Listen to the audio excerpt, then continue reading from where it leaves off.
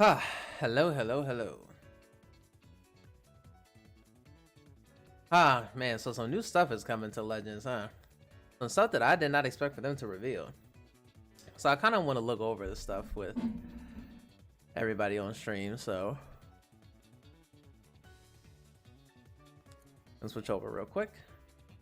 Okay, so what I did not expect is, and yes, anybody who may ask in the future, yes, I am, as you can see, this is a mouse, and I can click on it with the mouse, so yes, Legends on PC, yep, But, when I saw this, right, I was like, wait a minute, what, like a new type of banner format? And it looks like that it is a new Trunks, which people surmise based off of the Twitter little teaser, that it is a Trunks, a sweater Trunks, you know, with the green sweater. But we did not expect a transforming Cell. Well, we were guessing maybe a Cell because of like it had like another like little teaser where it had the little like where it looked like the end of Cell's tail, like going back and forth like this. And so we guessed that it was a Cell, but I don't think people were thinking like a transforming Cell. So I gotta wonder if this is a transforming Cell that goes from second form to perfect. I'm just so curious how that animation is gonna be because, you know, we all know that second form Cell goes to perfect when absorbing 18. So I wonder if it's gonna be a thing where it's like, wait, hold on. Now that I think about it, there was that data mine a long time ago before Legends Festival where it had two images. It had the image with like where it looked like a unique gauge, but it was like a clock. And now later on, after that little data mine, we found out that that was for hit. That was for Ultra Hit's unique gauge. That's the symbol, the hourglass. But then there was another image that looked like a special new card that we've never seen before. And it was, half of it was the image of an Ultimate Arts. It was half Ultimate Arts, half Awakened Arts card. So what if this Cell is the same? What if this Cell is behind that new card? What if this Cell has that new Ultimate Awakened card? Because that to me would be the only way for me to think like, okay, how would they make second form go from perfect without it being just like a generic transforming thing? Because he doesn't do just a generic transformation like how Saiyans go from base to Super Saiyan or anything like that. He doesn't do that. So I'm thinking that must be it. That must be, he has to be. That's literally the only thing I can think of. And if that's true, that's pretty cool to where you have to land that card in order to transform into Cell. And if that's the case, I would assume that they would do the same thing like with the Red Bojack when he first came out with the transforming Revival Gohan, to where it's like so easy to get that off. Like they would probably make it so easy for you to actually land that card. So yeah, that's crazy. But let's actually look at the full details. So it looks like this banner will be on, I think this is Friday for me. I think this is literally like Friday. So not too long from now. So it looks like it's gonna be staying up for a while. And the new name is Legends Mega Rising. So it looks like this is coming out on Friday. 2 o'clock EST. Well, 2 a.m. EST for me. It's like Super Saiyan Trunks Adult and second form Cell join the fight in Sparking Rarity. Plus the Legends Limited tag characters Super Saiyan 2 and Super Saiyan God. Trunks Adult and Vegeta return. I think this is their first time coming back? I think this is their first time this unit is coming back, which is good though because this unit got a lot of buffs with like unique equipment and even units that came out with like that free-to-play Trunks and even them Zenkai Evolution Blue Vegeta. So yeah, this is probably like a good time for them to come back. And this Trunks may actually provide some support or something for this character. They may be like a good partner for them. So as you can see, this Trunks is purple. This Trunks is purple. And it looks like he has an ultimate, because it says Ultimate Arts. His traits is ultimate arts, special cover change. So he may, and he has special cover change nullification. So he has a cover change against either, I highly doubt it's a universal cover change, or against either strike or blast. And it says assault, which I'm guessing means melee type. I'm guessing, but we're gonna scroll down to see. Yep, like I thought, melee type. Vegeta Clan, Hyper Saiyan, Super Saiyan in future. Okay. Ultimate is Final Flash, okay, which is, synonymous with the card art. Deals massive impact damage. And when you activate it, destroys all cards and randomly draws 4 new ones. That's on activation, not like on hit. Restores ki by 50 and 50% is ultimate damage inflicted for 3 counts, and it has blast armor. Okay. Okay, pretty decent. We'll see what else he has in his kit. Okay, his blue card is Piercing Sword. Okay, massive pierce damage, applies 1 effects upon activation. He gets 30% to special move damage. He nullifies endurance on his blue card. Interesting that he has an ultimate but doesn't nullify it on the ultimate itself. Well, actually, no. Well, this is like his, well, actually, no. This is his ultimate effects. I don't know why I was thinking this is like a main ability, but no. His main ability is right here. But it looks like he actually nullifies endurance with his blue card instead of his ultimate, which is interesting. And then, okay, so he inflicts extreme bleed on hit too, and of course it has blast armor. Okay, decent blue card. His main ability is You Dare Talk to Me About Right and Wrong. Okay, this is actually synonymous with him talking to Goku Black and Zamasu. So he draws his ultimate. He heals 30% and gets 40 ki. He gets a permanent 20% damage buff, a permanent arts cost reduction, and +1 to amount of special cover change. Oh, wait, so this reminds me of when characters have like a cover rescue. And you can, but he has a cover change, not cover rescue. So does that mean he would have a universal cover change? I don't know, we'll see. So his green card, Resentment Against 2 Evil Gods. He gets 50 ki, that's a lot. He restores his Vanishing Gauge by 50%. This is infinite too, by the way. This is infinite. Now, it may not be as strong as 60 or even 70%, but still, infinitely restoring your Vanish like this is really good. Cancel entry downgrades in abnormal conditions. Oh, and he gets cover null. And he gets cover null on the green card too. That's actually really good. That's really good. This is a good green card. This is a good green card. Okay, let's see this. So let's see, he buffs. So he gets 3% to special move damage inflicted by future and 35% to future Vegeta Clan or Hybrid Saiyan Strike and Blast. Okay, so he's a double offensive buffer. Okay. Alright, let's see these uniques. Okay, so he gets a baseline 25% damage inflicted against Gaki. I feel like this is for Ultra Goku Black. And he gets 80% damage. He gets 100% to next special move damage inflicted. That's interesting. Okay, and 65% reduced damage received. That's like the baseline now.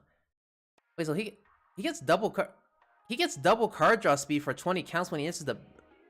Actually, this is actually no. When battle starts, so he has permanent card draw speed, but gets ×2 card draw speed for the first 20 counts, and 50% ki recovery. Yeah, this song is looking really good. That's a good baseline. And when he enters the battlefield, he gets 20 ki. He gets 50% to damage inflicted by allies. Okay. Is this a permanent thing? It just says 50% damage inflicted by allies. Nah, not like for a certain number of counts. So this might be like more of just like an infinite thing. Inflicts all enemies with extra dark plus 20% to damage received for 10 counts. And he had the ability to do -1 to card draw speed. Okay. Okay, so second unique. Receive 0 damage when changing cover for the first time. The following effects occur landing. Okay, so he does have a universal cover. Oh, so he has a universal cover change once. Okay, so hold on. You can use, okay, so how long can he use his main ability for? How long until his main ability is locked away? 25 counts, okay. So he has one instance of a universal cover change, and then you pop the main to get a second use of it. That's actually interesting. Okay, I'm not mad at that. I'm not mad at how they did that. Because with the main ability, you can do the ult. With the main ability, you can do the ult, you can heal. Permanent arts cost reduction, which is, since his unit has card draw speed, that's gonna be really nice. Okay.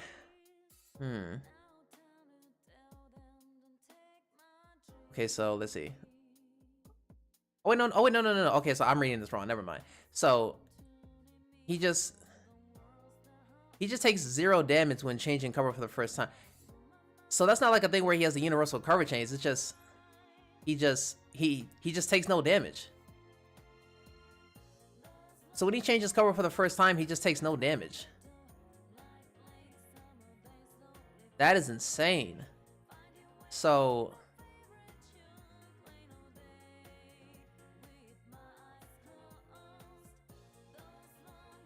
you really want to drop combo against this character, because on cover change for the first time, he takes no damage.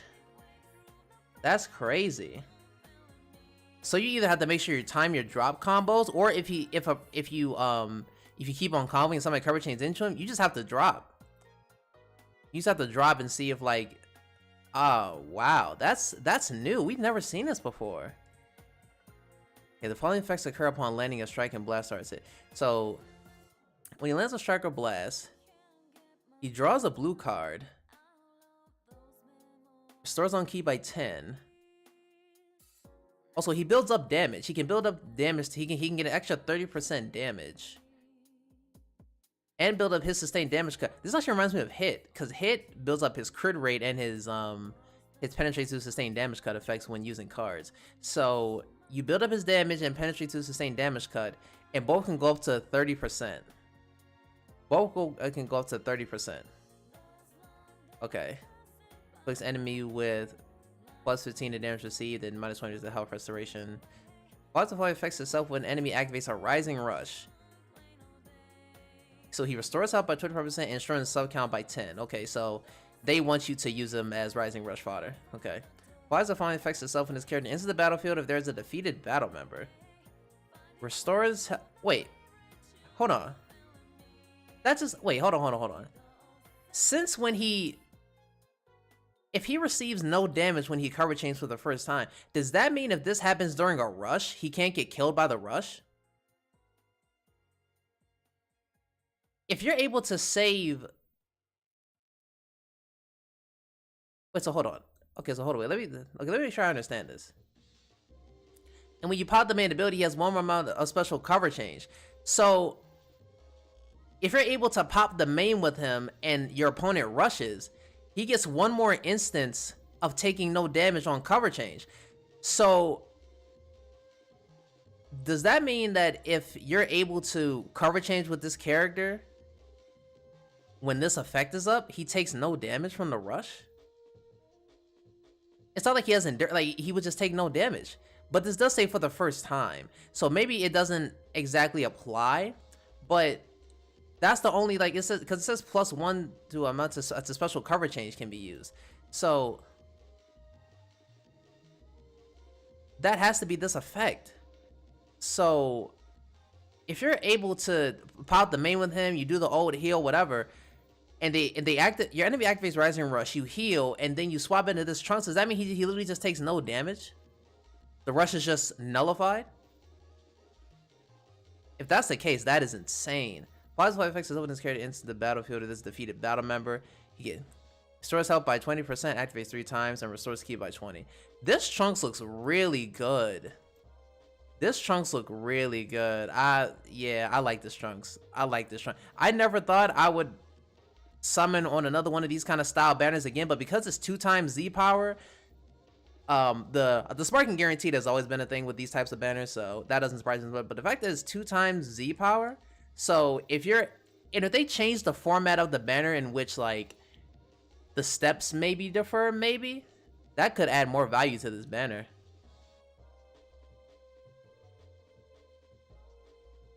Oh man,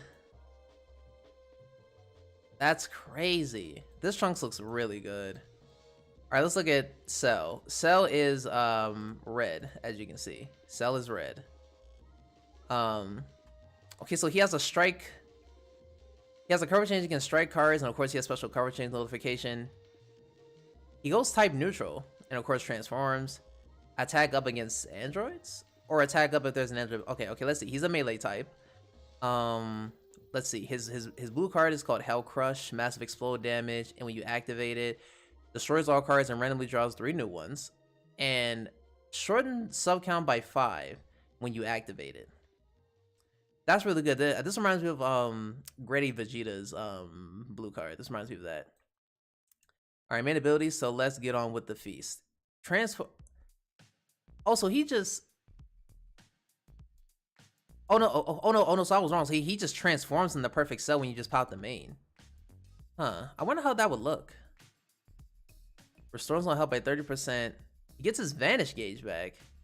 Reduces impact and slice damage received by 30% for 30 counts. Huh. Reduces impact and slice damage received by 30%. This is definitely for the new Trunks and for Goku Black. Yeah, definitely for sure. And cancel entry downgrades and normal conditions. Okay.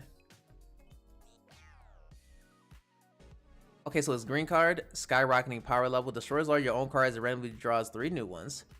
Restores own key by 20. Minus 15 to own special move arts for 15 counts. That's really good. Inflicts all enemies with minus 30% to power restoration for 15 counts. Applies the following effects to itself based on the number of arts cards destroyed. Activates 3 times. So if you're able to just, if you have a blue card in your hand, or if you activate a green card and you destroy 3 cards, because this literally destroys all the cards in your hand and draw 3 new ones. If you just destroy your old hand, you restore health. Okay, so it's you're restoring health based off the number of cards you get. Okay, so he buffs, let's see, 35% to future regen or android strike attack and blast defense, 18% to powerful opponent base blast attack during battle. Okay. All right, let's see these uniques. Obsession with perfection. So, okay, so he just gets 25% of damage inflicted against androids just permanently. I wonder if that's good. I wonder if they did this because just to be synonymous just with Cell, or they have a plan to release more android characters, or maybe it's the counter. Well, I don't think this will be the counteract 17 because I mean 17 is blue, this guy's red, so I mean at least that's just crazy damage. So I don't know.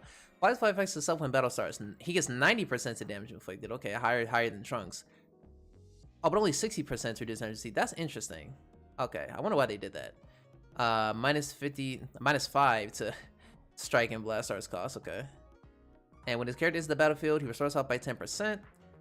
Own key by restores own key by 20. 50% to damage inflicted. Okay. Gets card draw speed for 15 counts and inflicts all enemies Vegeta clan with 5. So he just locks you in. If you're a Vegeta clan member, he just locks you in. That has to be for Trunks and Vegeta. This has to be for Trunks and Vegeta, because there's no way they would just add that for no reason. Okay, applies flight effects if enemies if health goes below 50%, he draws a green card, ghost type neutral, and nullifies special cover changes for 10 counts. Okay, so when he drops below 50%, he gets all this. Okay, that's interesting. Okay, astonishing power. Applies the following effects to enemy when changing cover. Destroys one of the cards, reduce key by 30. And of course, he has a strike cover. And of course, combo with the blue card. Applies the following effects to self after enemy attack is over. So, okay, after the combo is finished against this character, draws at most 3 new cards when you have 3 or fewer cards. That's interesting. Gradually restores health each time counter for 60 counts, and cancels attribute downgrades and normal conditions. Okay. Applies the following effects to itself every time an arts card is drawn while this character is on the field. He gets key and damage. That reminds me of Nappa whenever he draws cards. You can stack up your damage and get key whenever you draw cards. Okay. Okay, yeah, this sounds actually, well, second form so at least looks pretty decent. Okay, let's see what happens when we transform. Oh, it actually changed to attack up against Saiyans. Interesting. So his blue card becomes perfect attack, massive impact damage. When you activate it, same effect, you draw cards and short suck up. Okay, so it has the same effects, but now it's just massive damage? Because I don't think it was massive before, was it? Oh no, it was just massive explode damage. Okay. Okay, main ability. Draws a blue card, gets 50 key, restores vanishing gauge. And Oh, he just nullifies endurance just straight up when he pops main ability. And cancels enemy attribute upgrades and buff effects. That's a really strong main ability. This is a strong main ability. Okay. Is green card. Destroys all your own cards when they draw 3 new ones. Source key by 20. Minus 50% special. Move ours cost. It looks like this. Yeah, it's the same effects as his green card before transformation. Okay. Okay, let's see. Now he gets 25 to damage inflicted against Saiyans, which is obviously way better. And applies life effects to self according to the number of time accounts. I don't know why they keep on doing it. And for this, it's not worth it. I don't know why they keep on doing this. I hate these time gated, especially for just 10% damage inflicted. So he can get, so after 70 timer counts elapse, so, and this is after transforming, by the way. So, Sean, let me go back. When can you use this main ability? 25 timer counts. So if you're able to get this literally at 155, if you're able to get this at 155 and then transform exactly then, you will not get the permanent 30% damage until like 80 counts or something. Yeah, I don't know why they did that. Applies the folly effects to self when this character enters the battlefield. It gets 10% health, gets 20 key, 30% to key recovery, and gets permanent card draw speed. Okay.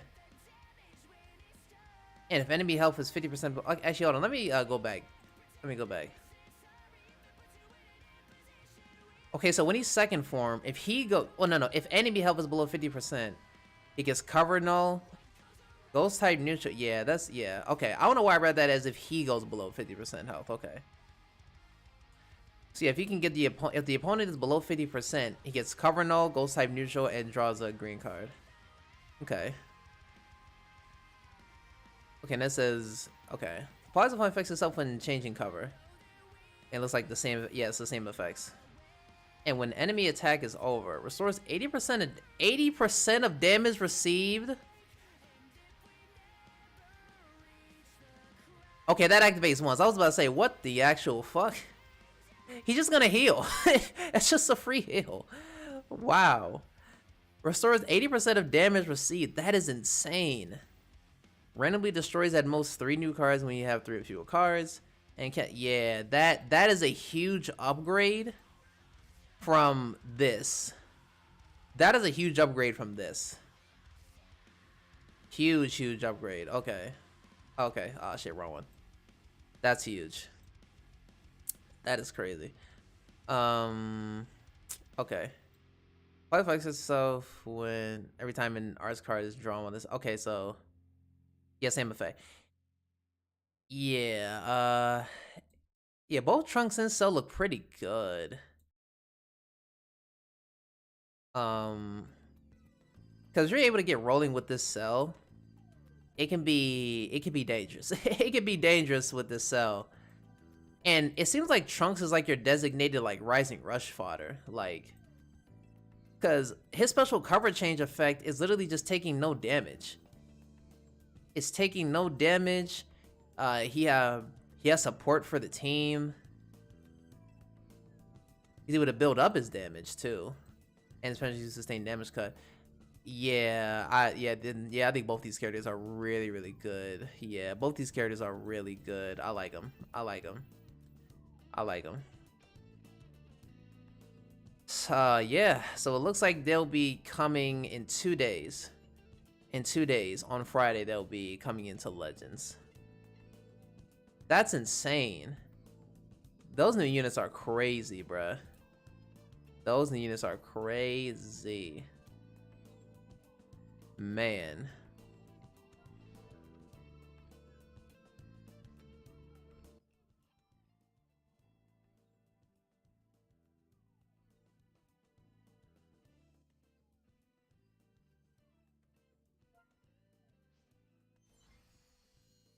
Yeah, both those new units look crazy. I am really curious to see how they do like the banner formats now with these new Legends Mega Rising banners now. I'm very curious. I'm very curious. I just hope that the I mean the units itself sound like it's worth it, but I just hope that the banner itself is not like just a pain to summon on. It's already gone up in value, and it makes me think too, with the new banner now offering 2 times Z power, I wonder if that'll change for like legends, I mean for Legends Festival banners, because Legends Festival banners have 2 times, they have 2 times rates, I think 20% the Z power. I mean 20% the sparking rate, so I wonder if this will make them change other banners as well. I wonder. But yeah, both of those characters look really, really good. They look really, really good.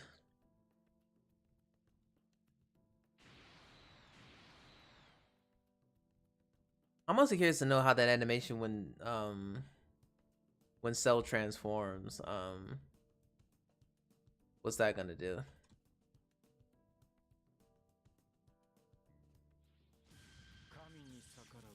And also, that think about it, Cell actually did not have an ultimate. Like Trunks had an ultimate, but Cell didn't, which is interesting.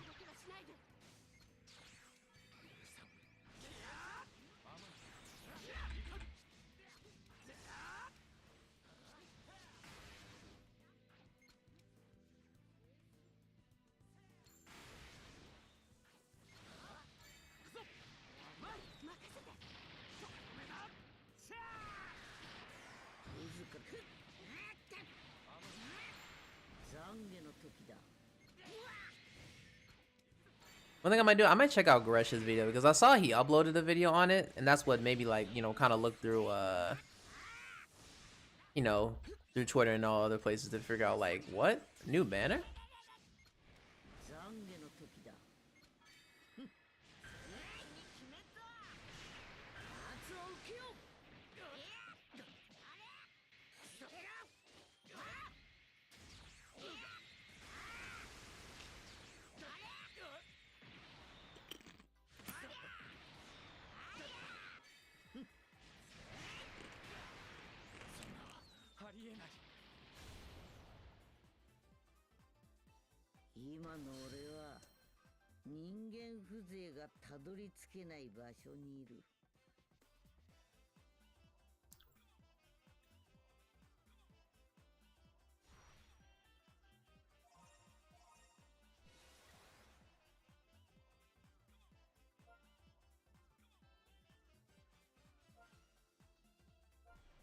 Just gonna get these dailies out the way.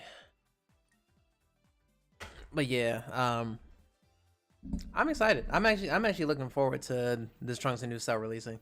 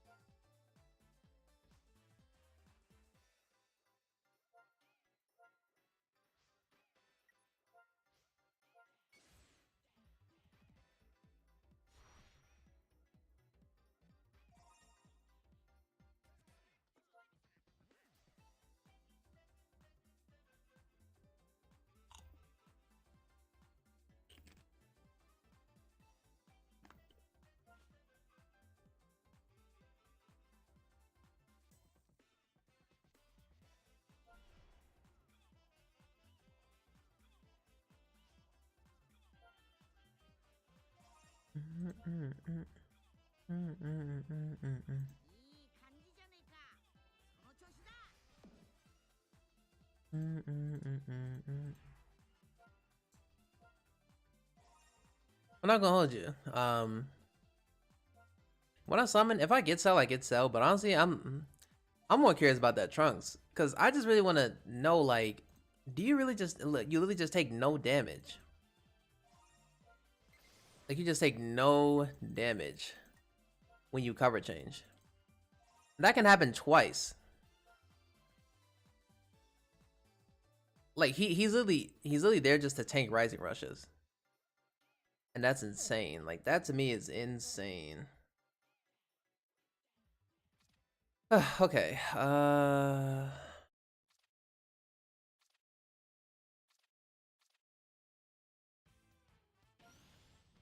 Go with this little powerful opponent setup.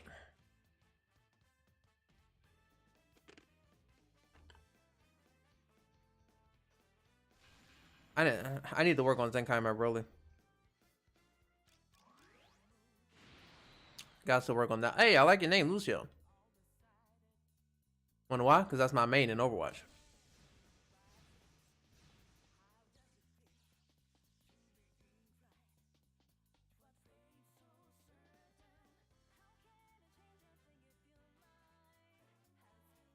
It's definitely an interesting team. Is this supposed to be hit on Gaki or something? I didn't really pay attention to his team.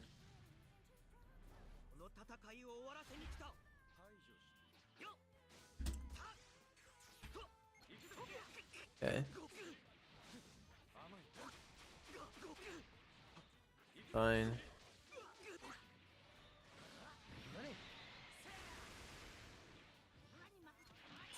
Zach, you didn't have any cards, so I didn't have nothing to worry about. I'll switch. Yeah, you got a green, okay. Cool.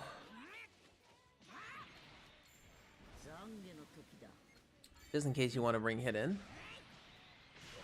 Yep. And you're paralyzed. I'm gonna just take the time to get my advantage back.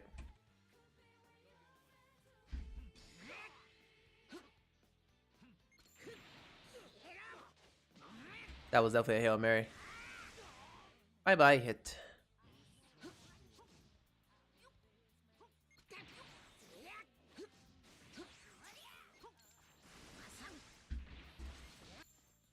Yeah.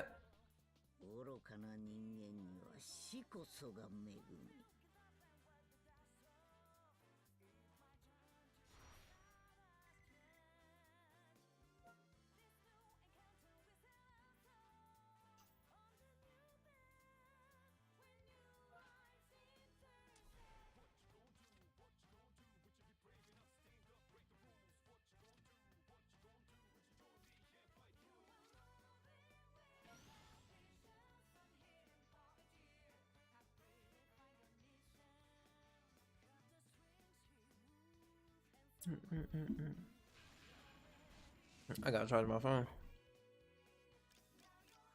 About to die.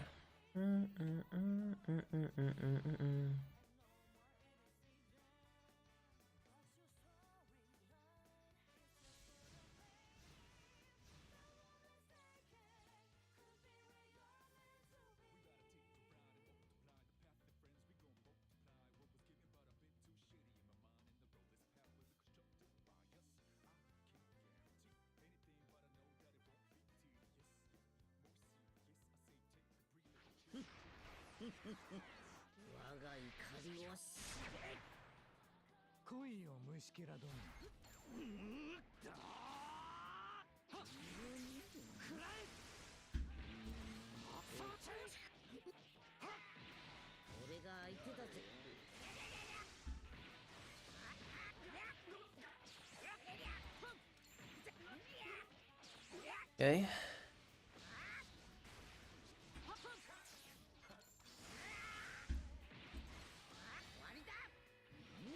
I was looking at my advantage back. I could have switched into Vegeta and done a good combo, but yeah. Didn't have my advantage back. Well, at least I'm not paralyzed right now. Okay. Not going to you. Just be the damage sponge for now. You're about to heal up in a second anyway. Like that.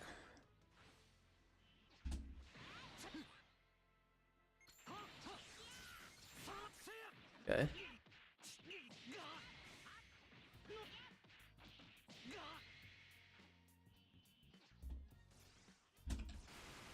Dang.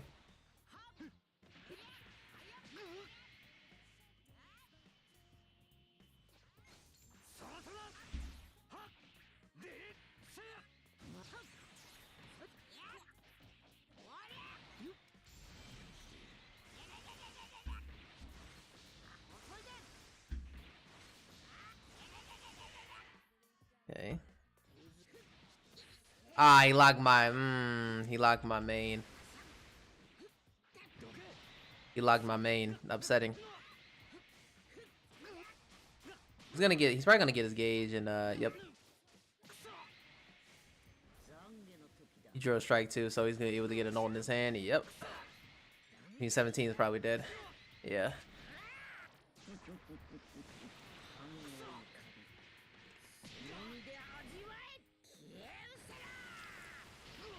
Oh, we live.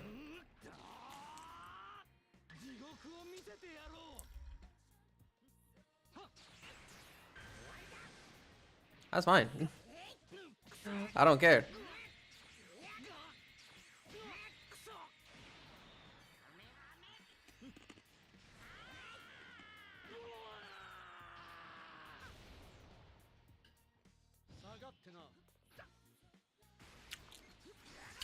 Wow.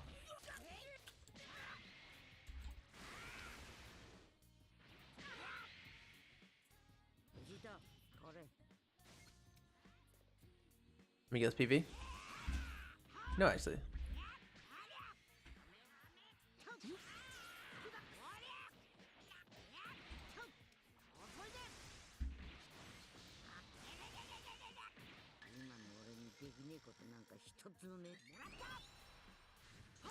Alright, Gohan is dead.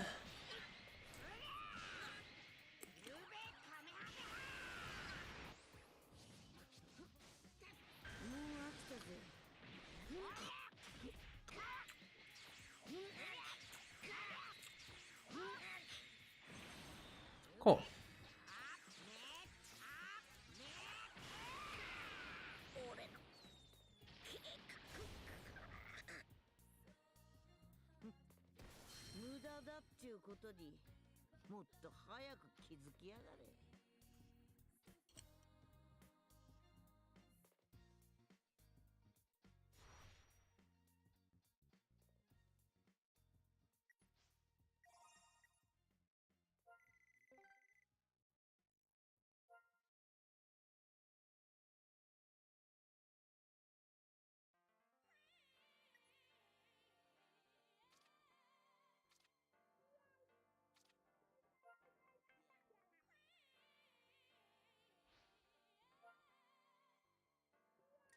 That was also boost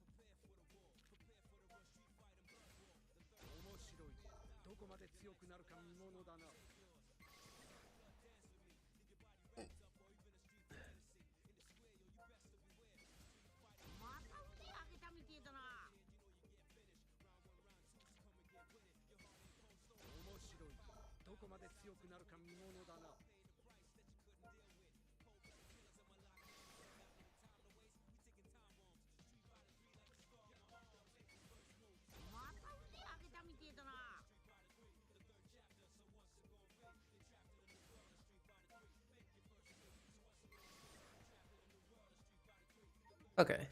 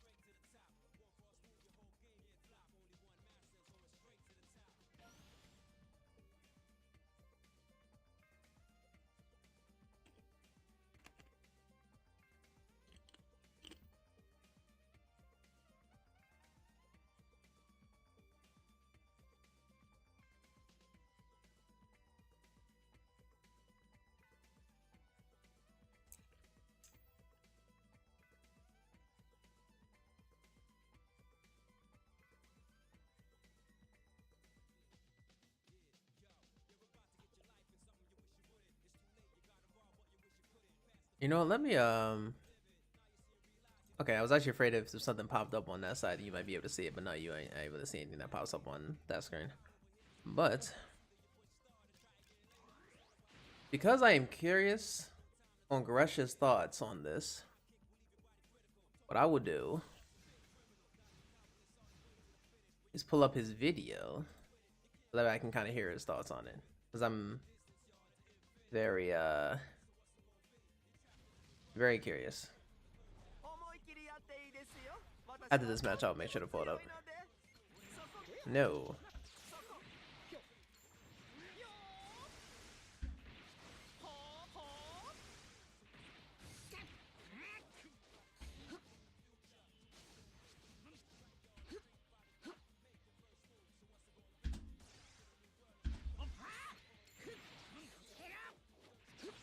There we go.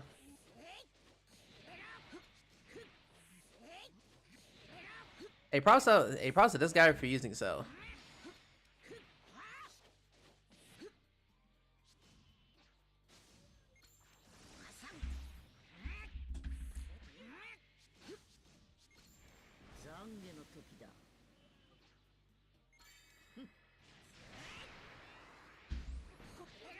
And you paralyzed, boy. Ah, ha ha, you paralyzed.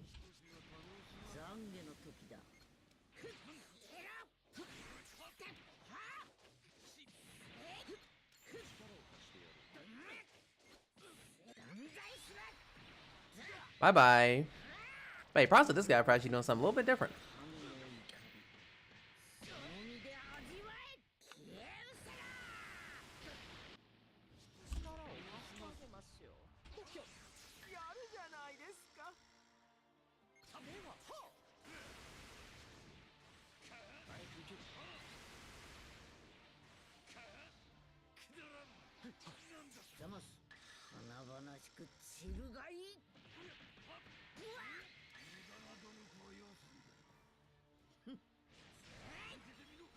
No. You thought maybe I was going for a strike or a blast. Nope.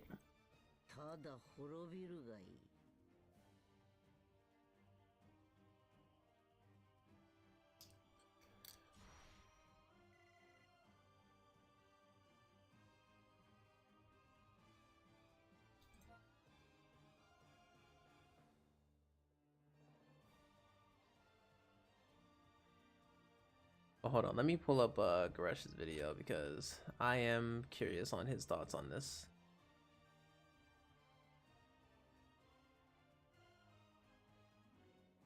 Hold on. Yeah, so of course, you know, being Garesh, he broke down the characters guys, as so well. we have... Ah, shit, wait. That was loud as hell in my ears. That was loud as hell in my ears. Hold on. Let me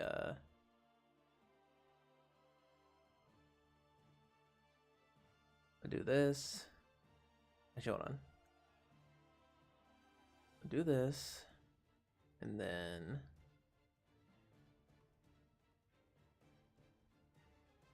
I will do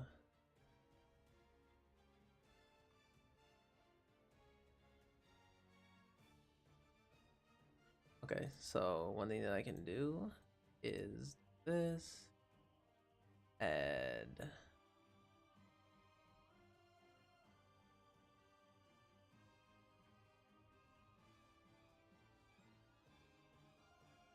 this.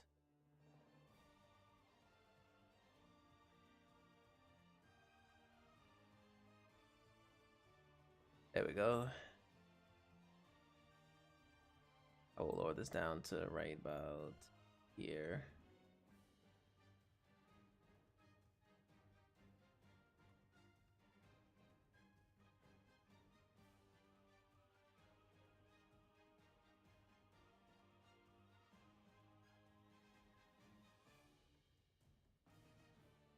This.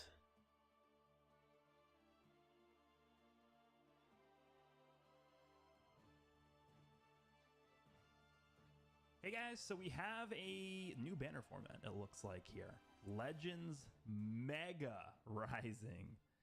So for those of you who have been playing the game for quite a while, you guys might remember the Legends Rising format. Hello, Ted. I think what this is going to be is this is probably going to be a rebrand. And a good morning to you as well. The All-Star format. It's just funny that they made this the Legends Mega Rising. It's like, oh, how do we make this more appealing? Oh, I don't know. Just take Legends Rising and add Mega in front of it and make it Legends Mega Rising. It's kind of a weird thing, but sure, we'll take this. The All-Star format I've been complaining about for such a long time that I'm really glad they are finally changing things up here, because at least just based off of this image, this is all we really know about the actual banner format as of me recording this. There are two positive changes to the All-Star format that this banner format has over that old one, which is number one, obviously there are LFs on this banner. We know at the very least there's going to be Vegeta and Trunks on here because they're on the banner art, right? So they're going to be on the banner, and then we also know that there's going to be double Z power, right? 2 times Z power, as opposed to the old All-Star format, which was just 600 Z power for Sparkings, 250 for Extremes, and 100 for Heroes, right? So at least this is going to be double Z power as well, and we have LFs on the banner, so that's already going to make this a better format than the old All-Star formats. That's pretty cool. Very true. Of course, the characters, we have a Trunks, and we have a transforming second form Cell into perfect form Cell, which is not a very common thing to see these days. They don't really give us many transforming characters, so I'm glad to see this making a return here. So let's go ahead and change to the game here. We do have the details of the characters in the game. By the way, I don't think these characters are going to be coming out today. I think these are probably going to be coming out on Friday, which should be the 31st. They are. Again, because this is sort of just a rebranding of the All-Star format. All-Star banners always come out on the final day of each month. So I definitely expect these characters to be releasing on the 31st. All right, so let's start with Trunks here. I'm very nervous. This game has always found a way to make, I mean, like nearly every single Trunks release just not that good. This game releases more Trunks characters than I think any other Dragon Ball. That's cap. He said every single Trunks release is not that good. That is cap. That's cap. That is definitely cap, because, you know, see, he's kind of forgetting about Legends Festival, where that blue sort of whole Trunks was one of the best characters in the game. But hey, you know, he's probably just more so looking at it as like this format, or as like this kind of format for Trunks, where free-to-play Trunks is good. Yeah, that's what I'm saying, Ted. Yeah, that's literally cap. He literally said, let me just go back and make sure I heard exactly what he said. A way to make, game has always Trunks here. I'm very nervous. This game has always found a way to make, I mean, like nearly every single Trunks release just not that good. Okay. He didn't say every single. He said nearly every single Trunks, which I still don't agree. But yeah, I feel like Goresh is like and see, this is what I mean about Goresh. Goresh, I don't hate him at all or anything. It's just that I just know where his opinion lies a lot of the time. And I know like where his head is at is just kind of skewed more towards like, will this character be like top 10 or something? So it's like, yeah, you know, but I can disagree with them and not, you know, complain about it on Twitter like a lot of people have been with Goresh. So it's like, yeah. So yeah, even though I still don't agree with the whole nearly every single Trunks in this game was just not that good on release. You know, it is what it is. Also, by the way, I've already looked at like the details of this Trunks and the new Cell. They both seem really good. I'm telling you right now, because Ted, you said Mega Bait Rising, but I mean, depending on how the full because we don't have the full detail of how the banner is going to be, but the value is already rise because one is 2 times Z power. They still have the whole like, you know, sparking guaranteed per per multi. They still have that. And they have Legends limited on this banner, which means the value has already gone up for these kind of banners. And the characters themselves are good. Like they are. The characters themselves, I already looked at Trunks and Cell. They're both pretty good, I will say. And it is 2 miles away. Yeah, see, in that sense, yes. They are incentivizing you to summon. But I don't know if I would call it exactly bait, because I would say if you like these characters summon, then I'm not gonna say don't summon us because anniversary is coming around. But and plus this banner is going to be up like right before anniversary. Because matter of fact, let me go to the in-game news real quick, because this banner is going to be up literally, I'm pretty sure, right up until anniversary is going to start. Because as you can see right here, the banner is going to come out on Friday, the 31st, and is going to end on May 24th, which is literally around the time that anniversary starts. So, so I'm not going to tell people, oh, don't summon on this banner, it's big because anniversary is coming. Again, because if you like Cell, if you like Trunks, and if you like this Trunks and Vegeta, then I'm not going to tell you not to summon, because you summon for whoever you want to summon for. But I will say, just keep in mind that the anniversary is coming up, and we still have another LF for April. We don't know what's coming as far as the LF for April yet either. So I will say, just keep in mind. I won't say just don't summon. I'd say just keep that in mind. Okay. So 4 days before any. Yeah, see, so this, so this banner is going to be up for a while. So I would say just don't rush it. You don't have to rush to summon on this banner. You don't have to rush it. I may do like a multi here and there on this banner, just because I do like this Trunks and I like the way that they designed him. And I'm very curious to see how the mechanic because there's a specific part in his kit, which I don't know how Gresh is going to think about it, but there's a part in this character's kit where it says, where is it? Okay, receive 0 damage when character is changing cover for the first time. That I'm curious about. And plus, when you pop his main ability, he gets an extra instance of that special cover change. So he literally takes according to this, receives 0 damage when changing cover for the first time. I'm very, very curious of how, if it'll work the way that I'm reading it and how I'm interpreting it in my mind.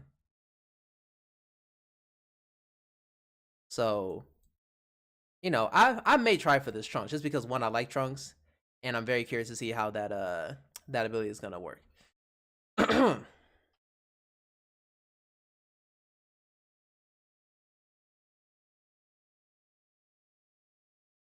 You're right, Ted. We didn't. That is while that might be true, Ted, that doesn't mean we're not gonna get an LF in April. Because I wouldn't be surprised if they pulled a last minute LF on us in April. So, just because we didn't get an LF this month doesn't mean we'll we won't get one in April. So, we'll just have to see. We'll just have to see. But yeah. Yeah, it better be good than last year's. I hope it is better than last year's, because last year's was definitely probably the most disappointing anniversary we've had so far. Sorry. But yeah. This game releases more Trunks characters than I think any other Dragon Ball game, and it's not even remotely close. Like, what is their obsession with releasing all these Trunkses, and then 85% of them just being bad? I don't know, but it makes again, like I said, Cap. But anyway, I'm very nervous for this.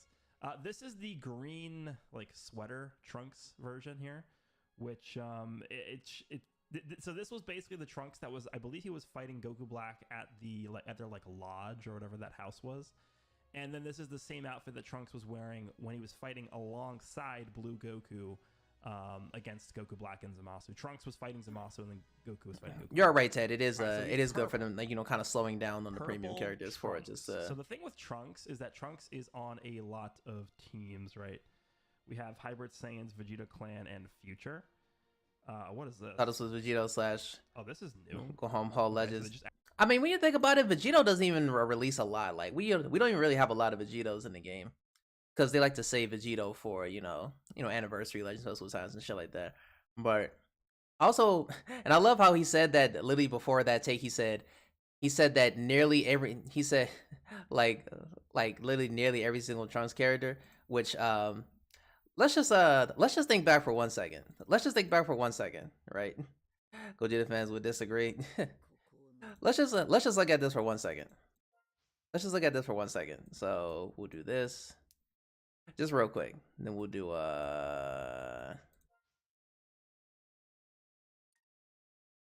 we'll just do Hybrid and Future, because literally those are his main tags. So there it is. Okay, so let's just go from the bottom. Let's just go from the bottom. Now, I can't speak for every single release, because I wasn't here for every single Trunks release in this game. But let's just go for the one. Matter of fact, I'm gonna just start at the top. So this free to play Trunks, I would say it was is actually pretty decent support for these guys right here. Which, can I just say, for these guys, while they may not have been great on release, these guys may not have been that great on release, but they're good now. They're fine now because they've gotten, some good buffs with like equips and even that free to play Trunks from before. So even though they weren't up to par when they released, I think this is still a really good unit. So and plus I have fun playing with this character, so I don't really care if they're like if they're like top tier or not. I don't really give a damn. But yeah, I think they're a good character. We have this Trunks character who was actually good on release. This Trunks was actually good on release. He was it just wasn't his time. Like, this Trunks released at a weird time because there was just really no spot for him on his teams yet. There really just wasn't like that much spots for him on his teams. But this Trunks is still good now. This Trunks is still good now. So yeah, he's definitely one of the good ones. This free to play Trunks is still arguably the best free to play character that we've gotten in this game. So yeah, I literally just fought somebody in PvP who was using this Trunks. This Sword Hope Trunks on release was literally one of the best characters. If not, he was at very least number 2 on release. You could argue for number 1, but I probably still say number 1 on his release was the Blue Goku and Vegeta. But you could argue that he was number 1. So yeah, he's definitely one of the good ones. Let's see who else. I don't want to say this Trunks was bad. This Trunks was decent. He wasn't anything too crazy. He was decent. I think he's probably one of the coolest Trunkses that we have in this game, because this outfit and this look for Trunks is one of my favorite styles for Trunks. I can never get this Trunks in my. Oh, you talking about the LF green one or this one? But yeah, this Trunks I think was pretty decent alongside this Gohan on release. So definitely one of the good ones. This Kid Trunks was okay on release too. Like, this Kid Trunks and Goten, I think they were actually part of the first All-Star banner, now that I think about it. They were both decent on release. They were both pretty good on release. Let's see, where else? This Heat Dome Trunks is actually good on release. This Heat Dome Trunks I had a lot of fun of on release. This Heat Dome Trunks I had a lot of fun on release. I like this Trunks. I can't hold you. I can't wait till they Zenkai this guy. I can't wait. I actually like that Trunks on release.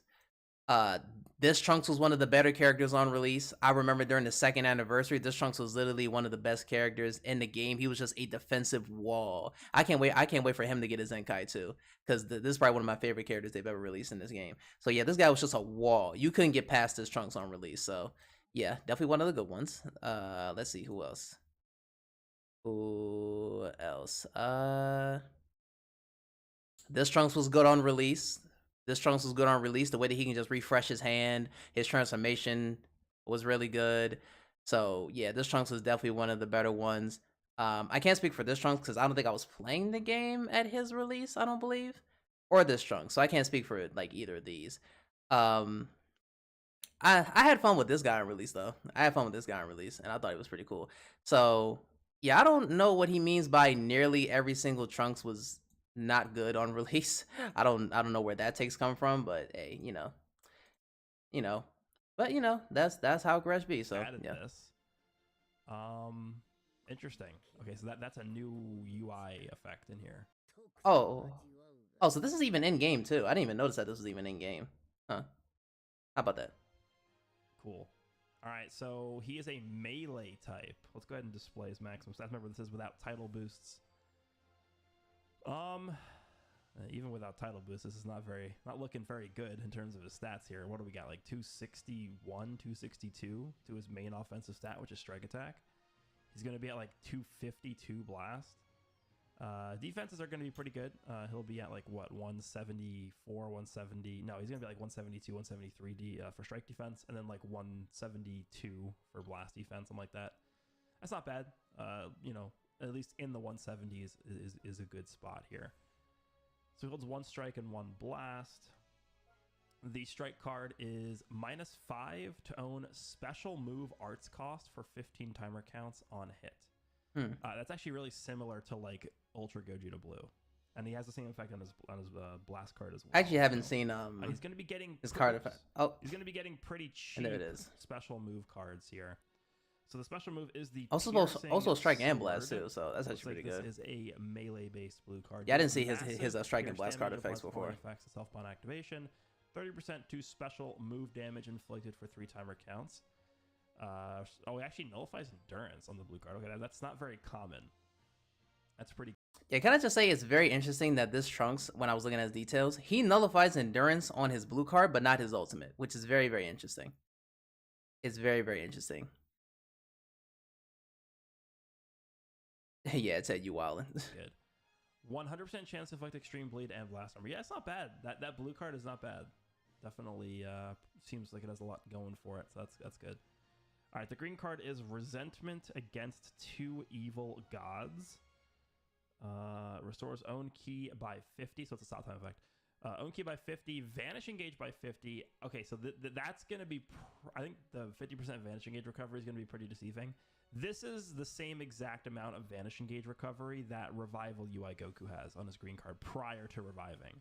He gets 50% vanish engage back. There are instances where it's good, right? So if you're able to draw multiple green cards, like if in this guy's kit later on we see where he, maybe his main ability draws a green, or maybe he draws a green when the enemy switches or whatever, then this will be good, and this will be much better than it just stands right now. But just 50% vanishing recovery on green card. I don't know why the music stopped. Oh, it's okay. So my thing is being really annoying. I'm actually gonna unplug it and just like wait a second, because sometimes this happens. But like you compare like 50% to 60%, 70%, there's actually a really big difference the higher you get, right? And that obviously makes sense, but like the difference between 60 and 70 is really, really big. It's much bigger than, it's much bigger as you go up, right? So 17, I think he gets 80% when he gets his gauge filled up, and that's basically instant at that point. So 50% is good, but it's not, I think it's going to be a little less good than people think, but it's still solid to have that, of course. Cancels own attribute downgrades and abnormal conditions. And then, he gets Cover Null for 10 counts. Okay, yeah, this... I did not see the Cover Null portion. Okay, so this is strong. 50. I mean, say you can do it on whoever. I really... And Cover Null. This might sound crazy. I might just do it for Beast Gohan TBS, because I don't think I did his friendship yet. I think I would trade the Vanish Engage recovery for him drawing cards with this green card. But we'll have to see the rest of this, because obviously drawing cards is going to synergize really well with the Cover Null. So we'll see how much card draw. Well, that's not going to be a problem, because his Trunks actually draws a lot of cards in his kit. So, and just by the way, I knew he was not going to be a big fan of like the 50% like restore advantage gauge thing. I already knew, because he's been very adamant about that and just not being good at all. So yeah, but I think like like you said, with using the green transforming UI Goku, he kind of has like a different view on it. But I already knew he wasn't going to be like the biggest fan of it. Speedy gets later on. So he actually has an ultimate as well, the Final Flash, which obviously is not a ranged ultimate. There's only one character in the game that has that, and that is the yellow Gotenks. So there's massive impact damage, applies the following effects, self-spawn activation, destroys all cards, and randomly draws 4 new ones. Okay. Restores ki by 50, 50% to ultimate damage inflicted for 3 timer counts. 50% is pretty good. Now what we're looking for on main ability is now going to be damage cut penetration. So we'll see if he gets that here. All right, so he draws the Final Flash, 30% health recovery and 40 ki, 20% damage inflicted. That is permanent, and then he gets a -5 to own strike and blasters cost. Oh, it looks like he has a cover rescue ability somewhere. Okay. So he gets an extra charge to his cover rescue ability when you pop the main ability here. That's what I thought. By the way, and that's what I thought too. I thought to myself, oh, he has a cover rescue. I thought that at first, but it's not exactly that. Cost reduction is permanent. So yeah, we're really looking for card draw speed somewhere in his kit here. 3% to special move damage inflicted by future, and 35% to future Vegeta Clan or Hybrid Saiyan Strike and Blast. So both offenses. Okay. First unique ability is 25% to damage inflicted against Tag God Key. That is a very common tag. Obviously, we have Gogeta Blue. We have Rose. We have soon to be, I would assume, some sort of Vegeta Blue releasing. Every blue Goku, every blue Vegeta, every God Goku, Zamasu, like they're all God Key. So pretty common. 80% damage inflicted, 100% to the next special move damage. Okay, so his special move is going to be hitting very, very hard. 100%. Yeah, that's a lot. And his blue card's already pretty good. Okay. 65% reduces damage received, which is good. Okay, so there's the card. Oh, he actually gets... Oh, interesting. So for the first 20 counts of the fight, he actually gets double card draw speed. That is very good. Okay, so yeah, there's the card draw speed we were looking for. 50% to key recovery. The following effects occur when this character enters the battlefield. And restores own key by 20.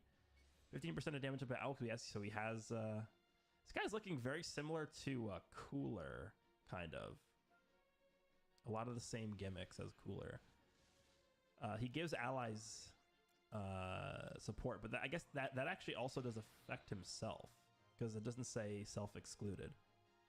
It does. Inflicts enemy with attribute downgrade -1 arch card draw speed. That's actually really annoying. Okay.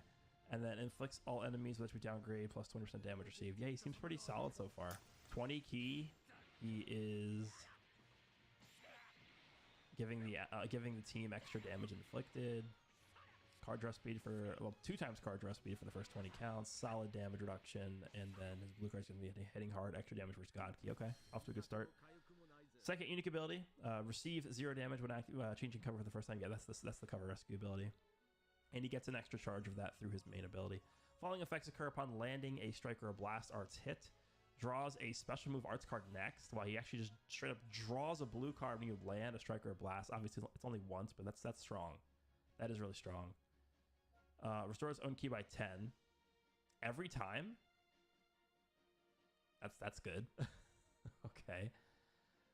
Plus 5% of damage inflicted cannot be canceled 6 times. That's up to 30%. So it's 110. Plus he's getting the 15 here, so that's 125. All right.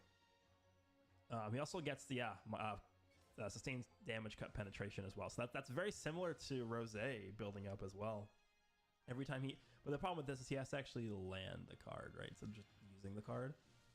So he lands 6 strikes or blast cards, and he's building up to 30% damage and sustained damage cut penetration from his passive here, which is not as bad as it sounds, because remember, he's getting cover null on his green card. Inflicts enemy with attribute downgrade plus 15% damage received for 10 counts. That's only the current enemy, so that's not all enemies. And then inflicts enemy with -20% to health restoration for 10 counts. Okay. Plus following effects itself when the enemy activates Rising Rush. Okay. This is where this character is going to get his value from. Right here. Yeah, okay, so, he was pretty good up until this point. I think he's a pretty solid character going through his kit here, what he's able to do. This is what's going to make him a usable character right here. This line right here. Applies the following... And I knew that too. As I was looking at his skin, I was like, yeah, he's going to be more interested in what he does against Rising Rush. Effects to self when enemy activates Rising Rush. Restores health by 25%, which is fine. Whatever. It's a little bit of healing. It's not really going to matter that much. It's nice to have. Shorten sub count by 10. The reason why that's so good is this is literally just the tag 4s, but reversed.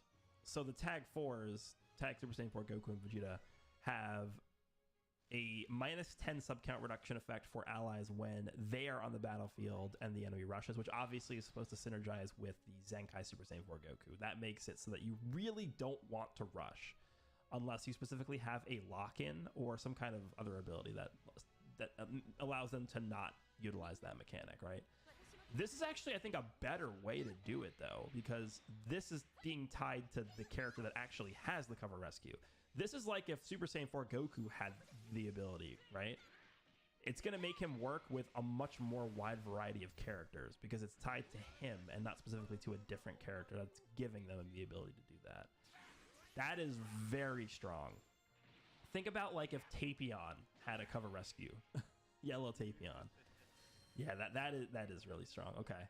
That's I'm telling you, that's the most important line in this entire character's kit. Applies the following effects itself when this character enters the battlefield if there is a defeated battle member. 20% HP, and then it restores key bites. A lot of healing going on here. He's getting 25% healing when the enemy rushes, and he's getting 20% HP when he enters the battlefield if there is a dead ally. Okay. And then he's getting 20 key as well, which is going to stack on top of this 20 key. So he's going to be getting 40 key if there's a dead ally. He seems pretty good. I think this guy actually will potentially see some solid amounts of play throughout his first few months of being released before he eventually gets power crept like the rest of the game. The only downside to this character, I think there's two things that I wish he was doing that he isn't. Well, the first thing isn't really something he's doing. It's just his stats are a little low, right? Let's just be honest. 261, 262 to main offensive stat in this day and age is not good. But I mean, he has a good kit, so I'm not really going to fault him too much on that. The second thing, though, is I wish he had some other way of actually drawing green cards, because his green card is very strong. The 10 counts of cover null on this, on top of the key recovery, like this is a powerful green card effect, and obviously with him being a build-up character, you want to be able to safely land as many strike and blast as possible to build up the cover penetration as well as his damage. So I wish he had more ways that he could force draw green cards, but those are really the only nitpicks I have. He seems like a really solid character, and the cover rescue ability tied with his sub count reduction when the enemy rushes, that is a powerful effect. So this Trunks is looking pretty solid.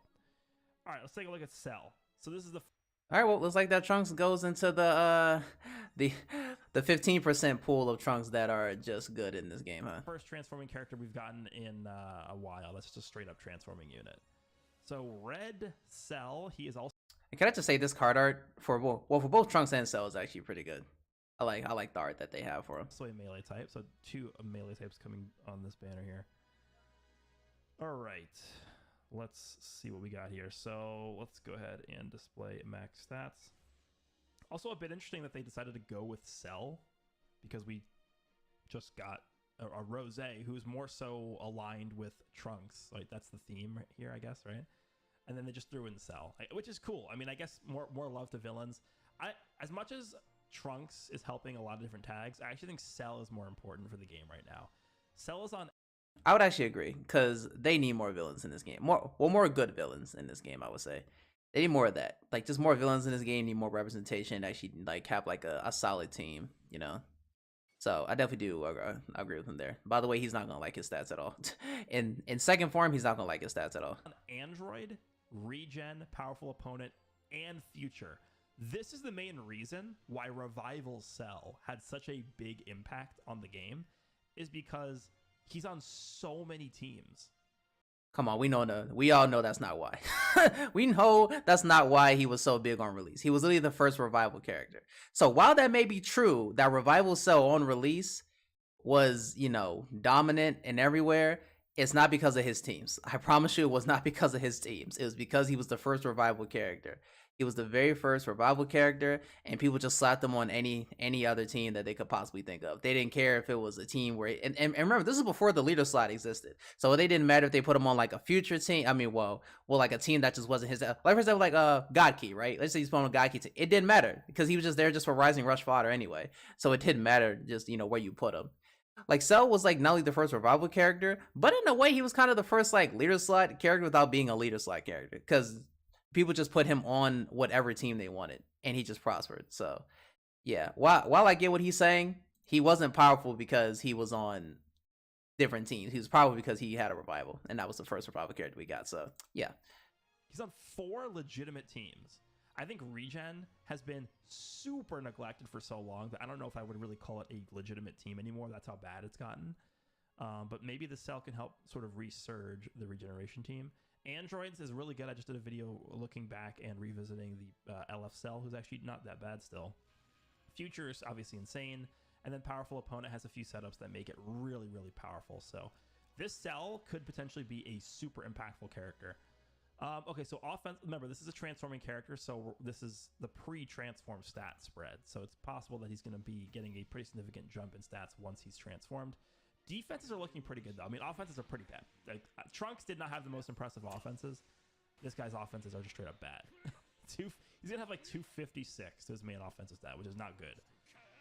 But defenses are actually looking pretty good. He's going to have, what is this? Like, again, 173, 174 strike, and then like 175, 174 blast. It's not good. Not bad at all. All right. Then we have minus health restoration effects on the strike and blast cards. Oh wow, he actually carries those cards, huh? That'd be annoying. Normal strike, normal blast. The blue card is the Hell Crush. Looks like this is a charging forward melee based. Also, this Cell has a lot of instances in his kit where he just draws cards. Blue card here. Massive explode damage, and then on activation, destroys all cards and randomly draws 3 new. So he basically resets his hand when he uses this. Shortens sub count by 5. Effects reset after character switches or transformation. So this is basically the LF Grade 8 Vegeta effect. Shortens sub That's count. exactly what I That's a said. Really powerful effect. That's exactly what I said too. It is. Okay, so skyrocketing power level. This is, what is this? This is just a stop time. Destroys all of your own cards and randomly draws. Okay, so he's just constantly refilling his hand with all these effects here. Yeah, I'm telling you, he gets a lot of cards in his hand. To own special move arts cost for 15 timer counts. Inflicts all enemies that should be downgrade minus health. So a lot of health restoration debuffs as well. And then applies the following effects to self based on the number of arts cards destroyed. So he's healing based on the amount of cards he destroys. So if you have a full hand of cards and you use the green card, you're getting 15% healing from that. Okay. I don't know if they really needed to limit it to the amount of cards you're destroying. I mean, I guess it'll depend on how much card draw speed this guy has as well. No key is a big L here. Or sorry, no, he actually does get, sorry, he gets 20 key. Okay, so that's 20 key is kind of low. This is costing 14 key right here. So he's only netting 6 key from using this. I would have liked that to be like 40, honestly, because he's not getting any. He's not getting any damage from the green card. He's not like getting cover null or anything crazy. So yeah, I would have maybe liked a little bit more in there. But again, this is only his first life here. So this is just sort of a like traditional transforming character. It's not a reviving character. It's not any of these crazy, conditions. I was kind of just say I was hoping that this cell would have been like the cell because it's a transforming cell. I was hoping that maybe it would be a thing where he draws like a special card to where he did the animation where like he like absorbs 16. I mean not 16, 18. I was hoping it would be that because when I saw that he was a transforming, so I was like, oh wait a minute, could that be because a while before like the Legends Festival, there was a data mine where there were 2 images that we didn't know what they were for, and it was the symbol for Ultra Hit's his unique gauge with the hourglass. We didn't know what that was for at the time, but then we did, we found out later on that was for Hit. There's still one card that was data mined that we still don't know what it's for, and it's possible that we might see it during the anniversary, but it's a card where it's basically half ultimate, half awakening card. And I was hoping that with this cell, that's what it was for. Because tying his transformation to that card, what I think would have been like a really cool idea, to see the animation of like whoever like he absorbs, he transforms into perfect. So I think that would have been a really cool animation. But it looks like it's just a regular transformation, which I guess is fine. But I just thought it would have been cool just to have that animation. But yeah, an old character. I mean, maybe it is, but I don't think so.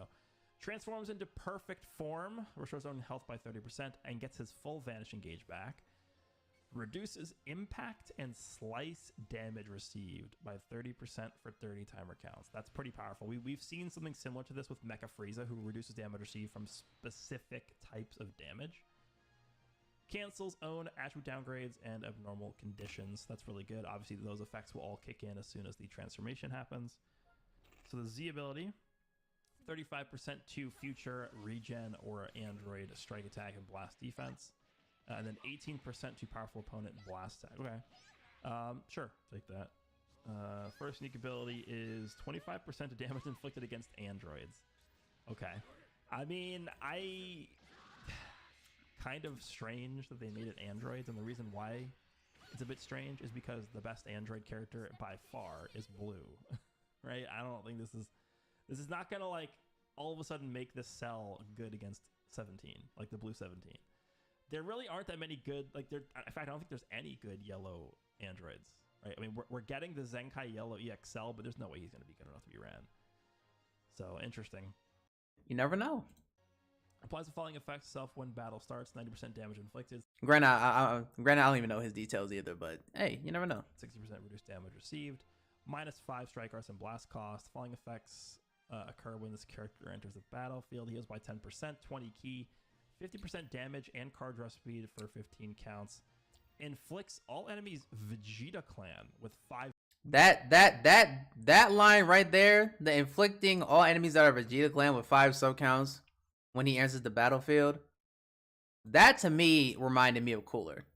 That to me, that sub count up reminded me of Cooler. And I'm like, what? I'm like, that is kind of crazy.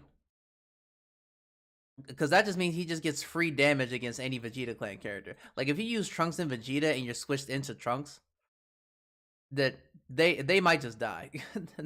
They probably just die. So that's what that reminded me of. So I was like, damn, that's kind of crazy. 5 sub counts activates once. Huh.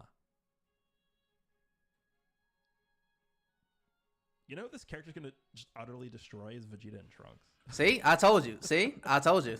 I told you. Countering Vegeta and Trunks, really? Yeah, the menace, Vegeta and Trunks. They've been terrorizing the meta for far too long. It was about time we got rid of them. Okay. I mean, he's basically entering with 140% damage with this right here plus this. Only 15 counts of card draw speed. I mean, it's not like you're really staying in for more than 15 counts at once with a character in most cases, so it's not that big of a deal. Applies the following effect self if enemy health is 50% or below, and he enters the battlefield. He draws a green card next, activates once. He gets 10 counts of cover null, activates once. And then... Wait. Oh, no, sorry. Yeah, no. So, okay, so he gains cover null for 10 counts, and then he also goes type neutral for 10 counts. Wait, that actually makes sense. Now I kind of understand why this is against androids, because even against Blue 17, he's going to be at least type neutral there. Okay. Sure. A lot of specifics, though, for this character. Like, the enemy has to be below 50%. And then he's locking in, but it's only for Vegeta Clan. And then he's getting extra damage, but it's only against androids, right? So there's a lot of specific lines in there.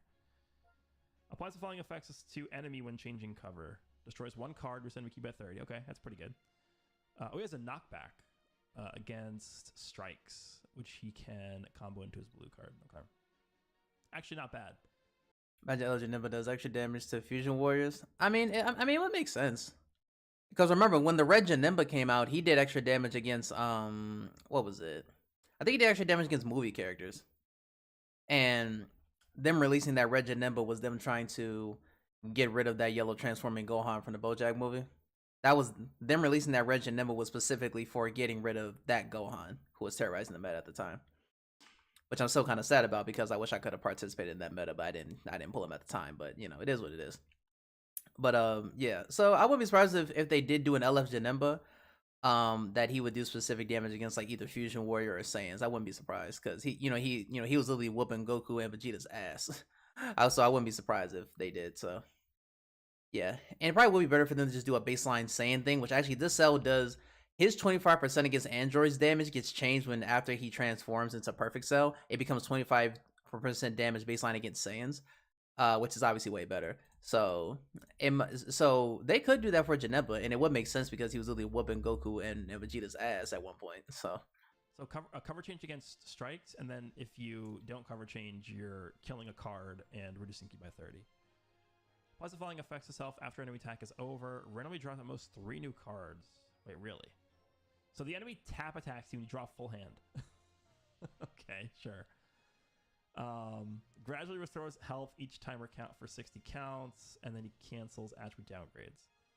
Applies the following effects to self every time an arts card is drawn while this character's in the battlefield. Restores key by 10, and then 10% to damage inflicted, so he's just constantly stacking. The 10 key is really nice. I think the damage inflicted only being 10 counts is a little annoying. It should have been at least 15, the damage buff, the stacking, because 10 counts is not a long time. All right, let's go ahead and check out his post-transformed state here. By the way, let me just check that. How long does it have to be? 25? Yeah. Okay, so it's not that... like, this is actually just a very, very traditional transformation. 25 counts elapse, you press the main ability, boom, he's transformed. So very easy to do. Okay, so normal strike and blast. The blue card becomes the perfect attack as a melee attack. Okay.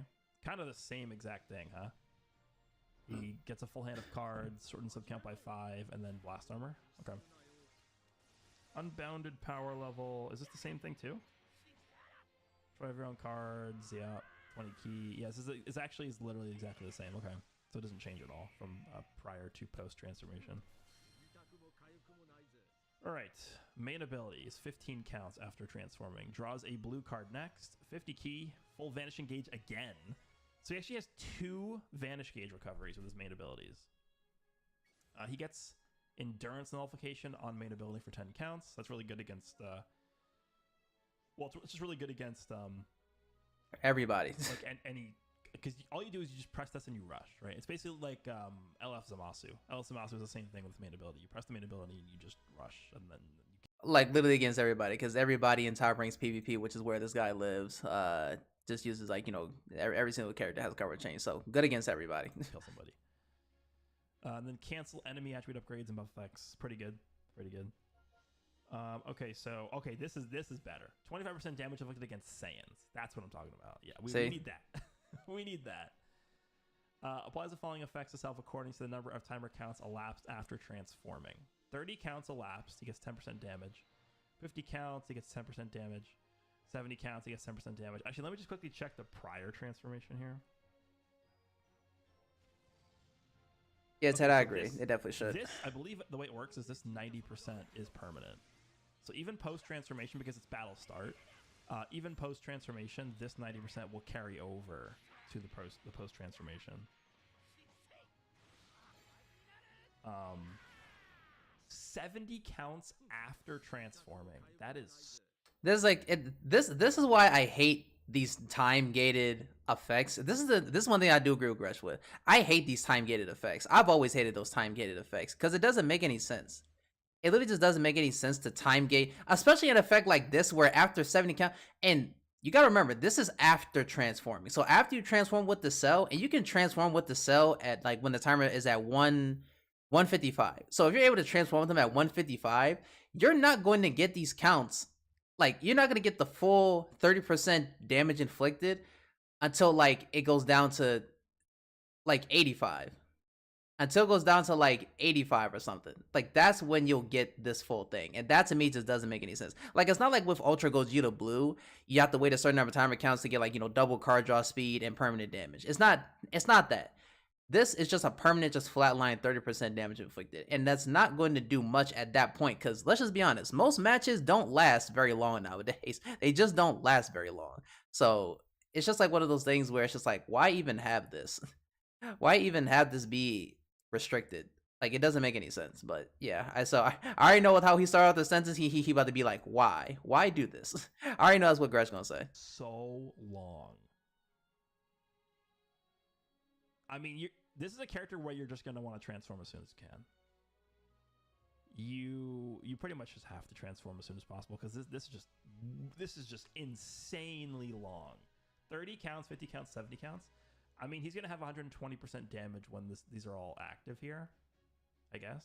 But you're not seeing that 70 counts elapsed post transformation in every fight. There's no way. That's what I'm saying.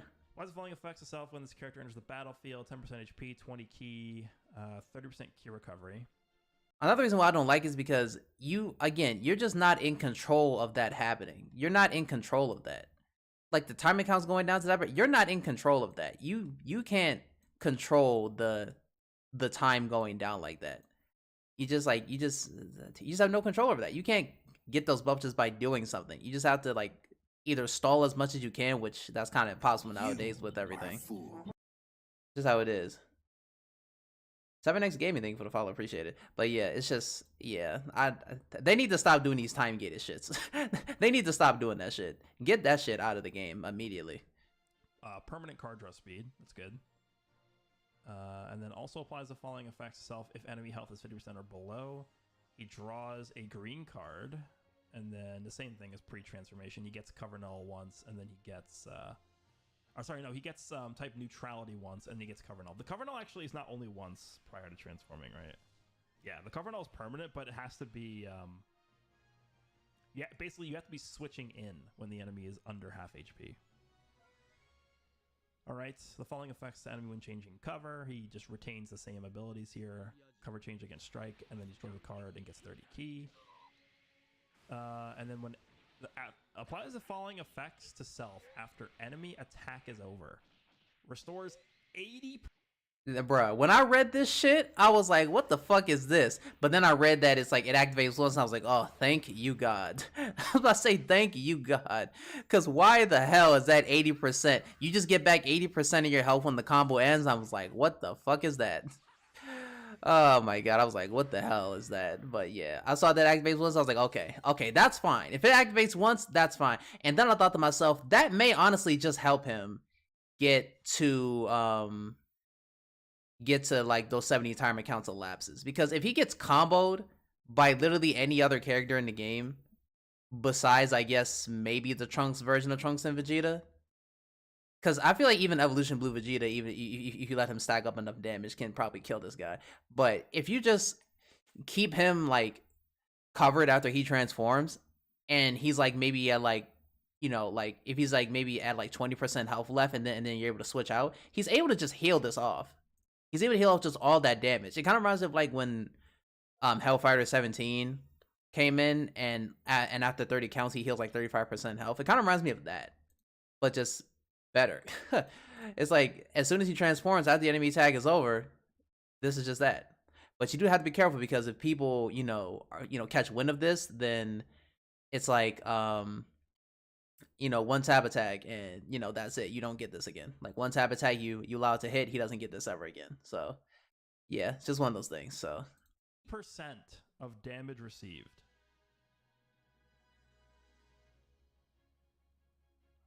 $80.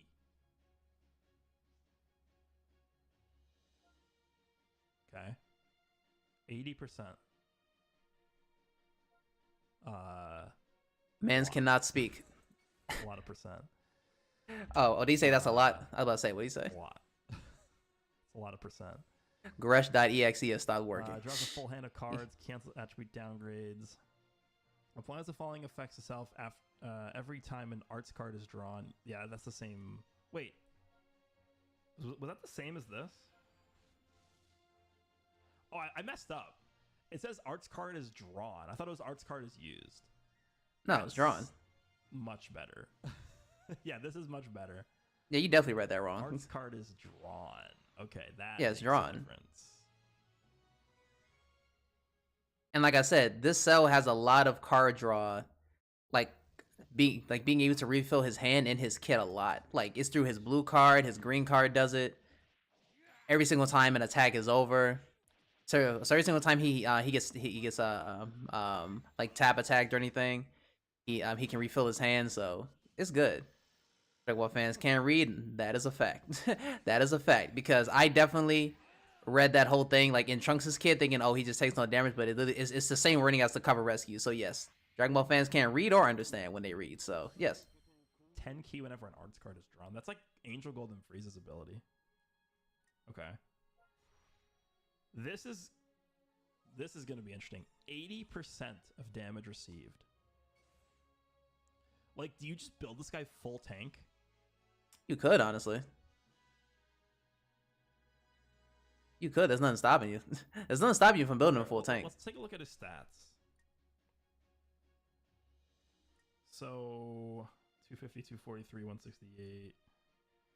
Yeah, I mean, he's going to be looking like 272. It's a decent jump. 271 to main offensive stat. That's a decent jump of stats like from transforming. 185k to both defenses.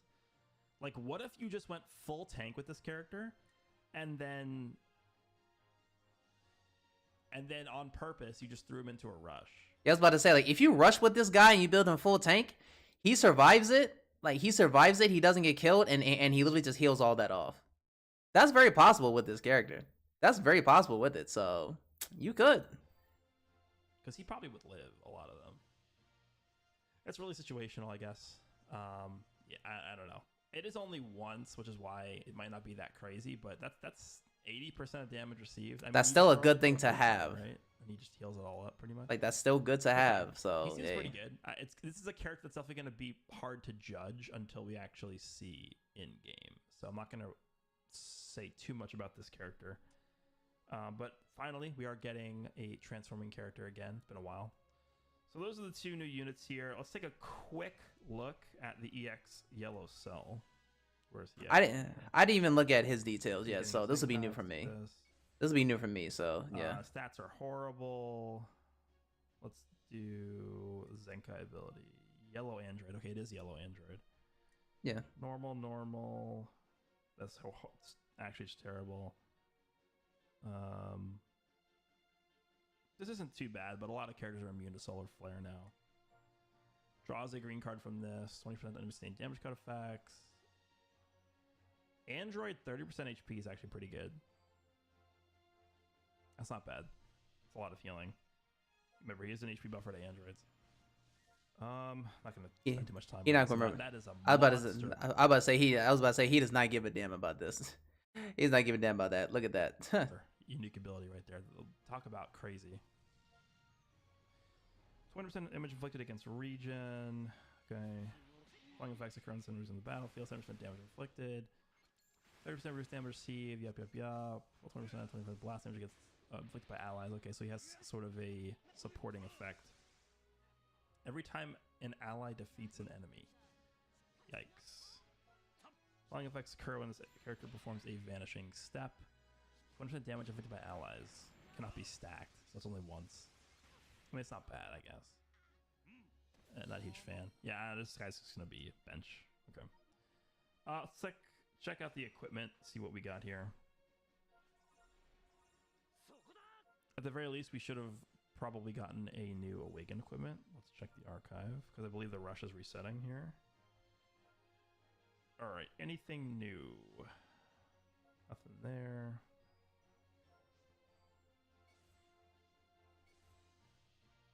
It might just be the Awaken equipment this week. Okay, so we actually have two Awaken equipment. We have this. Was this new? Yeah, this is new, actually. Future. Okay, so it's a lot of characters that can use this. 20% strike defense, 15% blast, 10% health. He's not gonna be the biggest fan of this because it doesn't have health on it. So yeah, he's gonna say it's pretty good. He's wish he had health on it. Health restoration is good though. Yes, it's like a pretty decent equipment though. It's actually looks pretty decent. I'm not gonna hold you. Health restoration, 20% strike, and then special move by 10%. That's a lot of stuff. It is. So It covers a good baseline. Both base offenses, base strike defense, health restoration, and special move damage. I mean, it's giving a lot of stuff. This is sort of just like one of those all-around equipments that's just giving a ton of stats. It's not bad. I don't know. I don't really know where I would use this, but it's a good just fail-safe to have, I guess. Then we have this. See, told you. Regen and Future. 20% strike defense, 20% blast defense. He's not gonna like this one. And 30% blast attack. That's not bad. The beefy equipment. Okay. Nothing too crazy in terms of equipment this week, but Okay, never mind. let me know down below what you guys think of the incoming, what is it? It's Legends Mega Rising banner, featuring the transforming second form cell into Perfect Cell and the new Trunks. Okay, he wasn't as hard on those equipments as I thought he was, because usually when, like, you know, equipment doesn't offer like health or some type of health restoration or whatever he does, he's not always the biggest fan of it. But yeah, I'm actually excited for actually pretty excited for these new characters coming out. I'm not gonna hold you. I am pretty excited for them.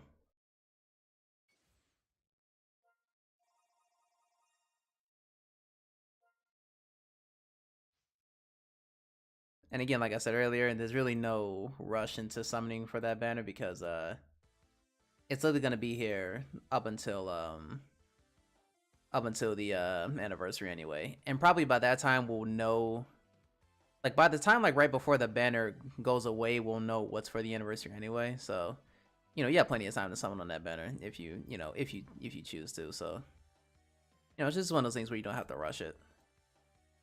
Never have to rush it.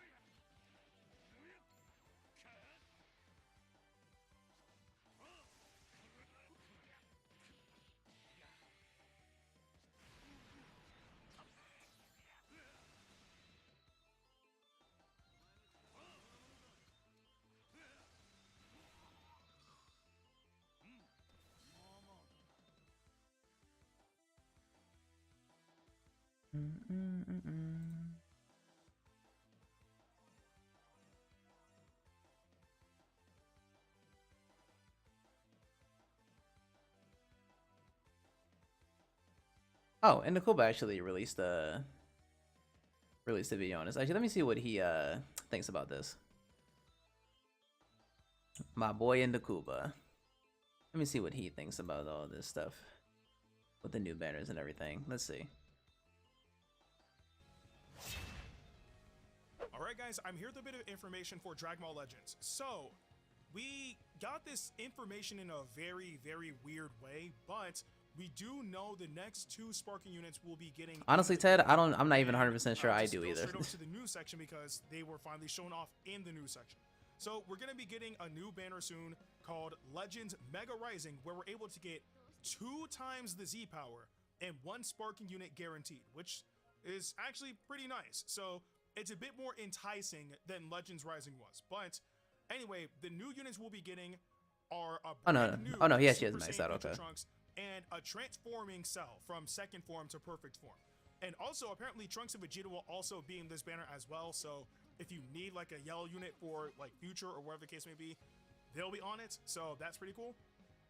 But we do have the actual details on the characters now. So if we go over to Trunks, we see that he's obviously sparking in a purple unit.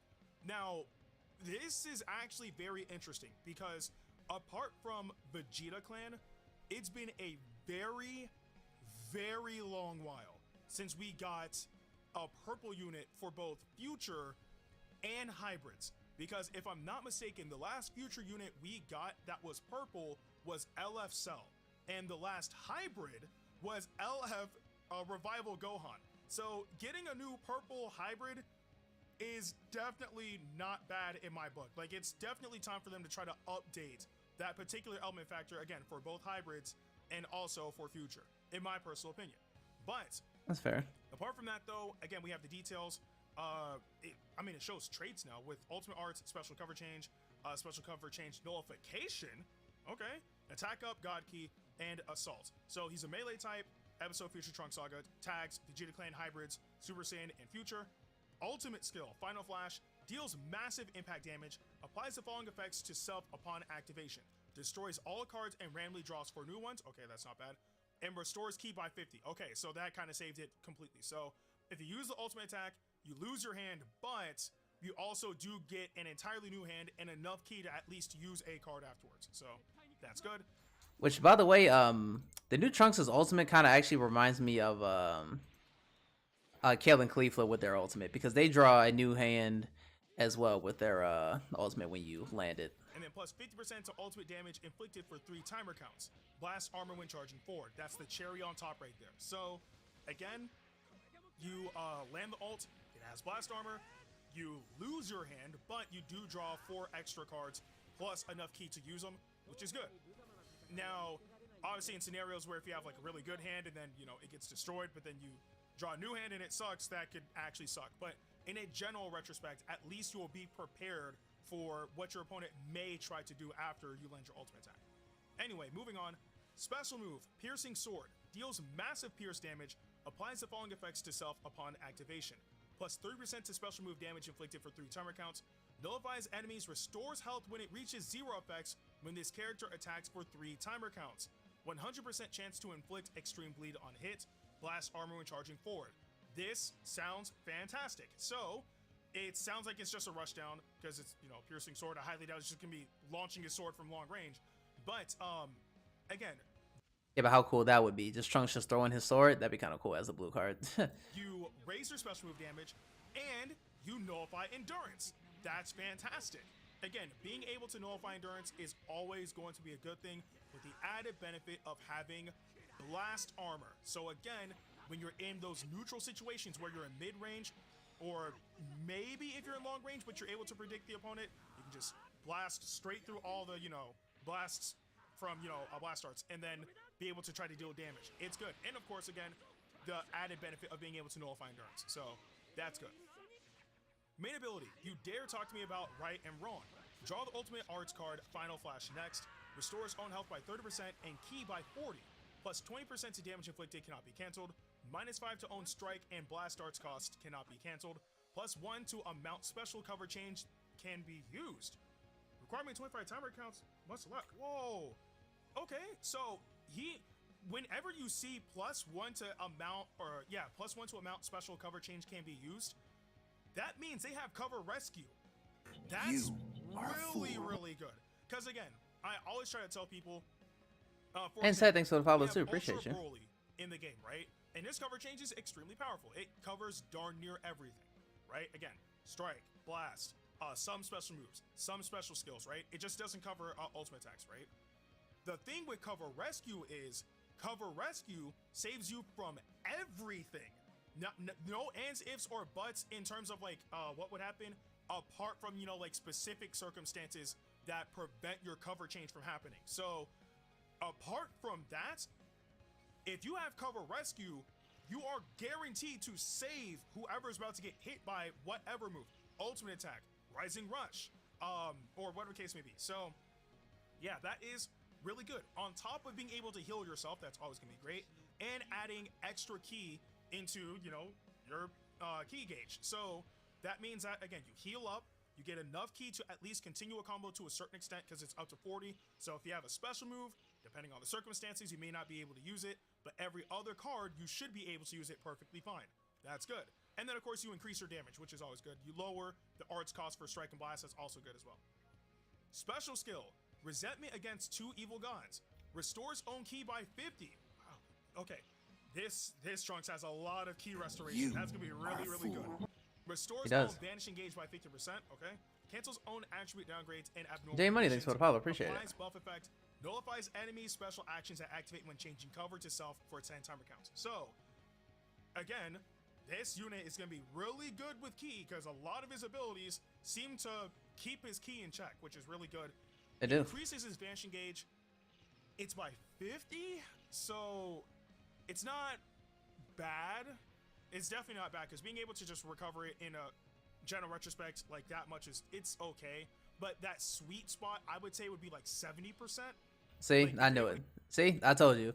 Literally, and it's funny too because they've never actually done that for a unit ever again. I don't think since Goku and Vegeta from Legends Festival like a couple years ago. I don't think they've actually done that again with any other unit where it's like they just restored advantage gain by 70% on a green card. You have like 17 who literally just has like double vanish, right? When he's when he switched in and he has his and he has his gauge fill. You have that, but they haven't really done like 70% to vanish gauge recovery on like a green card since I don't think Goku and Vegeta, which honestly I'm glad they didn't because that is just, I don't know, to me annoying. So 50% I think is fine. I feel like obviously people would want 70 just because like oh I get my vanish back, I can just sidestep and do it if I want, but I don't really mind it. I don't really mind it really, but yeah, it's kind of my thoughts. To get it up by 70%, that's usually like enough for you to be able to get it back pretty quick. But 50%, it's okay. But the key is good, and also being able to nullify cover change with that special skill is really nice as well. And then we get to the Z abilities. Z ability 1, plus 22% to tag future or tag Vegeta Clan base strike and blast attack during battle. Z ability 2, plus 26% to tag future or tag Vegeta Clan base strike attack and blast attack during battle. Z ability 3, plus 2% to special move damage inflicted by tag future, and plus 30% to tag future, tag Vegeta Clan, or tag Hybrid Saiyan base strike and blast attack during battle.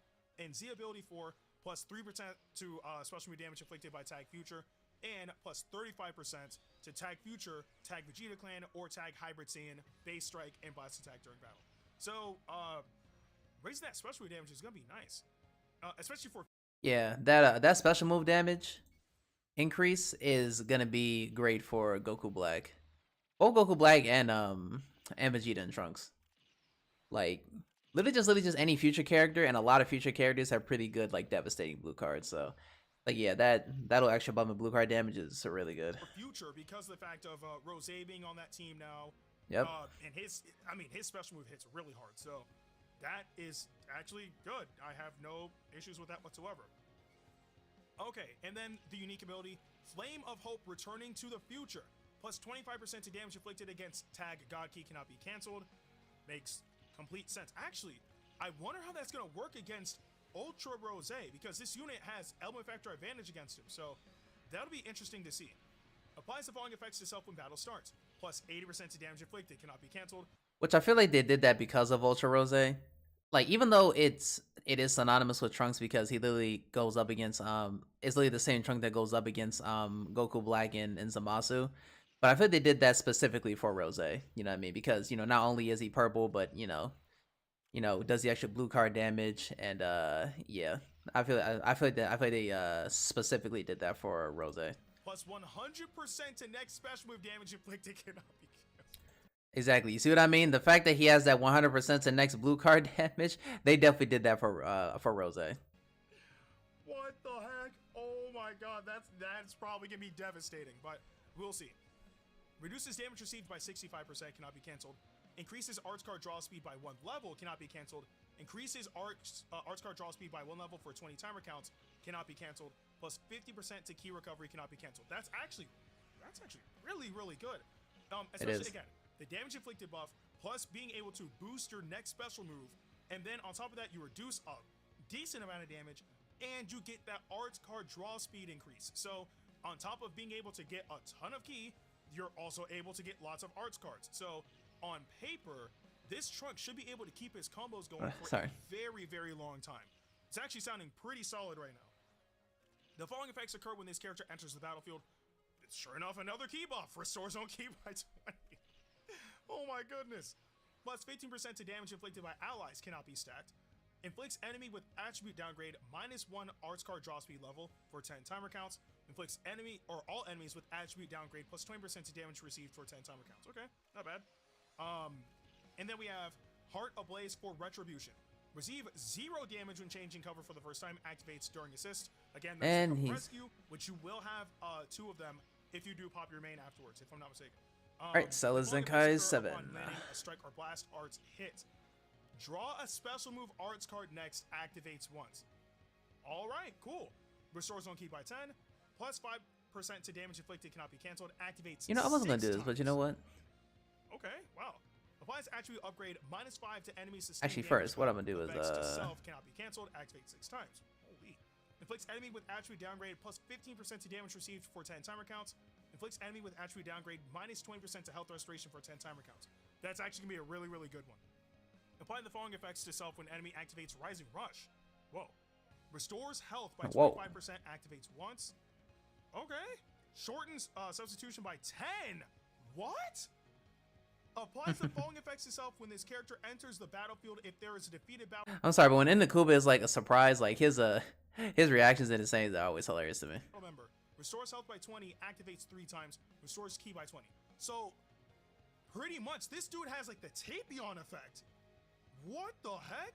But with the added benefit of, I mean, granted, if you know the circumstances are like perfect for it, of the added benefit of completely avoiding Rising Rush. Because remember, I'm gonna make sure to do these missions to get these extra crystals. He had the ability where if the enemy activated Rising Rush, what I'm gonna do right now his timer is actually would go down by 10, which more often than not would allow you to throw him in immediately to have him take the Rising Rush. So a lot of people use Tapion as Rising Rush fodder. But now with this Trunks, he has the same ability with the added benefit of having cover rescue. Okay.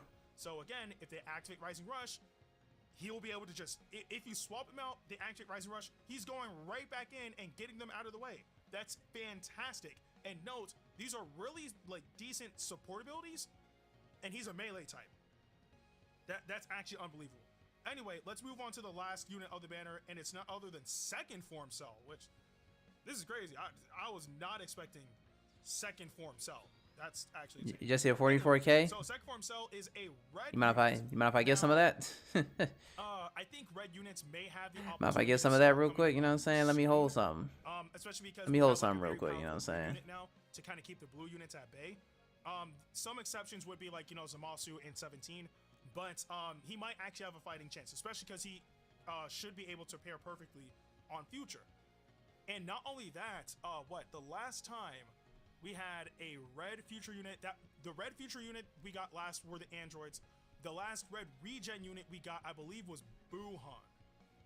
And if I'm not mistaken, he's on powerful opponent as well, and we literally just got ultra hit. There's no way this unit's replacing him. So, but I do see him having a potential spot. Anyway, his traits are special cover change strike, so yeah, strike cover. Special cover change nullification, that's good. Unfavorable element factor nullification, that's really good. Transforming, obviously, and attack up android. So he is also a melee type. Cell Saga Z tags android, future, regen, absorption, and powerful opponent.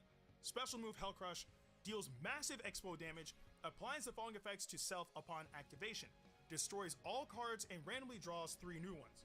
Okay, nice. Applies attribute upgrade, shortens substitution count by 5, cannot be stacked. Effects reset after character switch or transformation. Okay, cool. So that is not bad. Granted, if it gave you like a bit of key, that would actually make it like much better. But it's not bad. Like at the very least, you'll have like a hand to utilize. You just need the key to use it. Main ability. So let's get on with the feast. Transform into perfect form. Restores own health by 30%.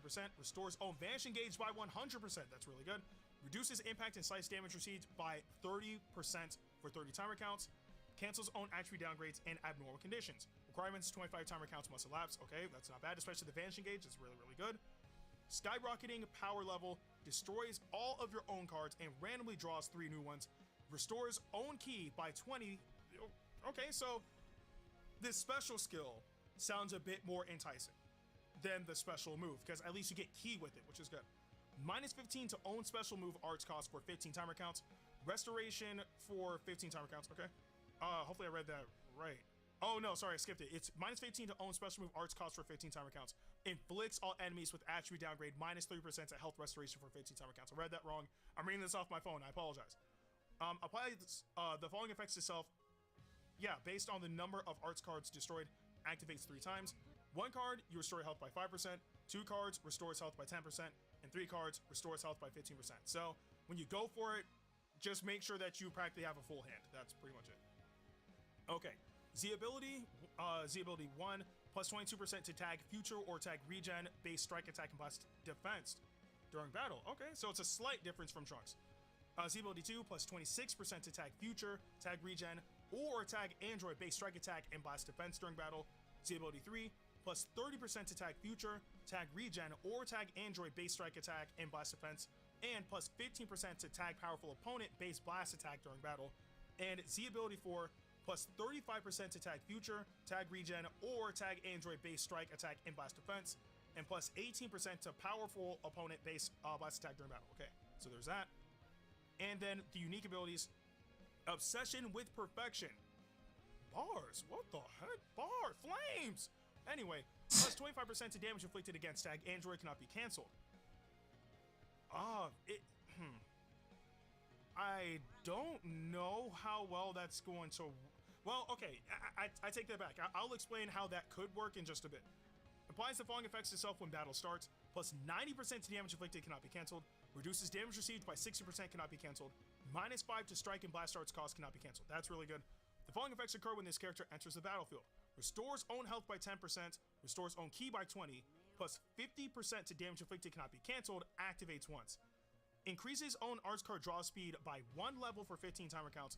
Inflicts all enemy tag Vegeta clan with 5 substitution counts. Activates once. Ooh, okay. That's where that gets interesting. So, this cell, I won't say a hard counter, but based off that ability alone, that actually could be, I would say, a soft counter to the new Trunks. And the reason why I say that is because, again, when Trunks goes into battle, usually your timer counts ranges from like sometimes 8, 10, like depending on which unit to use, right? But Trunks has the ability to knock it down like by 10 if the enemy uses Rising Rush. But the thing is, if this unit is in, that Trunks, obviously being part of Vegeta clan, gets an extra 5 to the timer counts. So because of that, it could go all the way up to like, again, like 13 to 15. So that means that he may not be able to come in and save people. That's actually really, really like crazy. Wow, all right. Anyway, continuing. Applies the following effects to self if enemy's health is 50% or below. Draw a special move arts card next. Okay, not bad. Nullifies unfavorable element factors for 10 timer counts. Activates once. Applies buff effect. Nullify enemy special actions that activate when cover changing for 10 timer counts. Okay. So, this also ties with when I was talking about the plus 25 to damage inflicted against tag android. So right now, if I'm not mistaken, there's not really a yellow android unit, so he's not really gonna be able to take advantage of that. The only android unit that's actually no, I would say the only two android units that are getting lots of play right now would be LF-17 and Hellfighter 17. And I would say on rare occasions at this point, the tag androids, right? But the thing is, Okay, so I need this more of those. depends Okay. on if the enemy's health is 50% or below. So more often than not, if you have this cell in and the opponent has, like, let's say LF-17, they will more than likely throw in 17 to go up against, this unit. But the thing with that is you would have to try to get him down to 50%, or you have to try to get another unit down to 50% before 17 gets in to really take advantage of that. And that's not really gonna help. And that's just for the extra damage against androids, right? In a general retrospect, you also have Zamasu. So it's not bad.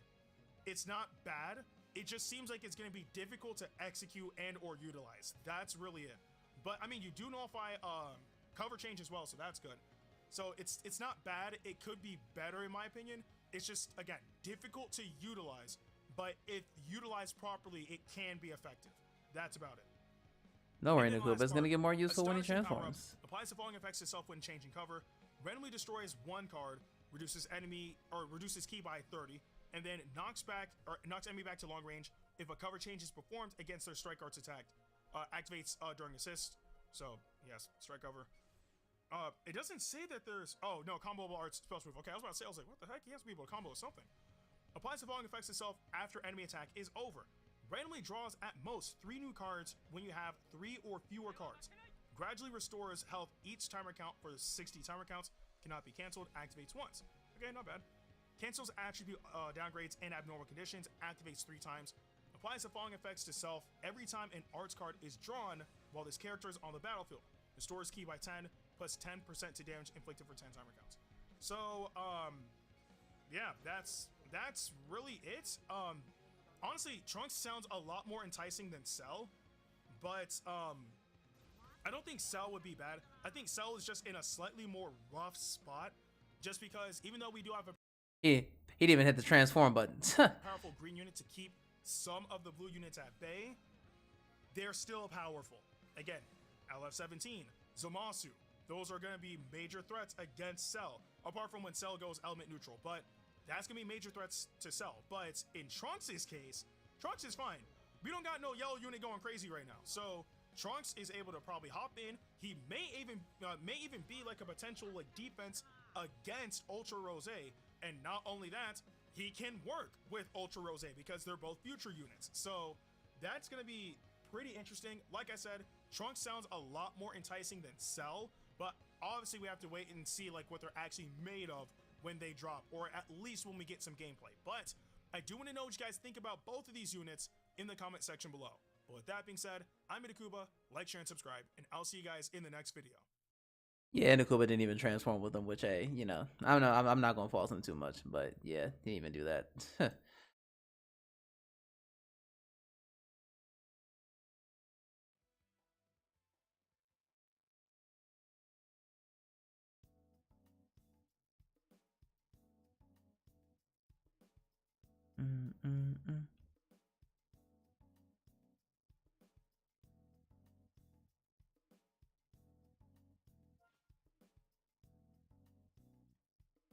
I should probably, you know what? I think I'll just do that. I probably should, like, probably fully soul boost EXL too, just to get some of those challenges out of the way, and to complete that one part of the event. So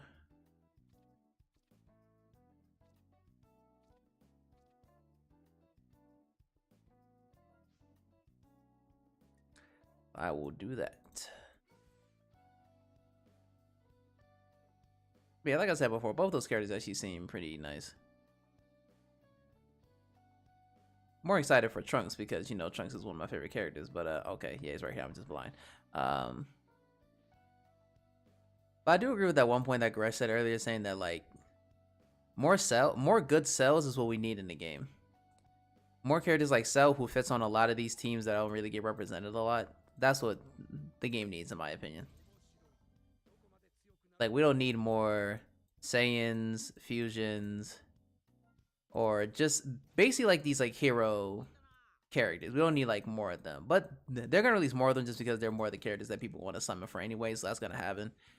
But yeah, we do need more like Cells and like Cell, Goku Blacks, Hit, all that stuff. We do need more of those like villain characters to fit on these teams, because it does do better for the game overall when that happens.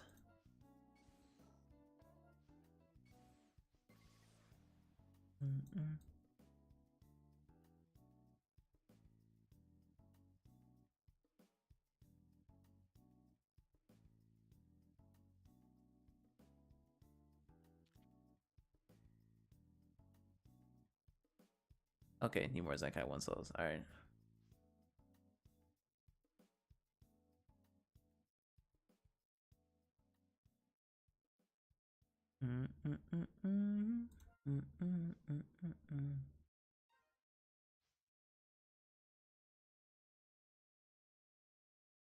Oh, I didn't see that. What?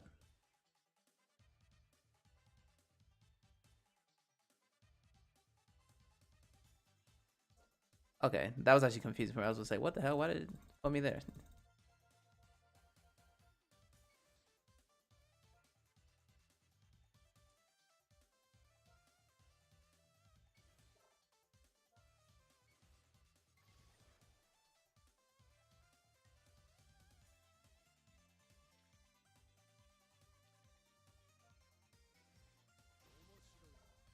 Now, the one thing I do miss about doing this on my phone is that literally I could just, like, you know, make my screen smaller and just do this a lot quicker. But I cannot do that on here. Well, at least I do not know how. If I could. If I can do it, I do not know how.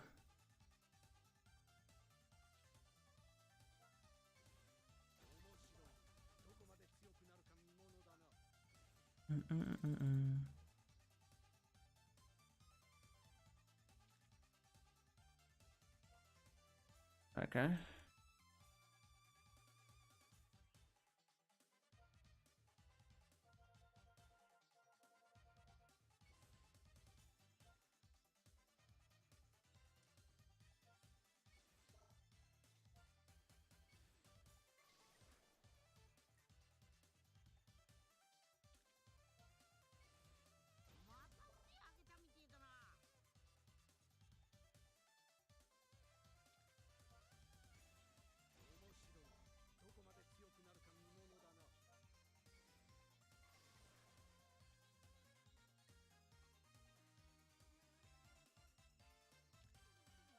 For some point, Gresh did say, like, you know, that there's probably gonna be like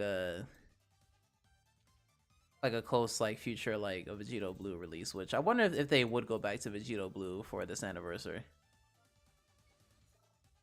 Wouldn't be surprised if they did, but I just wonder if that's what they will actually do. Wouldn't be surprised because literally Vegito Blue has literally been a part of every single anniversary so far. Well, I should say just a Vegito in general, because he wasn't a part of well,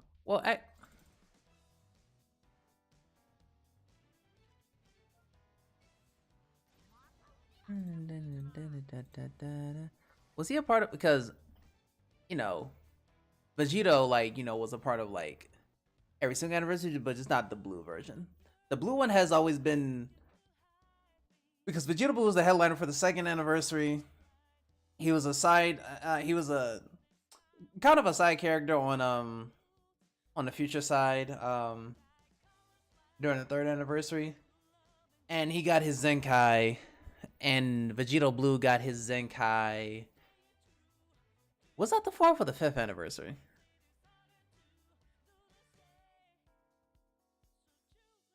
Well, I think that.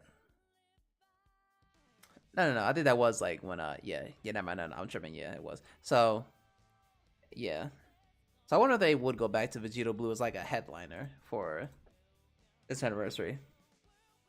It wouldn't surprise me because we did get Ultra Rose, and that could be a good way to tie in for like a transforming Vegito Blue, because we all know how hype Vegito is in just any Dragon Ball game. So I wouldn't be surprised if they did a transforming Vegito Blue for the anniversary coming up, and him being the headliner. Would not be surprised. If they do though, I just really want like the yellow Trunks to just get a Zenkai. That's like probably the next Zenkai that I'm looking forward to is the Rage Trunks. Because again, he was one of my favorite characters. Like, well, he was like my favorite character on release during the second anniversary. He was my favorite character. He's the one who I wanted to pull the most. I didn't give a damn about pulling Vegito Blue. I'm not gonna hold you. I did not care one bit about pulling him. All I cared about was pulling that Trunks.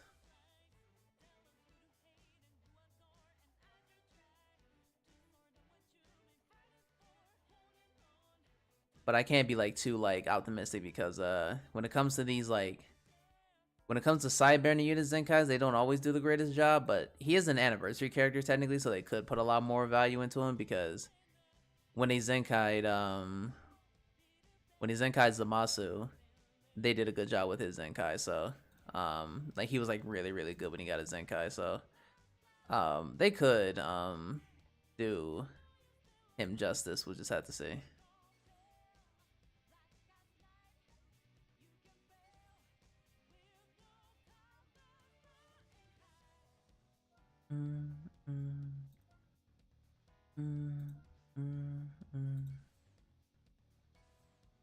Dun, dun. Dun, dun.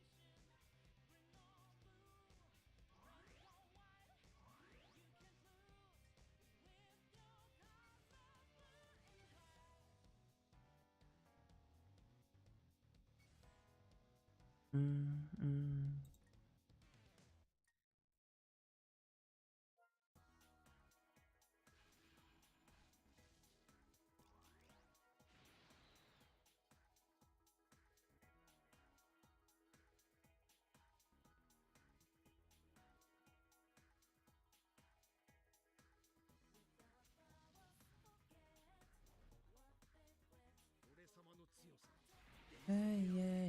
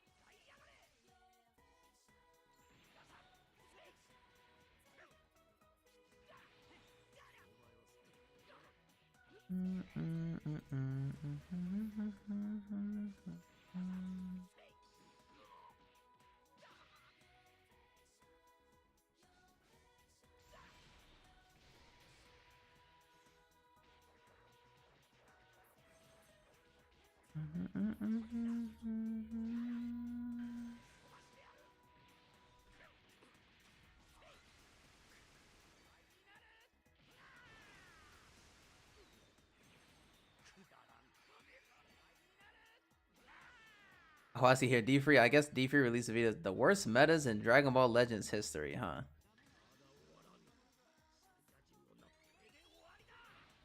You know what? You know what? I'm curious. Let me see. What does he say? Oh, so I guess it's based off a tweet, huh? Okay. Okay, so apparently it's a tweet that somebody made. It says, which meta in Dragon Ball Legends was your worst experience ever while playing this game, and why? And this person says, hold on, let me actually put it on screen. And for this person, it says, for me, it was always the day LF Namek Goku dropped, and he was so broken they had to make battle system update, which introduced proper tackles, which is true. I think literally any single character that's released and they have to literally make a battle system change for them, that's how you know it was bad. That's how you know it was bad. And if I had to pick one that was like the worst meta for me, it was probably Vegito Blue. Vegito Blue was by far the worst meta for me. That was by far the worst meta for me because I literally didn't even want to play the game. There have been metas where I've been a part of where it's just like, yeah, this kind of sucks going up against this character that's just broken. But with Vegito Blue, I legit didn't even want to play the game because I didn't want to get the character in the first place. I got him like at the time of the anniversary, but I didn't want to play with him because he was just so broken. And if you didn't play with Vegito Blue, you lost. Which is so crazy because they literally released a green character alongside the anniversary in that Super Saiyan 4 Goku. But even he couldn't do anything against Vegito, which was crazy. But yeah, so for me, it was definitely Vegito Blue. But let's see what D-Free says about this. Alright guys, welcome back. My name is D-Free, and for this video we have a very interesting one, so be sure to listen through. I hope you guys enjoy this. Hit the thumbs up and subscribe if you are new to the channel for more content, as well as clicking the notification bell so you don't miss anything we upload here on the channel. And let me know in the comments down below what you guys think about all of this. So, that being said, Lewis, shout out to Lewis as always. Appreciate you, bro, for tuning into the channel, and also for today's video topic. So he tweeted out, and this kind of got me thinking about it, and I wanted to do a video on it. So here we go. Which meta in DBL was your worst experience ever while playing the game, and why? And he says for him, it will always be the day LF Namek Goku dropped, and he was so broken they had to make the battle system update, which then introduced proper tackles. Which also, they had to change the battle system for Vegito. They had to. They had to change... They changed because that's when they introduced cover changing multiple times, and also you acquiring Dragon Balls differently.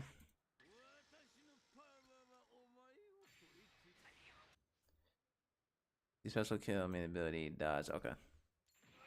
Let me make sure I got those challenges done. Anyway. All right. all right. I want to know.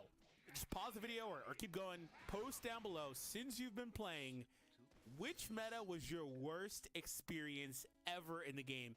He's listed several meta characters here, like Yellow Gohan, Purple Bojack, but I also pulled up a number of other ones that go, further back or kind of in between some of these releases, etc. So I also want to kind of say that I also kind of say the same thing about Namek Goku. I think that we may be misremembering. Did that update come out before or after Namek Goku? I think it actually came out slightly before, right? The way I remember it is that Namek Goku came out and then they released that update to change it. However, regardless of whether it was before or after, that update was in 100%. I don't know if it was before or after, but and actually, you know what? I'm gonna just say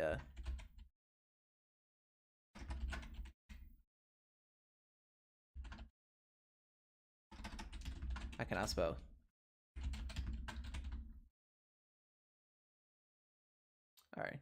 All right, cool. But nah, the update that I had to change with Namek Goku is that when you back up, you lose Vanish and you lose Ki. That's the update that they did right after they released Namek Goku. They had to make it so where if you didn't have any Vanish and you backed up, you lost your Vanish. You didn't regain your Vanishing gauge, like it started to drain, and you also lost Ki. That's what they had to do because since he had a blue card that countered everything. That's the change that they made. Introduced for Goku, because I'm pretty sure actually people always correct me every time I say this because I want to believe it's the way that Lewis says it is, but people always correct me, so I gotta go back and double check. But the way I remember it is that it was Goku, then the update came out which stopped his passivity because the tackle mechanic either way was introduced because Goku was so damn passing. Like Goku could sit there and just float and float and float. Yep, and not do nothing. Think about it. Yep, you couldn't. You couldn't do anything about it. Also, Frieza to a lesser extent. That Frieza with his counter green card to a lesser extent. But yeah, Goku, you couldn't do anything about it, bro. He was gonna sit there and blast you in the face the second you did. You had to get real cute. You had to do strike cancels or tap punches or perfect vanish into this and that. You got to get real cute. Otherwise, he was gonna just blow you to pieces. So he was an interesting one. He listed the tag Goku Vegeta here. I don't know that they may be like the best meta out of all these characters. I don't know. They almost feel like an honorable mention. Probably out of this tweet, probably yeah. Goku Vegeta was only annoying when Mono Purple got introduced. That was the only time where they got like way too much. It was when Mono Purple started to become a thing where people were really, really annoyed. So yeah, probably all of them on this list. Yeah, they were probably the best ones, So he has S2 or at least the least tolerable, I should say. Gohan here. He has Beast Gohan, Vegito, who I assume was on obviously the 2nd anniversary release. Goku we just talked about. Rose. He has Gohan, who is paired with Bojack, who's right there as well. And Ultra Gogeta, kind of the meta we're currently in right now. Let's go ahead and look at some of the ones I highlighted to add. Going all the way back to the... This one was trash.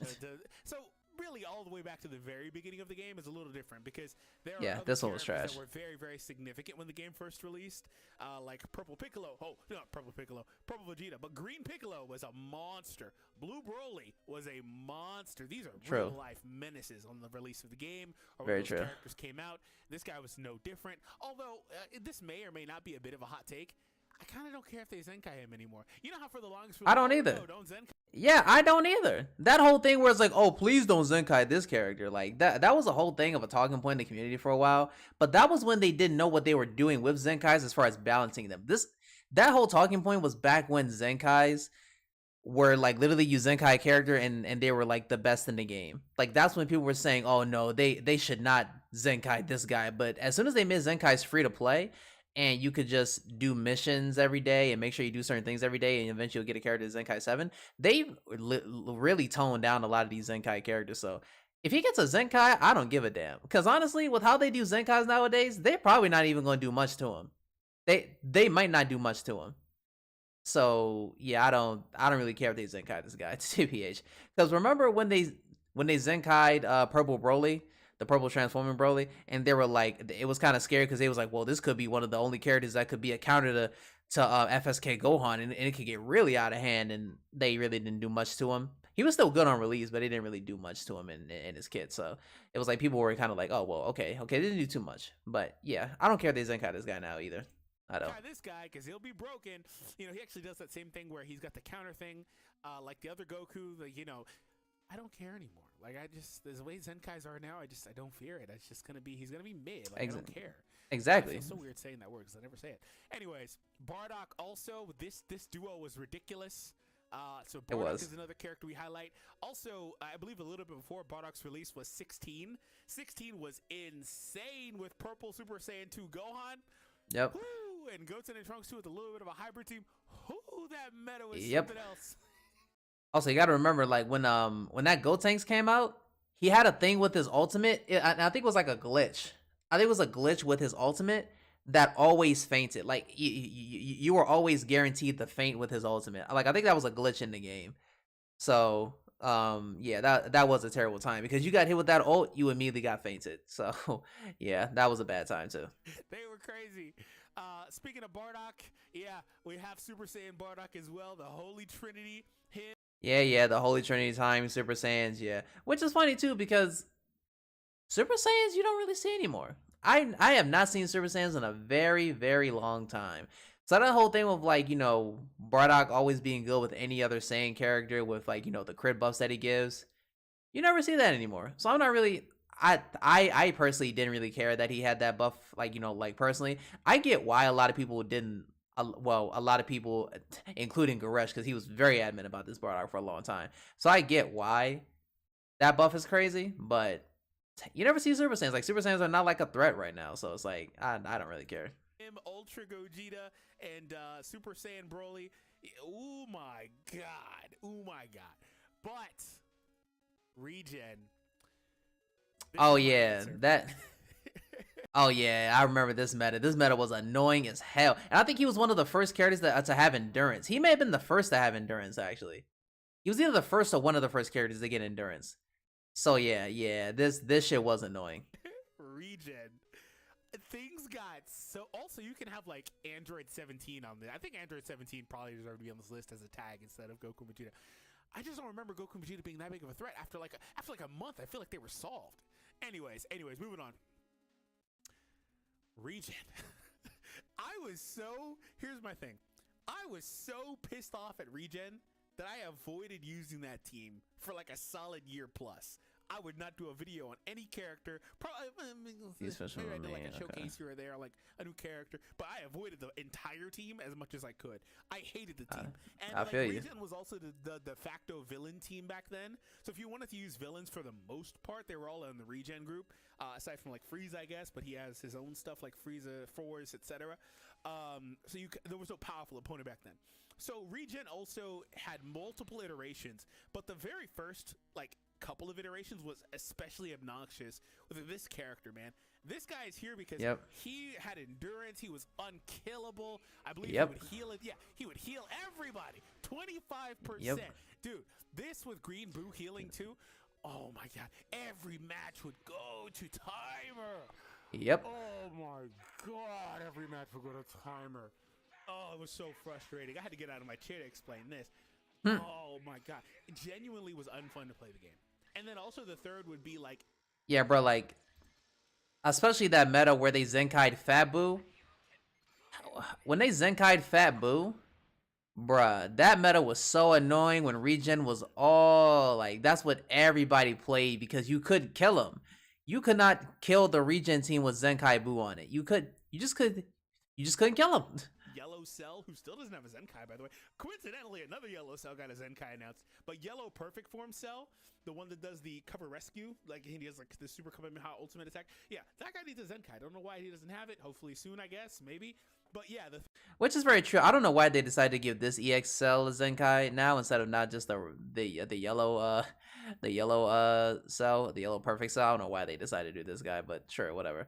But yeah, that dude does need a Zenkai, and I think there was like a survey or like a poll a while ago where they asked like what unit would you want to see Zenkai, and I think that cell was one of the choices, and I think I picked that cell because I thought, yeah, he deserves the most, and but he hasn't gotten it yet, so you know it'll happen one day though. Third would be him, and he would just cover rescue out. He would do a crap ton of damage too.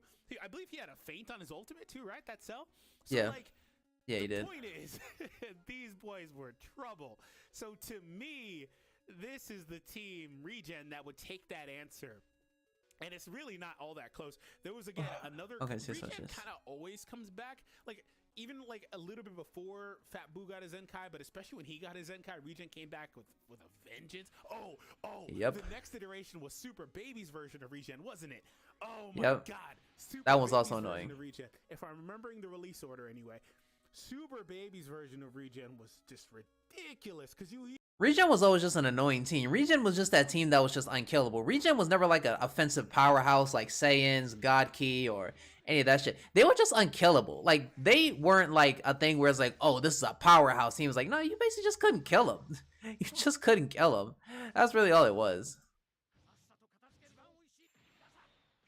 Feel more with Super Baby 2. God, another character I was like on the fence about, like, don't Zenkai him ever, and they did it, and I don't care. Like I said earlier about Goku, I don't care. Anyways, maybe you guys feel differently. So yeah, do you guys remember the Regen meta, and which one especially do you remember that you thought was maybe a little worse? Oh my god, horrible PTSD. So to answer the second part of this, I also need to expand on this. This meta sucked. This meta sucked really bad. This one sucked really, really bad. Holy Trinity sucked terribly. It was the only team that you could use, okay? So to reiterate, everybody, if you wanted to win, you had to use Holy Trinity, basically. Now, that's pretty much very similar to a lot of different things, especially right now with Rose and Gogeta. It's like, oh, yeah, if you want it, Beast Gohan too. You want to win, you got to use the new shiny toy. This has been very relevant for a long time. It's a gacha game, not surprising. But Holy Trinity at that time took it to a whole other level. And then the thing about that too is that Purple Broly, like himself, was a major threat. You could slap Purple Broly on any team and he would rip you to pieces because it's not just Holy Trinity, it was Purple Broly especially. And then the crits kicked in on Holy Trinity, but Purple Broly himself was a menace.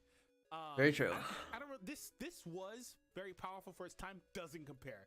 Green Bardock, his lock was very troublesome, very annoying. He would do a lot of damage. To me, this doesn't really compare in terms of how much PTSD I have. Probably because it was so damn long ago. This stuff was like 4.5 years ago at this point. I just 4 years in like a month. So I can't. It's too far away. Like I said earlier, the tags I don't really care about. Zenkai Gohan. In hindsight, he broke the game for so long that I kind of also don't care about that anymore either. Like, and also I'm maybe a little biased because I love Gohan, but like I think it was so long that he was so strong that it just didn't matter to me, right? And he didn't do anything. Bro, I was literally the same way, bro. Literally at the same time that Gohan was at the top, like the main team to go to was FSK Gohan, Future Gohan, and the Revival Gohan. That was the main hybrid team. I personally didn't give a damn. I personally didn't care because one, I knew it was because I was biased, right? Like, I'm not gonna lie, I knew it was because I was biased for hybrids because it was my favorite team at the time. I didn't personally care. I didn't use that team, but I still didn't really care. But yeah, it's like, I don't know. It's just I didn't care that he was broken. I didn't give a damn. Anything crazy, game broken new, like the Goku with his counter series. This wasn't completely new, but it was with that iteration of it and how much he could do it and how much damage it was doing. And we hadn't seen it for a couple years or whatever. But this Gohan he just did more damage. Unless this is initial release Gohan, Sun Family was a major threat with the very first Vegas event. We finally had our second one. Sun Family right before the 1-year anniversary was an insane threat. The Gohan back then was so powerful that they had to give Vegito a new mechanic, Super Vegito, on the first anniversary. On main ability, remove the opponent's remove buffs, yeah, remove all their buffs. Gohan Yep. down, who would be in last man stand mode. He was useless. So like, this is the point.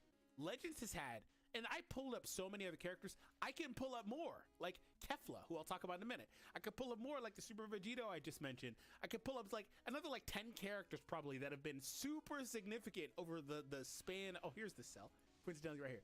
Over the span of this game's lifetime, right? Over this game's lifespan, if you will. I can pull up a number of characters that have been very, very relevant, and that's a good thing. That's a sign of a healthy game. But I have bad memories, dude. Bad memories. But yeah, Gohan got shut down. But prior to that, Sun Family with the Vegas event with the Broly movie trio of Gohan, Goku, and Goten. One of them would get subbed out, but Gohan would be on that team too. It was very nice. Beast Gohan, again, a little bias. Probably a little too recent too. A little recency bias. I don't really care. Oh, I hated that meta, by the way. I might be biased against hybrids and Gohan. I hated the Beast Gohan meta. I'm not gonna hold you. I hated it so much. As much as I like Beast Gohan, as much as like literally everybody loved Beast Gohan on release because he was, you know, not only the new shiny toy but the new like hottest thing in Dragon Ball in general. So yeah, people love Beast Gohan on release. But yeah, after like a week, I was like, yeah, fuck this character. It's just like, bruh, like that's just my whole thing. Whenever a character is just too much that even I don't want to play with them or don't want to play the game. Well, it wasn't the same with Beast Gohan because I still played the game because, you know, it was Beast Gohan. But it's just like that's why the whole Vegito Blue meta was terrible for me. Because one, I didn't give a fuck about Vegito Blue, and it was because he was broken. I could give a character a pass if I don't care that you're broken because I'm biased towards you being a favorite character. But because I don't give a damn about Vegito Blue, I hated that meta. Plus with Beast Gohan, yeah, he had his gauge and all, but the game at that point, which is even more recent, had evolved to the point to where he wasn't completely like, you know, like, what do? You can't do anything. Like, if you don't use Beast Gohan, then you lose. It wasn't one of those types of things. He was just very overwhelming He was just very, very overwhelming. And he can still do his thing now. Like, whether Beast Gohan is on movies or on hybrids or whatever, he can still put in work. But it's just not the same, obviously, like when he got on release. So that's why I didn't really like, care that much. But nah, the Vegito Blue, because here's the thing, they didn't have to change the battle system with Beast Gohan. They had to change the battle system for Vegito Blue for him to at least get some type of nerf. You know who I really hate? I really hate Rose. That's the completely just what's the word? Invalidates what I just said for Gohan, because Rose is more recent. Although I'm not particularly biased for Rose as a form, I like Rose as a character, but Gohan's up there on my list. I hate this guy. Like I don't hate Rose. Honestly, Rose has honestly been one of the more fun characters. I get why people don't like Rose just because of how crazy he is. But the thing with Rose for me, because one, it's not even like because I'm biased towards Rose. Because while Rose is like my favorite villain in Dragon Ball, like I like Rose a lot. I just think him as a unit in this game is actually kind of fun, and the reason why is because you don't just come out of the gate with his full potential. Because that's the thing that kind of bothers me with a lot of characters, is that you just come out the gate and you're at full power and you can't do anything about it. That's the one thing that I hate about broken characters, because it was the same thing with Vegeta Blue, and it was kind of the same thing with Beast Gohan. That's what I don't like about like using certain characters that are just like number one, like undisputed number ones and all that stuff, is that you just come out of the gate and you just tear the entire game to shreds. That's what I don't like about certain characters, and that's why I have a very limited time with playing certain characters. But Rose, that's not how I really feel about it. It's like, because you have to work for his unique gauge. You have to work for his full potential. You have to use cards. You have to, just go out of your way to make sure that you build up his gauge and all that stuff. And, that's why I like Rose. That's why I like Rose and Hit, because you both have to work. You have to work for both of their full potential. So, yeah, I don't hate Rose. I think I actually like playing with Rose. I think he's really fun. Even if I don't have him, right? Let me say that as a caveat. But even if I did, I'm pretty positive I would still hate him. It's not that I hate him. I like the scythe and all that, and it's really hyped for me to see that. I hate the design choice. This guy hits like a freaking truck. Like, things like the way that they've been producing these characters lately, going back to Beast Gohan especially, I think maybe since Beast Gohan, the power level's been through the roof. It's been way before Beast Gohan. As far as power levels rising up, it's been before Beast Gohan. And it's a crazy thing, because we claim to hate, characters that hit so hard and are like crazy good, but it's like at a certain point we're just so conditioned to where that's what we want out of characters. Because, like, think about it, if a character didn't really hit that hard or wasn't really that good at its job, we wouldn't really be fond of that character for real. Like, the community really wouldn't. Like, if a character comes out and they just hit like decent, or if they tank, they were just a decent tank, they were just okay, like, we're not fine with just okay. We secretly want characters to be busted. It's like, while we would enjoy characters that would just be just like okay for just like, for playing with them or going up against them, we don't want them to be busted. But secretly we do, because that's how you like kind of determine how like the meta shifts and stuff like that. We just kind of hate certain characters, I think, that are busted, because I don't think anybody would be mad if like let's just say if a Lord Slug came out and he was completely busted. I don't think anybody would have a problem with that, because it's Lord Slug and he would actually help out a lot of teams if he was busted. But I think it's because it's these very, very hype characters that you're gonna see all the time, because they have a team that you saw already that more people would have a problem with. Because, okay, for example, if a Cell came out, like, for example, if this new Cell that comes out on Friday is undisputed number one, I feel like people wouldn't have that much of a problem with him being busted if it was somebody like a Goku or a Gohan or something like that. Because Cell isn't just going to be on Future. That'll probably be like his most like play team, but he'll be on other teams. Like he would be on Regen and Powerful Opponent, which is just a nice change of pace. But it's crazy, because even though a lot of us say like, oh, well, we don't like characters that are like too crazy, too busted, that's secretly what we want. Also, Flip, thank you for the follow. I appreciate that. But yeah, that's kind of what we secretly want out of characters, which is a crazy thing, because it's like, it's bad for the game for a lot of players. Like, experience when a character comes out is just way too good, but that's kind of secretly what we want. Because if now we get like, okay, for example, if it's almost like when Vegito Blue came out, right? When Vegito Blue came out, he was undisputed number one, right? Undisputed number one. But then what was the release right after Vegito Blue? It was the Super Kaioken Goku, who was green, and the red Pikkon that was dead on arrival. He got memed to death. Like, I don't know if y'all ever saw that meme where it was like, I think it was like a Japanese player. It was a video where Vegito Blue literally one shot Pikkon with his blue card. And that got memed to hell. Like, he was dead on arrival. And I thought Pikkon was fine on release. It's just that he couldn't go up against Vegito Blue. Because if you take a Vegito Blue out of question, he was fine. If you take Vegito Blue out of the equation, he's fine. But the problem was Vegito Blue existed, and that's who everybody was using. It's almost like the same thing with that Super Kaioken Goku. He has some very weird things about his kit, like for example, his endurance being tied to his green card if he was like below half HP or something. That was weird.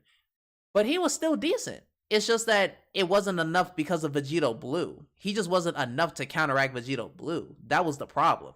So even though we are like, oh, we hate characters because they were too good, that's what we also secretly want out of characters.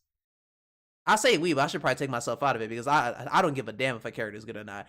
I have always loved characters that were not the greatest at what they did, but they at least were very, very fun to play. And how I like to play and how I like to have fun is actually thinking about what I can do to get this character's full potential. For example, with Trunks and Vegeta when they came out during Legends Festival, people didn't like Trunks and Vegeta. They thought like they were like underwhelming.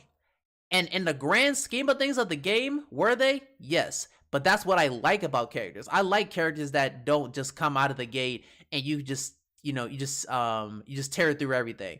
And you actually have to work for their full potential, and you have to do certain things to make sure that they prosper during a fight. I actually like that. I actually like having to think about what I'm going to do next instead of just, pressing buttons and win. That's boring. I hate that.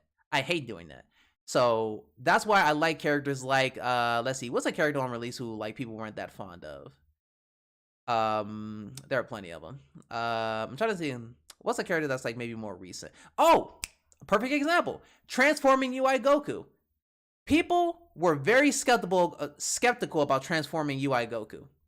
People were very, very skeptical. Hype character because, it's like our first transforming UI Goku, but a lot of people were very, very skeptical on him because he's like, he's cool and all, but he's just not that good. But I personally like that character. I do. I don't use him a lot, but I actually like him.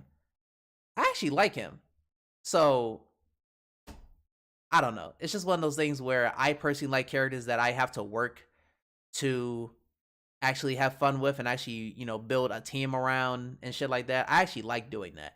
Instead of characters like a Vegito Blue, Beast Gohan, and all these other characters that just come right out the gate and just kill you. You know what I'm saying? That's what I personally like. I personally like having to work for my fun instead of just pressing buttons and just, and turning my brain off. But unfortunately, that's just how the game works. So through the roof with characters.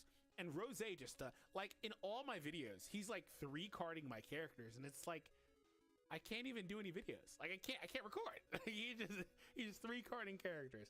But I really want to say to conclude this, I said Regen was my least favorite, and then I talked about how some other stuff was really bad, like Bardock. I think my second runner-up or second least favorite one would be Vegito. Vegito was number 1 for me. If I were to do like a top 3 worst metas for me, it'd probably be, and if I'm just basing it off of this tweet right here, number 1 would be Vegito. Number 2 would be Namigoku, and number 3 Ultra Gogeta. Yeah, number 3 was Ultra Gogeta, which is kind of the meta that we're in right now, which I hate it. I hate it, honestly, so yeah. I really understand how bad Vegito Blue was on release. You really had to be there. Oh, now that I actually think about it, speaking of Gogeta, was a character who on release I thought was like, he was literally one of my favorite characters ever that they've ever released, was Yellow Gogeta Blue. I loved the Yellow Gogeta Blue on release. I thought he was really, really good, really cool, and all that shit, right? People were so skeptical about Ultra Gogeta, not Ultra, but Yellow LF Gogeta Blue on release. People were so skeptical about him. They were like, he's not that good, what? And especially when they Zenkai the Yellow God Vegeta, and people were like, oh, why don't we just use him? He's way better. And I'm like, bro, y'all are so fucking dumb. Like, I got so pissed at the community because I'm like, bro, y'all are downplaying Gogeta because what? He didn't just, he didn't just one shot you with one card like Vegito Blue. And I feel like a part of that was because at the time, Blue Gogeta was one of the most anticipated characters to come into the game. Like, people were waiting for him. So I feel like people's expectations were way too high for him. And they thought, and they also believed that that on release, like, Broly was better and that the Frieza may have been better, which I personally don't agree. I can see why people would think that, just because both of those characters were way more offensively oppressive. Like, Broly had the blast armor. He restored his vanishing gauge and all that stuff. He can just stack damage upon damage upon damage. So he was way more offensively oppressive. And that Frieza was also very oppressive because his debuffs were just crazy every single time he hit you with a blast card. He could steal your Dragon Balls, inflict you with paralysis. Like, that Frieza was really good on release. It was crazy. But people really downplayed Gogeta Blue. But he's literally one of my favorite releases ever in this game because he was just so cool. And he even has modern stuff in his kit that you could still use now, which is the crazy part. Like, he still has the cover change nullifications 3 times when you switch into him. You build him up, and he can do decent damage. His ultimate, like, hit like a train. Like, it was cool. Like, he was a cool character to release. Like, I feel like that's like the perfect way you do a character. Not too much, but not too little. You know what I'm saying? That's like the perfect way that they do characters. It's like, you have what you need to build up a character to their full potential, and you're good, and then you're good after that. So I don't know. It's just, yeah, I hated how the community got so down, got like just so like on Blue Gogeta's head.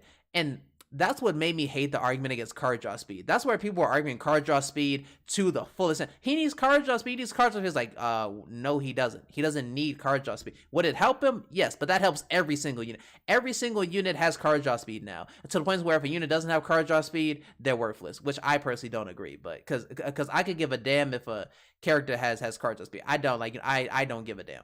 But a lot of people do care, and I understand because card draw speed does help out a lot of characters, especially if they're like an offensive character and they have like a lot of key recovery in their kit. They draw a lot of cards. Yeah, I get it. Card draw speed is fine, but I feel like now we're starting to get to the point to where people don't even really value card draw speed like that. It's like people view card draw speed as such a norm that when you don't have it, it's like I don't even want to play with this character. It's just like, I don't know. I just be so annoyed at that whole argument ever since Gogeta Blue came out. So I'm tired of the whole card draw speed thing. You had to be playing the game from like 1 year, and I'm not tired of characters having card draw speed. Just the whole argument of like, if a character doesn't have card draw speed, then they suck. So yeah.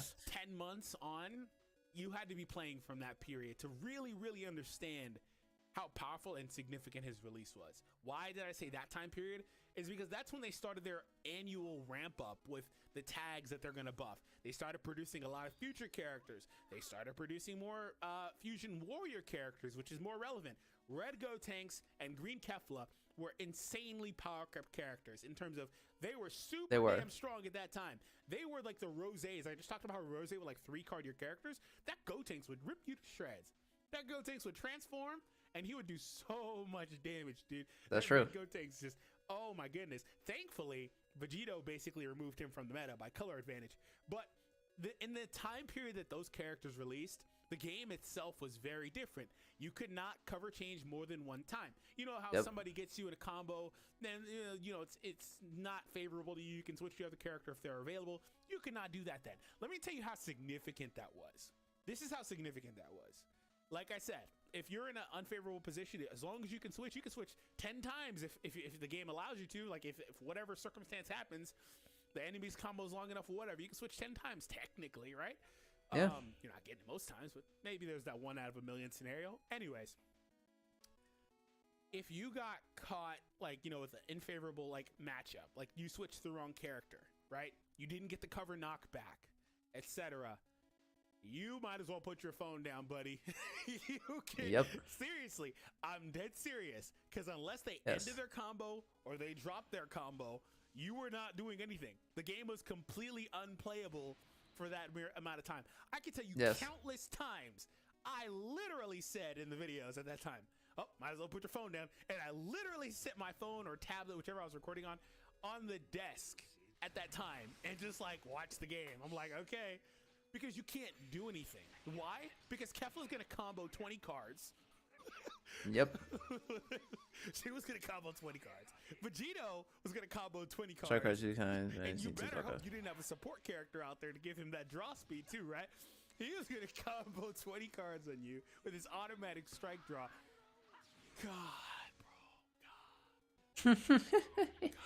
Yeah, I'm PTSD right now. Like, I feel you, bro. But seriously, some of the metas in this game were Trash. man, and that one right there, like only that one in regen really pissed me off. Like I believe I stopped using Vegito too.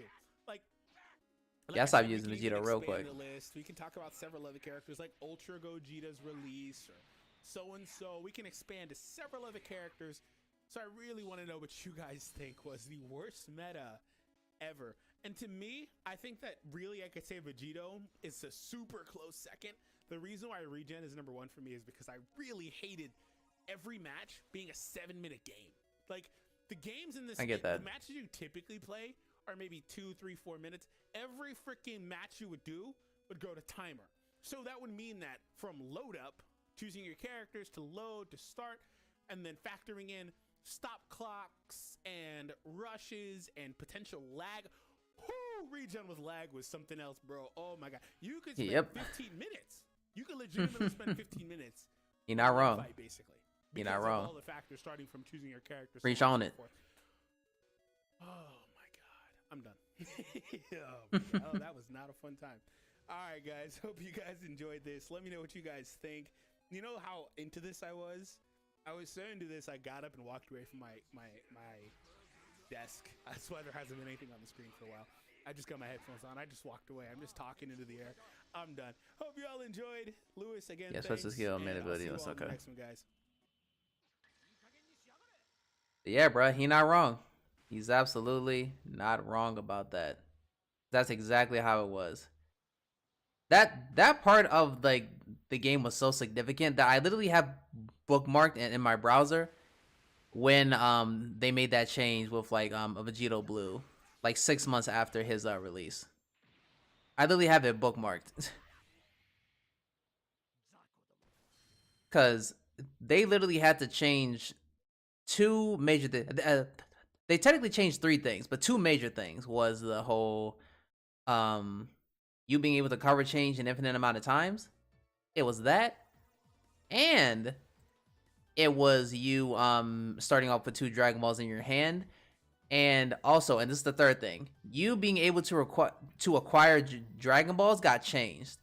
Because that was one of the main reasons that made Vegito Blue a menace, was you being able to combo for so long with either Vegito Blue, Kefla, or Purple Super Vegito, because that was the team that you used with him. You used the Purple Super Vegito, Green Kefla, and Blue Vegito Blue. That was the team that people used. And that team was a comboing machine. You comboed all damn day with that team. And you just got to rush. You literally just got to rush right then and there. Because you were just able to just keep on drawing cards, and if you drew cards, you drew a rush. Which is why they had to nerf how you acquire Dragon Balls by not only everybody, starting off with 2 Dragon Balls in their hand, but also the longer you put your opponent in a combo, the less likely you are to draw Dragon Balls. So now the game is at a point to where, even though at the time it worked for Vegito, because he was able to combo you for so long, it's hurt the game now because it still encourages you to play passive. Because being passive and just dumping cards is how you get a rush the fastest. That's why if you ever watched any of like, Goresh, Ryuden, D-Free, or anybody else, you would notice how sometimes they would do a lot of the comboing, but their opponent would have a rush before they did. And that's because of that. You don't have to hit anybody with your arts cards in order to get a rush. You just have to dump your hand and let it refill naturally. That's how you get a rush the fastest. And that just encourages people to play passive. Like imagine you actually being punished for actually being offensive. That's what this game is now. You get punished for being offensive. That's what the game has come down to, which is why they started to add characters that have a lot of special cover change nullification. That's why they started to add those characters, because they're like, okay, this is becoming a bit too much, so we're going to allow characters to do whatever the hell they want by just, either pressing a green card, their main ability, which that was a huge thing, is like on main ability, you got that.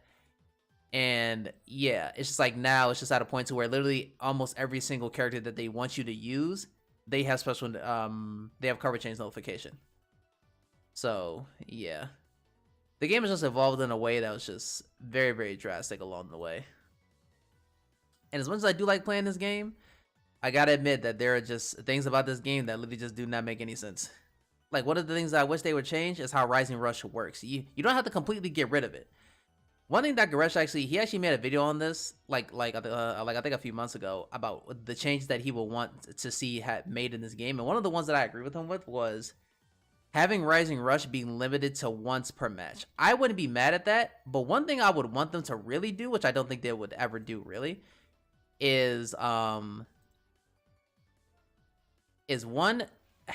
changing how Rising Rush works. And what I mean by that is you collecting Dragon Balls and you getting 7 Dragon Balls doesn't equate to this, like, you know, all-out attack that you and your team make against one player.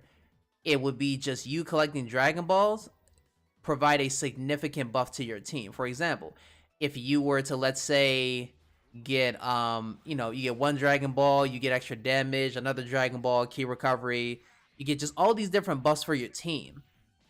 I think that would be a way better use of how the Dragon Ball acquisition works in this game, because you work to build up your entire team to be even stronger. And let's say when you get a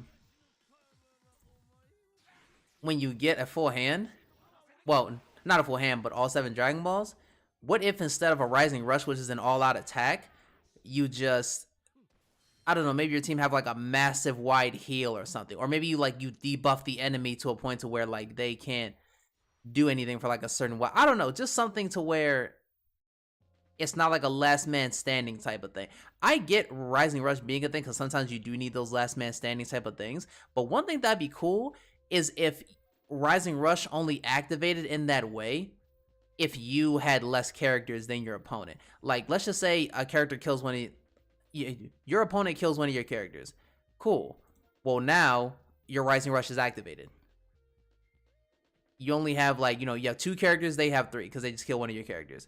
Now your last man standing option is activated. That I like a lot more. That I would like a lot more.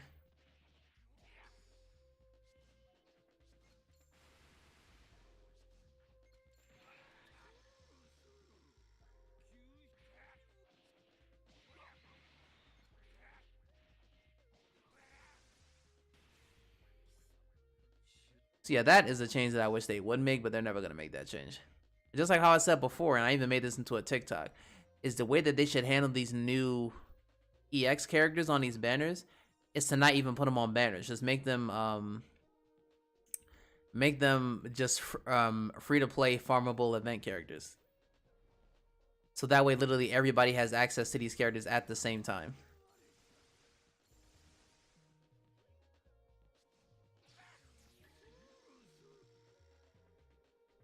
Okay, that was it. Okay, so yeah, that's one change that I would love to see them do, is actually don't put any new EX characters on a banner unless you're gonna raise their rates. Unless you're gonna raise the rates of these new EX characters, don't even put them on banners, because there's no point in even making new EXs and putting them on banners, because most characters are not gonna have those EX characters in the first place. So why not just make them free to play event characters, and the event state, like, you know, the event is permanent and you're able to do it whenever you want, and you're able to farm up them to 14 star whenever you want. Don't have it locked behind like day by day. No. Have them just there and you're just able to farm them. Just dump all your energy and all your skip tickets into it, and boom, you got them. You got these EX characters all the way up to 14 star.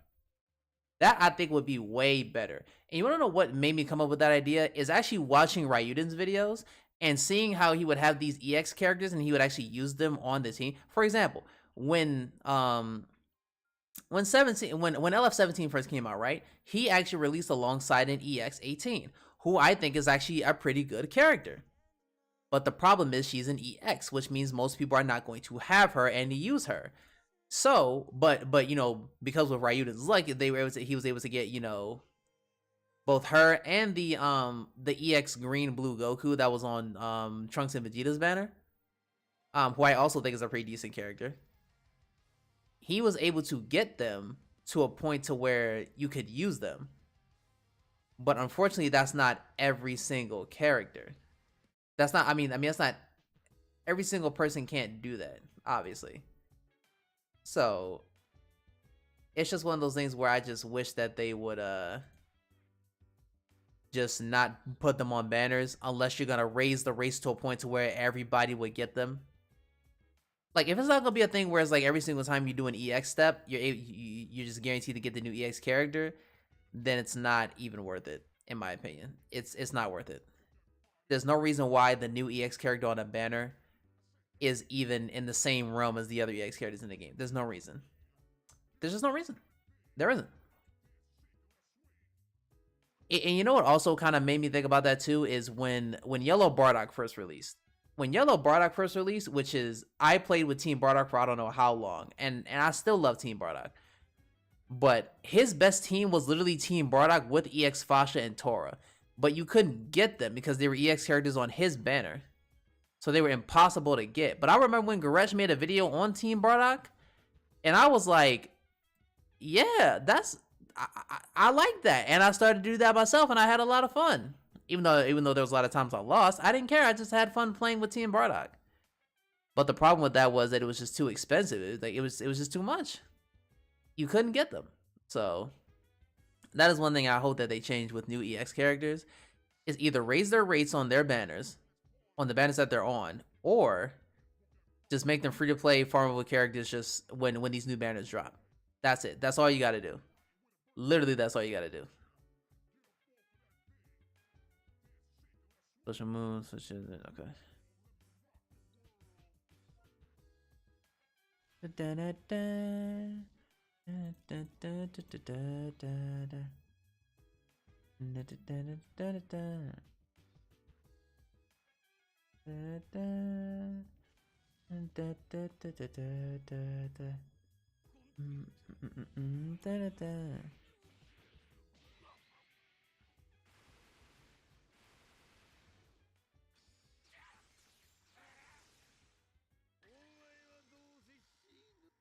Let me see. One of them was yeah, blue card. Yeah. So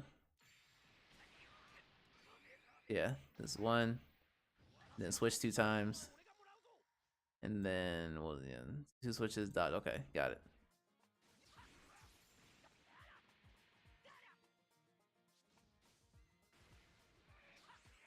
Cool.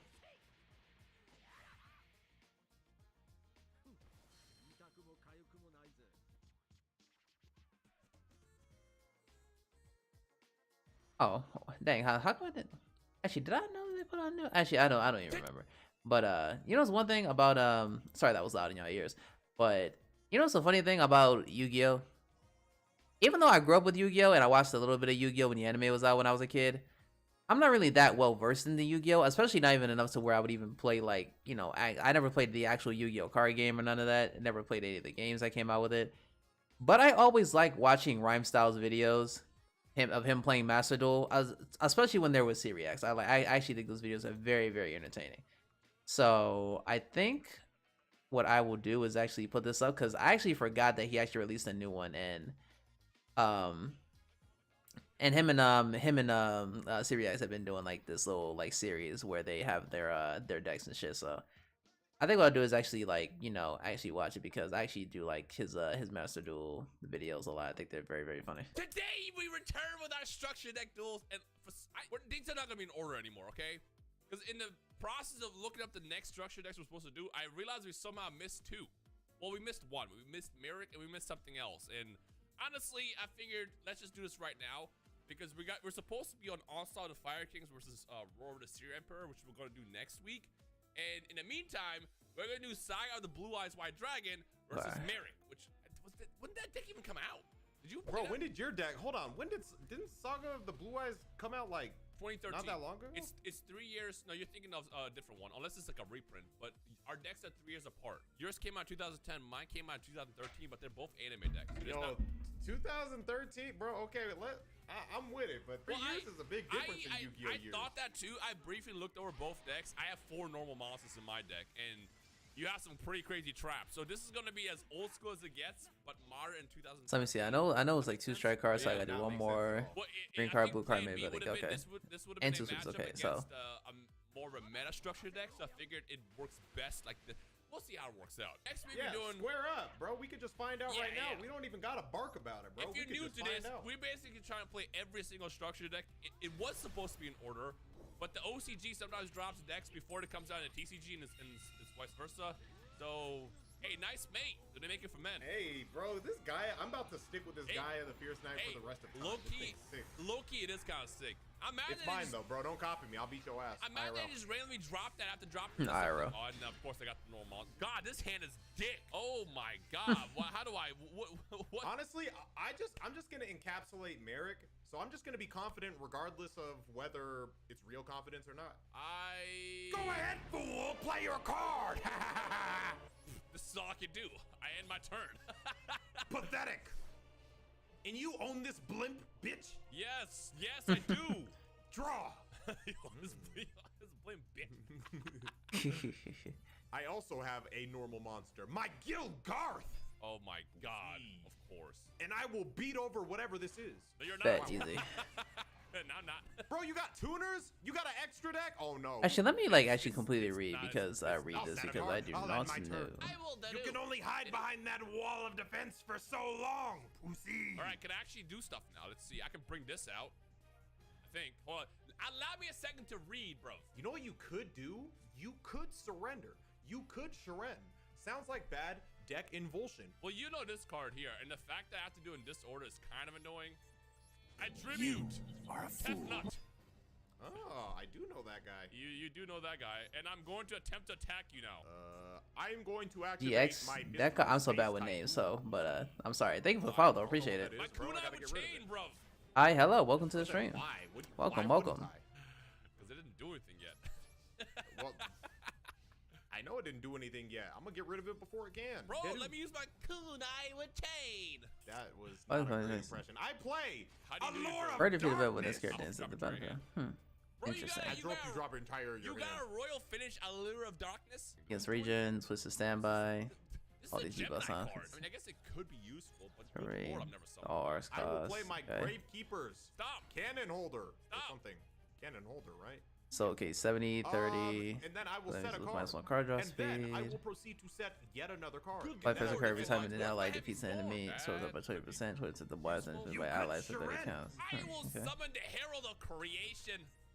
Gasp. It performs events, And he now steps proceed by to beat allies. the dying Burn Rs, allies, then Rex come by response. 3. Every does enemy keep by 50. Huh, how about that? Response. How do you respond, Rex? Was the banner coming out? I Friday. will allow this to go through. You also allowed this one as well, Rex. Friday at 2 in the morning, wherever you are. For me, it's I guess I'll you know, just take my turn EST. So yeah. Draw. Perfect. So yeah, I play my Friday. Nightmare Steel King. So on Friday, That's when the game resets on annoying. Friday. Buying me some time, lad. And then I'll end my turn. I don't like that one. Let me see. What were the challenges for this again? Now the Man ability. peons Because gonna okay. hate All right. this. Bet. Because I activate Swords of Reveal Light.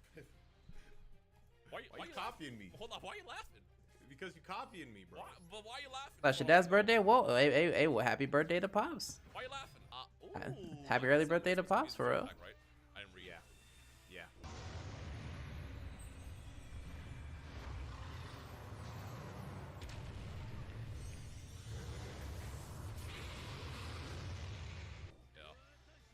And you still put it in attack mode. Yeah. You have swords though. I can't attack I it. can't do anything yet. I can't. That was kind of. Yeah, dummy. Bro summoned a Gemini monster and will thought he could equip- use its effect. I will equip this to my Blue Eyes White Dragon, Why? It's 0 attack right now, man. and I will set this card. I now end You're my a turn. dunce. Am I? Yes. What if I did all this on purpose? What if at that exact didn't. moment I draw. my brain worked and just like really did its thing there? What if? Brain doesn't work. I don't know. I feel like I did everything correctly. End my turn. You know why I did everything correctly? Like I said, literally, like I don't know that much about Yu-Gi-Oh as far as the actual card game, but again, their videos just them, their whole duo is just in. It's just hilarious to me. So I watch them either way. Rex? Draw. Because now you can normal summon your Darkstorm Dragon. And you know what that does? Blows up my field. It blows up your field. I activate Darkstorm Dragon to discard. Oh, I can discard this. Oh, it doesn't I matter. want you to know I got nothing like that in my deck, bro. That's crazy. And now, Rex, I will set Which actually, speaking of card games, I still have to finish watching Dion's video on the Dragon Ball Super card game, because that's a game that I said that they needed to make a digital version of the Dragon Ball Super card game, and they finally did, and he actually played the beta for it. So I gotta watch that video. Well, I have to finish watching that video because I didn't finish it, but because I am curious about how that game actually plays. So yeah. This card, and I will now proceed to beat thine ass for 0 and for 2,700. Okay, blue card, maybe blue cell, and 2 switches. Okay, got it. So the plan was I summoned Blue Eyes because I had Champions Vigilance, so that was gonna be like a negate basically. All right, I have to play Magical Stone Excavation, discard 2 cards to grab a spell of my choice. You had Lava Golem? I just drew it, but Huh. I needed to discard 2 cards. No, it's not. All right, I'll just end my turn. I will 2 then switches out of the cancel way. and attack you so we can go into game 2. I will attack for 0 because duh, and finish you off with 27. Bro, you got 3 years of privilege on Do this. Bro, if you saw the And then hand that this. I had to fight for this. I had to grind for this view. Let's see, was that? Okay, special All move, right, made bro, at ability least with you had something to cell. grind for. I had to grind for fucking Gravekeeper's Cannon Holder, bro. Yep, that was it. So I can just put this on auto. Damn, bro, I didn't know you got a monster that pops my whole field. I don't know if I have anything that It's can a stop that. Gemini monster, bro. You know how much work I have to do to get to that point? It's actually not that hard because This it's and is dick. Okay. set. Set. Do that. That's Set. pretty good. I play Necro Valley. Ooh. I end my turn. Pussy. I'm confident this time you're gonna lose and you're trash. Yeah, no, this again, this hand is dick. I set this. Maybe you should just be better at the game. Maybe you should do more push-ups. I will summon. Do more push-ups. Turning Angel. Once it gets destroyed, bro, it's No, I know what it does. I want to know what That's actually a cool effect on his graveyard and shit. That's actually kind of cool. the point of it is in this deck. Oh, you gonna regret. It's like a that. tornado. My Gravekeeper's Good guard. lord, he's got a lot of. Oh my god, of course. Go back to the hand and don't ever talk Why to me can't you again. return your card instead? No. I have my turn. Oh, you about to cartoonishly get your ass beat. One of my favorite levels in the game, by the way. Hey, bro, I got nothing in my deck to get over 2,400 defense. Bro, you played a 2,700 monster That last took time. 3 turns to summon. I play Foolish Burial, pussy. What is this going on? I don't know yet. Pussy. I'm gonna look into my grave. He's so stupid. We're both just activating cards to see what pops up. I'll send away. Well, the question is, can I get any of them out of the graveyard? If Does not, anybody know what Gaia's horse's name? Ipon. Can't name that every single horse that you come across. Ipon. Ipon. Okay, I guess I'll just There's send gonna be away. one person in the comments is gonna be like, I should do the new rush because Damn, I guess I'll I'm just trying to throw away a card Zenkai that I have. Purple Broly. Nope. I'll play my So, Gravekeeper's yeah. Commandant. Yes. That's a lot of damage. Attack mode. Pussy. I've never feared anything in my life. Pussy. Attack. The arse. Okay, okay, so 21 and probably focus on this cell's friendship in order to complete some of these missions. So yeah, I see clear something 3 times. I guess we're about to find You out. could And shred. complete 19 challenges in Will cell. I probably not. You're dueling exactly like I would expect a Platinum 4 duelist to duel. Right, I'm dueling right. like a Platinum I 3 play Pot of duelist. Greed. Oh. I will draw 2 now. Response. Coffin Seller. What I do? When a card is sent to your graveyard, you take damage. I don't like that one. My health is kind of low. That's was that good? It doesn't count because it was on the same chain. Was that good? That was good. Bro, you just picked up 2 cards. How could it not be good? Not good yet. That's not good. Not yet. Not yet. Not yet.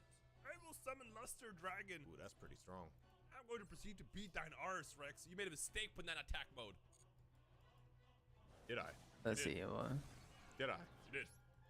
Did I? You did. Did I? You did. Did I? You did. Is it this? It might be this actually. Deru. Oh yeah, you're so cooked. You're so done. Honestly, Seren. Oh, I play Gravekeeper's Descendant. Oh my god. I will Beetle. First attack with Commandant. Pussy. I will do Fiendish Chain. Stop, bro. Stop, bro. I will attack. Pussy. This is bad, bro. This is bad. How do I stop this? Alright, yeah. So I think I'll do the rush now because I am trying to get these coins. Main phase 2. I'll end my turn for now. I need to draw the outdraw. That's the worst card I could have picked up, bro. Your only out is to Sharen. My only out is to just... Yeah, probably. Even then, I gotta get over Necro Valley, too. You're killing my graveyard. Deadu. You're right. I'm feeling kind of generous. So I'll replace Necro Valley with Necro Valley. I'm feeling kind of generous. I'm gonna activate Descendant.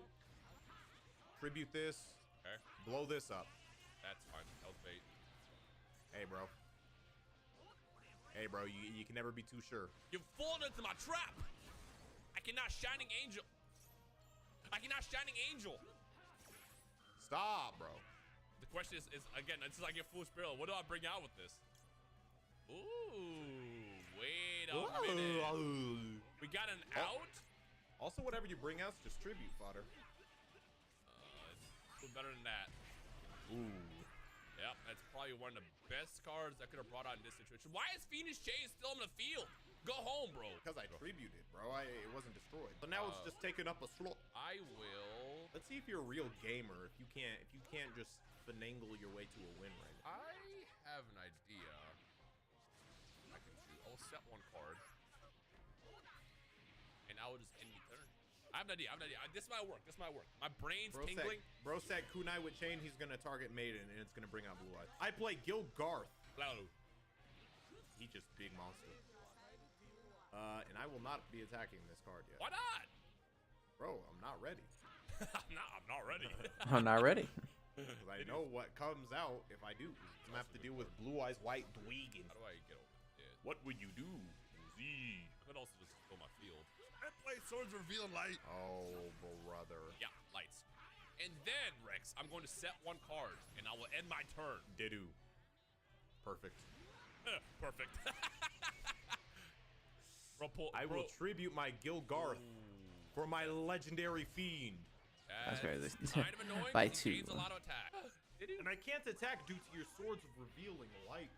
See, but I can. I summon Kaiser Seahorse, and I'm going to proceed to beat Dine Stop. ass. Just in case. That's fine. I will attack. Bro, let my legendary fiend get stronger. No.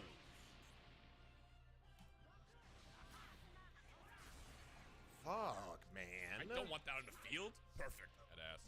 I end my Perfect. turn.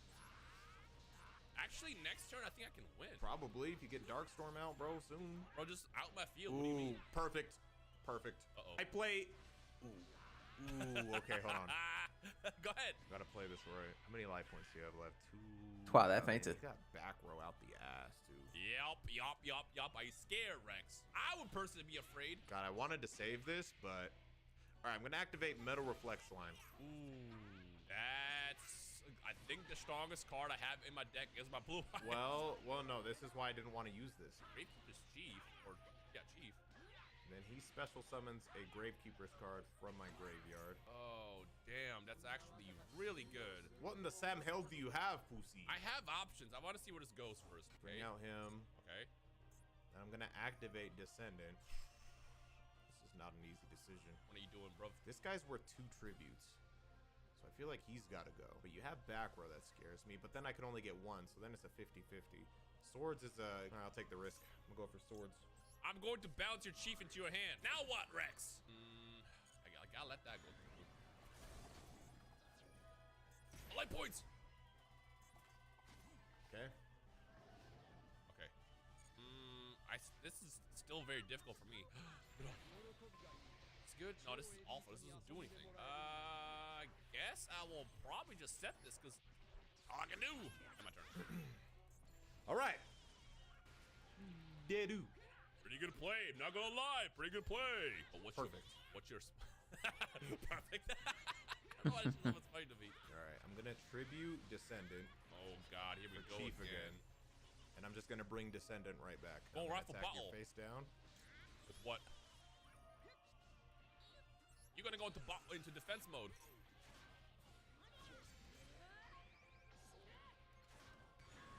Bro, I gotta draw the out like out the ass right now. Like, bro, give me my cards, man. All right, then main phase 2. I'm gonna activate Descendant, tribute, and pop this. That's fine. That was all just bait. But burn damage is gonna kill me. That's what I'm trying to stack up right now, bro. But the issue is I can't Because if I attack or target Maiden, then Blue Eyes comes out. So I don't really have a way over this yet. I drew a good card, but I need something else first. I should. See, this is the time when I actually need a high level card. Oh, Do we got the out? You made a mistake. Maiden with Eyes of Blue will negate the attack, but then change its own battle position. So you'll switch to attack mode. So if I play this, go into battle, attack, oh and no! you're forced to attack mode.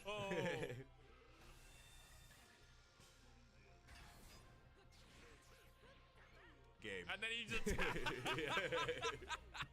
If you would have had it in attack mode, then I would have been in You know, I did that in the beginning, and I'm like, is this smart? But then I play swords, and I'm like, it's fine. And then I just never throw it back. All right, game 3. Oh, and I had just drawn Soul Exchange too, so all I needed was one high-level monster, and I would have been chilling. I'm gonna go first. I guess this is the difference between a flat 3 and a flat 4 duelist. Exactly, bro. I'm glad you realized that. Maybe one day, if you keep doing push-ups, bro, you'll get there someday. Ooh, that is very decent. All right, we're gonna set this. Oh, actually, I know what the point of it is. Actually, 1 for 1. I send my.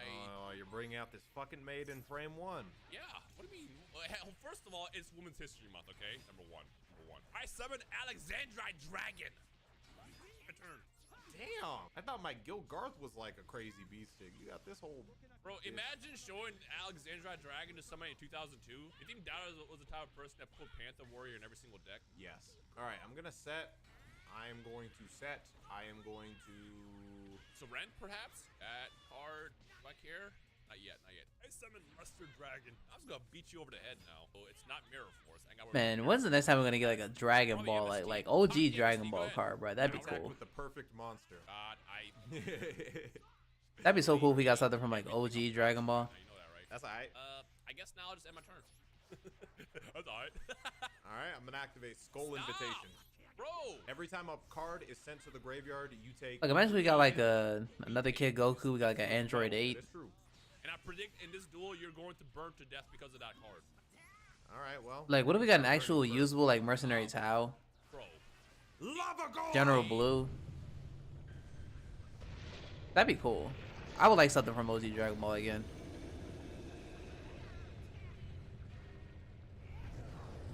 Ain't no goddamn way. Lego, Lego, Lego, Lego, Lego, Lego.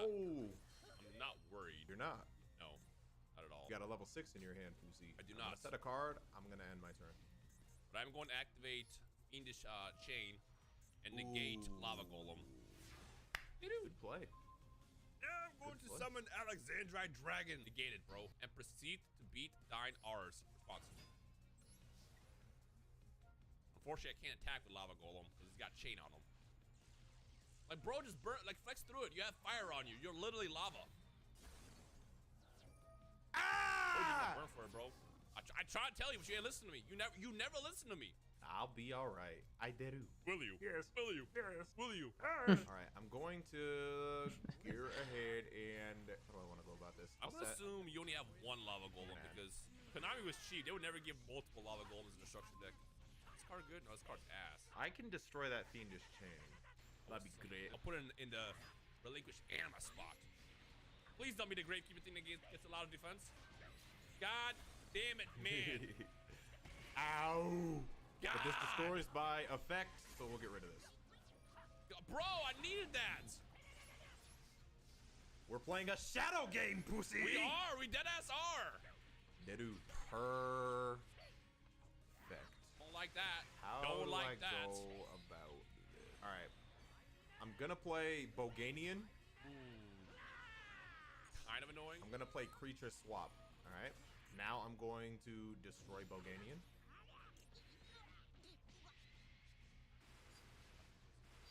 Well, actually, I do. I activate Castle of Dragon Souls.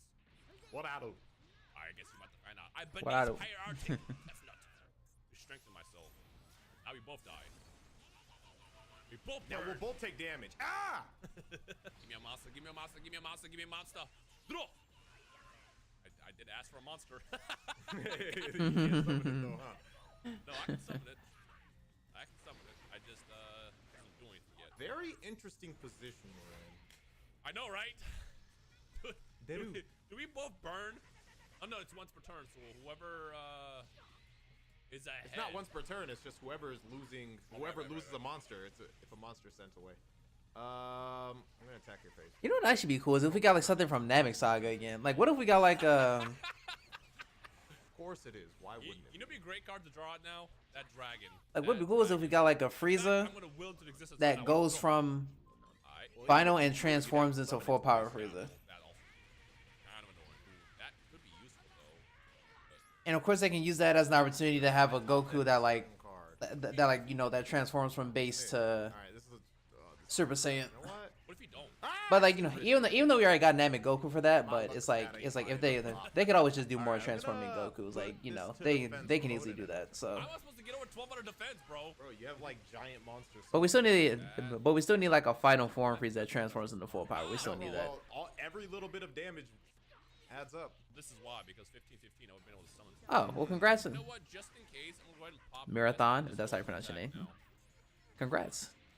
Why won't we pet on? No, I'm not gonna do that because you're gonna have something to just pop my back row and then destroy my card. Bro, stinking over there. What does Castle of Dragon do?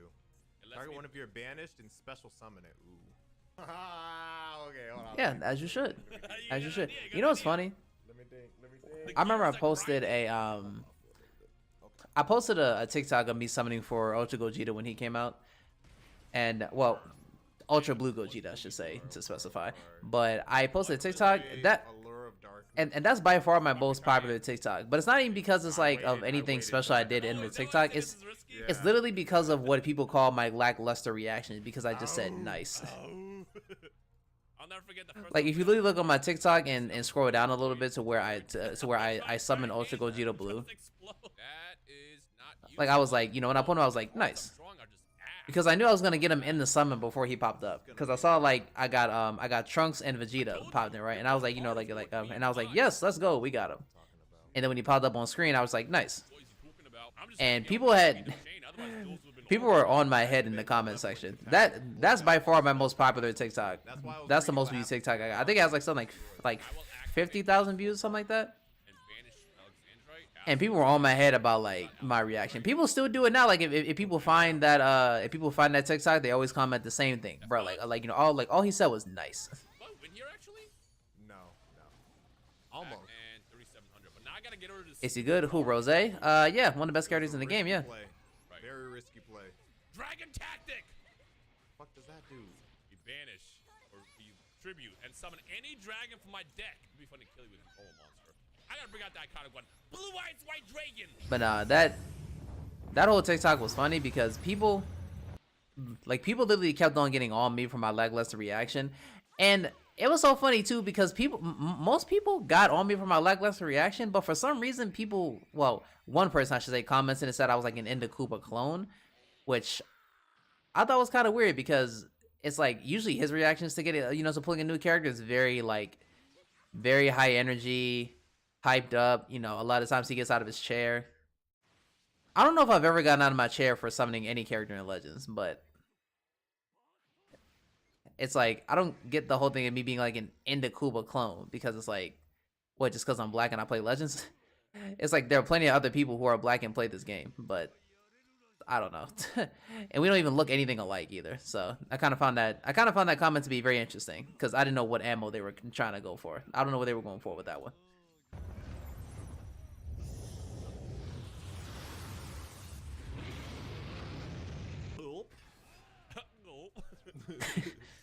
And I can special summon something else. Let's do Rabbit Dragon. But the question is, how do I not burn to the heat from Lava Golem now? All right, I'm gonna set a card. I'm going to set a card. I'm going to set a card. And I'm going to end my turn. I don't know if you have. Alright, during draw phase, I'm going to activate Coffin Cellar. Just in case you tribute any monsters, start getting rid of stuff. Just burn you a little bit. No, I got no tributes. What I'll do is, I'll set this to defense mode. And I'm going to just attack. I don't know if you have Mirror Force in this deck or not, but I always assume you do. That's so annoying, but it's an attack mode at least. Yeah, that's Actually, no, I why, should put it over here what so do I that way it's even not have? What would I covering, bring out in attack mode that does anything my in this other thing, situation? actually. I should put it, like, still want literally this just, card like, to right get me above my killed. head. Okay, I'll activate it. I don't know what I'll bring out. I don't know what's in here. Or actually, I could just put it right here in the middle like this. Don't like that. Whatever you Because, bring out, don't like that. you know, Well, it's not activated right now. Hold on, let me perfect, fix that but real quick. It'll suffice. Let me This is fix such a Mary Alright. deck, too. I'm gonna bring out Dark Geroid and lower your attack by 800. I will attack. So you do a little less damage. I still have trust issues. I don't know if you have Mirror Force or not. Gulp. Well, I feel like the smart thing to do is will be to Oh, gain no, damage. no, it's not the right one. Right Okay. We'll actually fix Perfect. itself. Okay, so Alright, that's fine. I gotta get you to burn to death. man. Bro, Alright, I'm gonna about set. to. I'm gonna end. Probably Nightmare Wheel. That is a really, really good card. Hey, you know, how about you go ahead and burn too? Let's pop that card back there. What is that? Hey yo! What is that? What is that? Leave it be, man. Knew Leave it I knew it was be. Nightmare Wheel. The second you said you got burned to death. Leave it be, bro. Okay, so now Damn it. again, I'm gonna assume a Blue Eyes will be my line of defense. I will just now attack. Is it Mirror Force? Let's find out. Is it Mirror Force? Oh, okay, okay. Now I know what I need to. Activate Okay, Metal Reflect I know Slot. what I need to do to make sure that doesn't happen Oh again. my God. Okay. I cannot get over that. Your only out is dark. That dragon thing. Dark Oh, Storm Yeah, hold on, I'm no. gonna change the setting real quick so that way this no. doesn't disappear ever You again. have the out in your deck, but you gotta draw it. My out, I think Stamping Destruction is the only.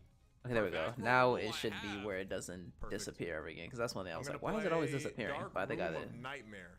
Oh, Yeah, no. I think we won't do it ever again. Don't draw it. Don't draw it. Don't draw it. Wait. Ah! Sorry, bro. I'm just better. Did you draw it? I'm just better. I activate Wing Beat of a giant dragon. Wait, that doesn't do anything. It's retracted. You idiot. Oh, but I Oh, can do that this. includes. Yeah, it includes that. I Fuck. tribute my stuff. My stuff for Blue Eyes White Dragon. My stuff. My ace card. My ace sponsor to have a battle. Yeah, I got since Robo UI Goku. 2002, and now proceed to beat Dine Arse Rex. Bro, you lucky you had a Good 3-year lead on me, bro. Bro, the cards I played from 2002. Wouldn't be into a giant dragon. I have like most characters in this game except for like a few like Anyway, most All-Star banners I don't have, and I think the only LF character I don't have in this game is Jiren. All right, we'll see you guys in the next one, which is going to get pretty hot. Pretty sure LF Jiren is like the only LF character in this game that I don't have. Shut up. Shut up. Okay, that was good. MUI? Yeah. Like I said, I literally have every single, well, almost every single character in this game. And the only LF character I don't have is Jiren. And that's a good thing, because I don't want Jiren. But hold on, let me go back to that. Aha! Here it is. I wanted to finish this video. It'll play, I was about to say. Intro so you can kind of at least follow along. But pretty much, you see his life, you see my life. I'm trying to get his life to 0. He gonna try to get my life to 0. Hopefully you'll be able to understand as we go through, but I think I'm gonna cook. I have the advantage of knowing how to play the game a little bit. All right, so it's my turn. At the beginning of each turn, you have your charge phase. You can choose whether you want to put a card down as energy, so you can build up your energy, which allows you to use different cards, or if you want to just pass. But I'm obviously going to start building up energy immediately. I don't know. What are these avatars, by the way? What are these avatars? They look kind of weird. What this guy does, but I'm just going to use him as charge right now. I could see what he does, but honestly, I would rather just play charge and not think, because I'm Goku and Vegeta says now you that in. I have one energy, You talking about I tag could Goku, play Blue, and Vegeta? But I'm actually gonna save him, because what Vegeta does is he has double. You strike. said assist, So I and kinda wanna save that him kind of had for me a clutch confused. I'm moment pretty sure be like, towards you know, the tag end Goku and Vegeta, where which, I can finish off my opponent and they won't see it coming. you know, What I'm gonna understandable. do is Which, you I'm know, gonna go ahead understandable. and just attack with my leader against his leader, Zamasu. Destroy. I wouldn't be surprised if they got like a This game, platinum if your equipment, attack like is the same as your opponent's attack, sooner rather than the later. I attacking wouldn't be monster surprised wins. if they Like in did. Yu-Gi-Oh! If they Like have I the wouldn't be same surprised attack if this as like they both die. In this the like attacking of like Legends monster Festival this or year, attacking they got like a character. platinum equipment or I could something choose because to add some combo strength to my attack. I don't find it because, yeah, they definitely necessary, fell so I'm off. just gonna end here. they're still a decent Gonna character in save my up opinion, resources but for a they definitely moment fell later, off. maybe. And he's gonna let it go I mean, through. you know, I mean, as they, you know, as they should, because Next, I'm gonna activate Zamasu's skill. they literally So came out like basically, what I 2 years basically ago. can get rid of one of my life, Send it to the drop, which is like the graveyard. I have to pick a random one. I think it was So 2 that's years gonna go ago. to Was the this? drop. Yes, I think they came And out then I can Legends draw a card. Festival. Okay. But I think it'll be worth it in the end. Yeah. because As you can Yeah, Legends see, Festival 2021, my so yeah, awakened yeah. condition, which Yeah, is like when 2 I can years flip then, my card yeah, over so- and make them stronger, is when my life is at 2 or less. Yeah, So there's still a if we cool can get it unit. low There's still a cool enough unit that to anybody activate would that, be. then It'd you be guys nice to can have. see my transformation. I am the king of games. Did this guy not put anything? Okay, no, he has 2 energy built up. So his energy right here is in the top right corner. My energy is in the bottom left. Basically, the number on your energy tells you which cards you can play. So, like, for example, I have, so look, he just used 2 of his energy to bring out a 20,000 beat stick. I think I'm going to take this attack. I want to save these resources. So what this Whis card does is he's a counter. I can just negate the attack straight up. I'm going to pass. I'm going to let this go through. I'm going to take the damage because, again, I get benefits for my life going down. He's not going to combo with anything. I am not going to either because I'm okay with taking this hit for now. We're going to save our resources for a little bit later. You guys signed for a whole Vegeta's scene? Now, that's good to know. Gonna pass this. Okay, that's so cool. basically, before he goes into his offense step, which allows him to, add more oomph to his attack, I could choose to counter with my Whis card. But since I chose not to, he chose not to add any strength to his attack. I'm gonna go ahead and add. I'm gonna go ahead and protect myself from this one. So I'm gonna combo with this Goku Black, putting me plus 5,000, and we blocked that. We blocked those. That's all I said. All right, now it's my turn. All right, so first charge phase, we're gonna set. Oh wow, this card's really Best way to good. get CC? There's a few ways. Soul boosting characters. Literally any characters like soul boosting characters. Raising friendship on characters. Look out for certain missions that give CC. First, I'm gonna attack with. Those like the main ones, like friendship and like soul boosting. Those like the main ways for like CC. Other than that, just make sure you look for certain missions that give CC. And if you look in your missions tab and scroll down different events, they'll let you know what missions and what events give out like CC. So yeah, I'd be on the lookout for those. I'm gonna go ahead and play my Vegeta Savior of the Future. But yeah, that's why sometimes I just like randomly soul boost like hero characters I'm gonna use one to play Vegeta. or EX characters because you soul boosting characters, can get you CC. Frieza. And also friendship. Where I can add Raising friendship life on to my hand, characters also does that, and which is Vegeta good that plus there's like a friendship 10,000. event out right So now. I'm at I wish it's got like a 15,000, permanent which is thing where we enough, could just and keep on Vegeta going does and double going, but damage. So yeah. I'm gonna add a little more pressure here. But yeah, ranking up I'm gonna your throw unit's friendship down also helps you with that. Son So Goku to go plus 5,000, so I'm at 20,000. So he has to get above 20,000 to not take damage. also certain shops Probably give going to, out 'cause I do double CC damage. during Is he gonna let different go through? events. Oh wow, he let it go. So always through. be on the lookout for those. See, look, instead of going down 1, Um, he went down 2. Like there's one shop that that when it resets, it has like what, like 1,500 CC in there. So now he I can think. flip over. Actually, no. I think it costs His 1,500 coins to awakened get the when your life CC is out at of it. 4 or less, so he's I don't think it's probably gonna 1,500 CC. start That'd be kind of with crazy. that, I think where it costs Frieza 1,500 of the currency in that Goku. shop. But can I just say they need to Okay, so change he's the gonna way that play they, Goku. which is funny because they've actually gotten better with how the shop looks and all that He has stuff. an They ability where you can they choose kind of a card from hand, condense place it in the drop. the shops in a He way, plays so his it's a little card. bit easier for people to Oh. He flip just through. But countered they my still need Vegeta, to my double damaging Vegeta. Well, luckily I have another one. they still need to Yeah, like. the card goes to the drop, it's There's just super way easy. too many shops in this game. They need to lower the amount of shops in this game. Bro, why you got such low quality when you speak? Hold on. I want to see if I can switch it to English. I think I can, but I'm already in this one. He played Sorbet. Sorbet's a blocker, so when I choose to attack his leader, he can divert the attack to the blocker card. Do I want to counter? This is 20,000 damage. I'm gonna let it go through. I'm gonna let it go through because I can awaken once I have 2 or less. So I think I'm gonna let 2 attacks go through right now. And then I'll stop 1. All right, yeah, we'll just let that go through. We're gonna save our resources for the climactic moment, for when we truly need it. All right, things look a little shaky. It's gonna look a little scary, but if we take 1 more attack, which I will take, or will I? Maybe I could stop this. Oh, he's comboing. Yeah, I'll take that. I'll take that hit.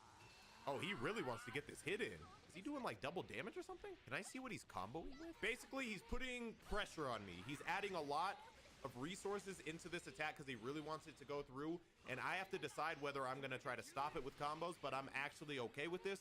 So I'm going to let it go through. We're going to take the hit. Hey, bro, chill. Bro, that I'm not gonna lie, that scared me. I thought like he was about to KO me. I don't know if you can see it in my face. I got really scared. I thought I was done. Let me just say the animations in this card game are like really cool. Like the models, the animation, everything is like really cool. Thought I was a goner. All right, but now my life is at 3, and we have a lot of tools to stay alive. These Piccolos are going to be super useful. I have these Whis that can straight negate attacks. We will have to get rid of this blocker. So I have some ideas. Oh, he got rid of his own Sorbet. I don't think that was a good idea. He did that so he could draw a card. That's very Frieza-like of you. Oh wait, did he get his energy back for that? Was that his ability? Hold on. He might have just cooked. Choose up to 2 of your energy, switch them into active. Oh, no. Damn. Okay, well, I definitely have to stop this. Actually, let's see what type of resources he builds in. Because I'm not too worried about a pool. He does combo to bring it up to 25,000. So honestly, all he's doing is setting me up so I can go into my Awaken. It looks rough, but look at all this card advantage you get for taking damage. So that's why the game has this, like the built-in comeback mechanic, really. This one needs 10 energy. Let's face it, this duel's not going to go long enough for me to get this out, I don't think. That's charged. Maybe I shouldn't have. Maybe I should have read that a little closer, but you know what? It is what it is. Okay, let's see if I have anything where I can win this turn. So basically, I need to do 2 damage to Frieza. Okay, well, for starters, it's time for us to turn. It's time for us to take it to the next level. Yeah, beat off Arms Zamasu in the building. Oh, this card is clutch. Now that I'm flipped over, instead of taking damage, I'll just Fire lose cards on the top of your five deck in cards the of my drop deck area. instead, which is scary, but you know what? It could save us. My issue is I need to save some energy so I can use this Whis coercion or whatever. All right, let's just attack with Zamasu on the leader. Let's put a little pressure. I'm gonna combo. And I'm going to combo. I'm going to save these Piccolos. Those are going to come in handy. Yeah, because this would be plus 10,000. But I have 3, so I could. All right, Jax. Well, I appreciate you stopping by, following all that good stuff. I probably am gonna be live like later on. I'm gonna probably do like what I'm probably gonna do is like is finish up the rush event, and then after that I'll probably get some sleep because I've literally been up all night. So I'm probably gonna get some sleep, and I'm probably gonna be live later for more Legends into Persona because that's what I've been doing lately. So yeah. So if you come back, hopefully you join for the Persona. And again, Vegeta does double damage. I think he has counter cards. Oh, he is countering. He's countering. Fatherly love saves the day, bro. That's not your dad. I can still, from life to hand. Nah, I'm not going to do that. That's too risky now. It's too risky now. That's for like a kill shot. So I guess I may just have to end there. If I can keep Vegeta alive, then I could potentially win next turn. But things are definitely tight now. Oh no, he's gonna KO my. Oh, he's gonna KO my Vegeta. I can't counter that. It's just a pop. It just pops a card. It's like in Yu-Gi-Oh! If you target something and just destroy it. And I only have things. Oh, this does double damage. We gotta stop this for sure. I don't even want to risk it. I think I'm just gonna go Whis counter. But actually, I would just lose. It's so funny how he's using like Merge Fuse Zamasu right now. Like it's funny how he's using Crowd Merge Zamasu, and that's literally my enemy right now in Legends during this event. I'll decide whether I want to stop it or not. We have Piccolos in our hand that will protect us. He chooses not to do anything. I think I'm just gonna use 1 Piccolo, and that should put me up. Yep, enough to survive. So I'm just gonna let that go through. Block that. We're gonna save 1 Piccolo for an attack. He can attack twice and it does double? What? Then this card gains double strike. Oh, double strike. Wait, what? I'm so confused. All right, well, it should just remove cards from the top of my deck, right? So what did that say? What did that text say? I know what this means. I don't know why I was confused. I assume like when it says then this card gains double strike for the duration of the turn, it can attack twice. That's what I assume it means. All right, well, it should just remove cards from the top of my deck, right? All right, he's boosting it up to 20,000. I could stop it, but I think I'm fine because of Zamasu's ability to just kind of like hold the fort. Let's try it. Yep, our cards went down from 27 to 17. Okay, I can't let that happen too many times though. All right, we're gonna pass this. Let him use up his resources. All right, defense step. I am gonna go ahead and counter this one with Just a standard. Actually, this could come in handy as an extra attacker next turn. I don't want to waste Piccolo. I'll use my combo fodder as Gowasu. All right. Now we have enough to defend that. Man, they're so strong. Why are they all so strong? You know what? Let's pass the counter. See what he does combo-wise. He might be out of... Yeah, he might be out of stuff to protect. So I'm actually... I have energy. So you know what? I might as well use some of the energy. I'm not going to be playing this level 6 card anytime soon. So I'm just going to go ahead and use 1 energy for that. Go plus 10,000 to 25, and now we're good.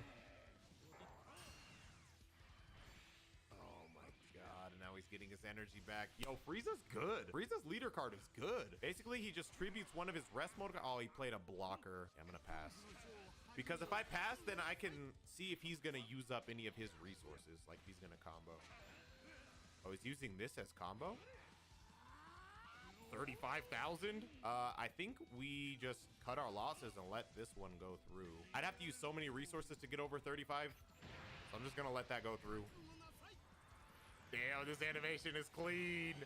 It is a clean animation. Okay. And we just lose 5 cards from our deck. All right, is that all you got? Are you done?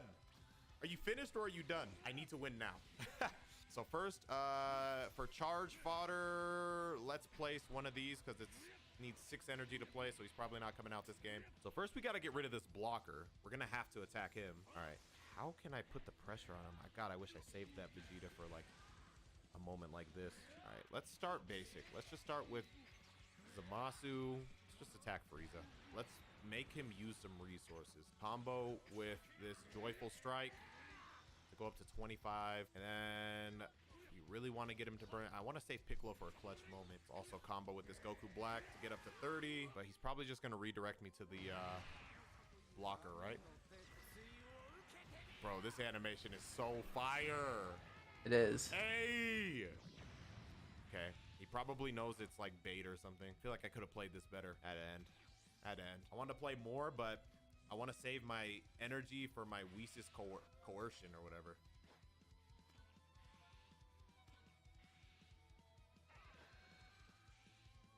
Sheesh, 35. Okay, so that's just for the duration of the turn that it was played. So it doesn't have double strike anymore, but it does have dual attack. So he can attack twice.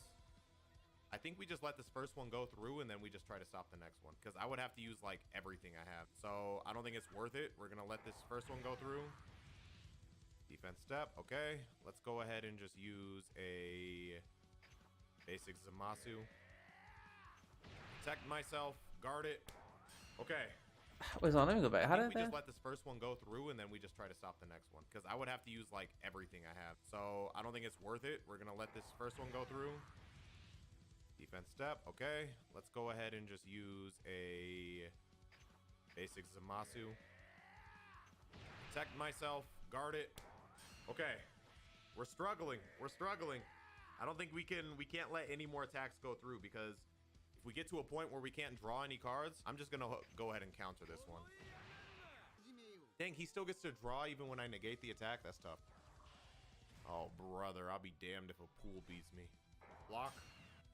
God, what else are you doing? 2 of your energy, switch them to active mode just by placing one Frieza's army. Bro, he just gets rid of one of his army people to gain energy. Oh, not you. He has double strike, so I have to stop both of these. But he can attack twice, right? Yeah. God, as much as I wanted to save this card, I'm going to have to go ahead and use it. Okay. Damn, finally. Barely survived that turn, man. All right. What am I using as energy? This is a battle card. A battle card could be useful. I think I just got to go all in on my battle cards. I don't think I survive next turn. I might mess around and just get rid of my counter. Nah, I should get rid of Time Ring. I feel like this isn't doing nothing for me. Now I got to pick. I can only play one of these cards. I can only play one. Okay, so this will get rid of the blocker. I think this is our best move. We have to get rid of that blocker so our attacks can guaranteed go through. So let's go ahead and play this. Boom. Activate, get rid of Sorbet. All right, and we got 20,000 damage. We just need to hit him twice. Do I combo with anything? Maybe not. Maybe I should. See if it goes through. Oh, it went through. Does he have nothing to combo with? Is that game? I have to go all in on my combo. Boom. Boom. Finish him off. Zamasu for 30,000. Come on. Come on. Get through. Let's go. Yes. Finish. Oh! Let's go. Big dubs. Zamasu the GOAT. What a tough duel, man. There was a That's lot actually pretty going cool. on, and I'm sorry it's kind of hard to explain as I'm like playing this, like explaining it to a crowd that I assume probably doesn't fully know what's going on. But that was a really good duel, man. I want to cover this game a lot more, so be sure to subscribe if you want to watch more of this in the future. This game is so much fun. I haven't even been able to make my own deck. These are all like pre-made decks. He's using a pre-made Frieza deck just because there's limited cards right now in the game. But like when this gets to the point where there's just like a slew of the cards that actually exist in the TCG and being able to make my own deck, like this game is really fun. I'm not gonna lie. I don't know, that win felt really good, but let me know what you guys think in the comment section below. Make sure to leave a like. My goal is 1 million subscribers by the end of the year, and honestly, whether you guys like this or not, I might be covering this regardless, whether it's here or on Twitch, because this game is really fun. Would you look at that? My outro's played. Yeah, that game definitely does look really fun. It does. Like I said, I've said it. They needed to have that be a digital version, just because of the crowd that they could bring in with that. Just the crowd that they could bring in with that. Because I remember when in Kakarot they added that little card game inside of it. I even thought to myself, what if they literally just just made that as like a separate game? That'd be really cool. Like that'll bring a whole new slew of people who just want to like play just the card game. So yeah.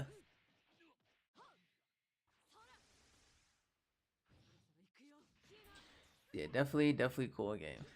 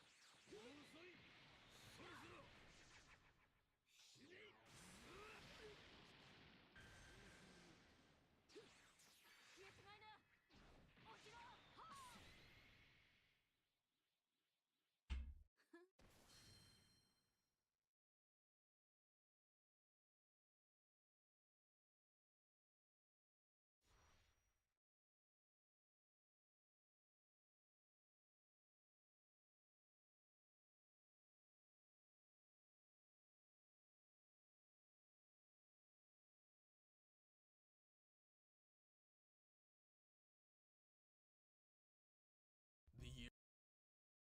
Sorry, just looking through some stuff.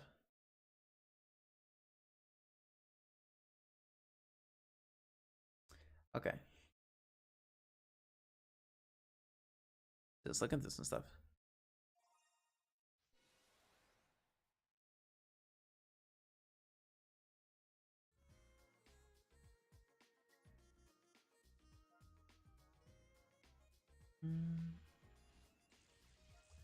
Man, when is Omega Shenron gonna get like a... Because it's so crazy how with the free-to-play... Like, the free-to-play Ultras both have, like, unique equipment. Except for Omega. Why? What are they saving that for? It's like, bro, they literally had that prime opportunity during Legends Festival when they were releasing GT. Like, that was their opportunity, but they said no. Because imagine if Omega literally just had such a busted unique equipment that he became viable. That would be really cool. That'd be really cool. But I guess it's like, nah. Nah. It's kind of fucked up, but hey. It's their decision.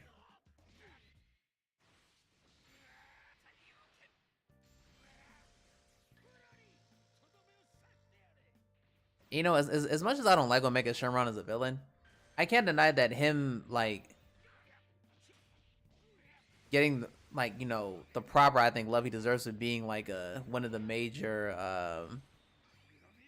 GT villains. It's like, it would help out a lot with this game. It would be healthy for the game. It would. Because GT is just a tag that doesn't really get buffed like that, so.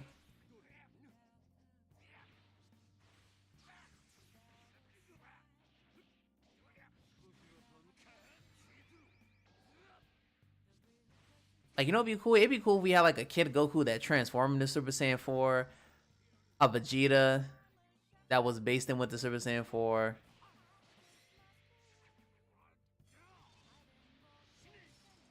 It'd be cool if we had like a baby Vegeta that was like the grade 8 Vegeta that we have in this game, where he has like an ultimate that makes him go grade 8. Like, that'd be so cool, but you know, we probably won't even get units like that if they do decide to release them for like a long time. So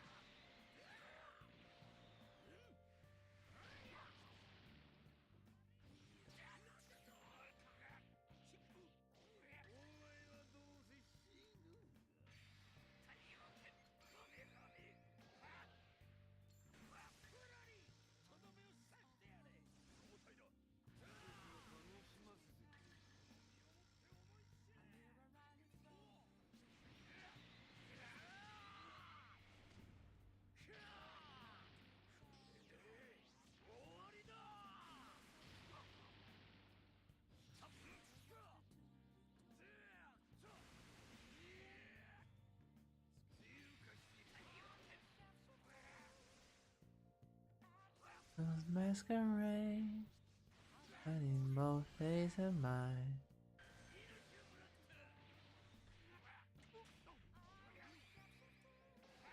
Wow, I'm surprised that my phone is actually not dead yet. It's only on 1%, so it's probably about to die.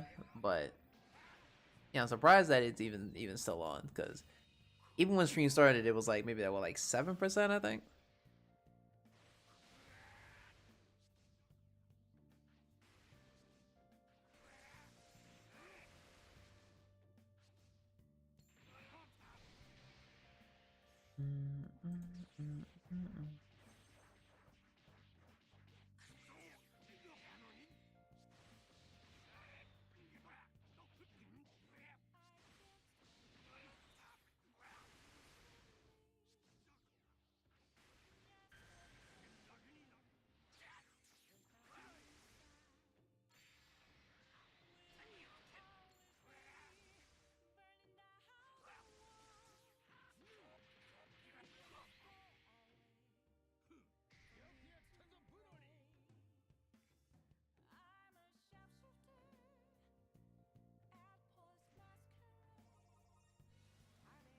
Both days of mine, never used to draw.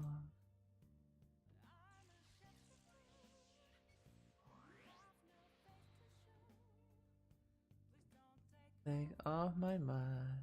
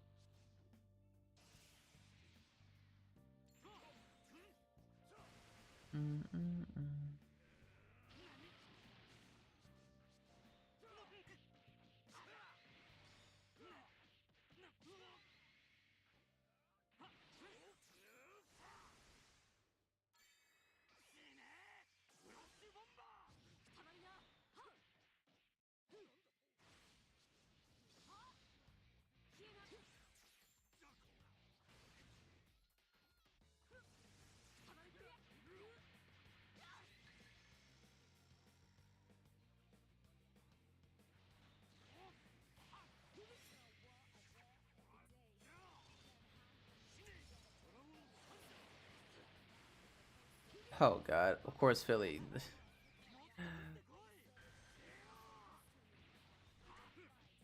course Philly on Mars posted the video like it's technically yesterday, because it's 12 hours ago.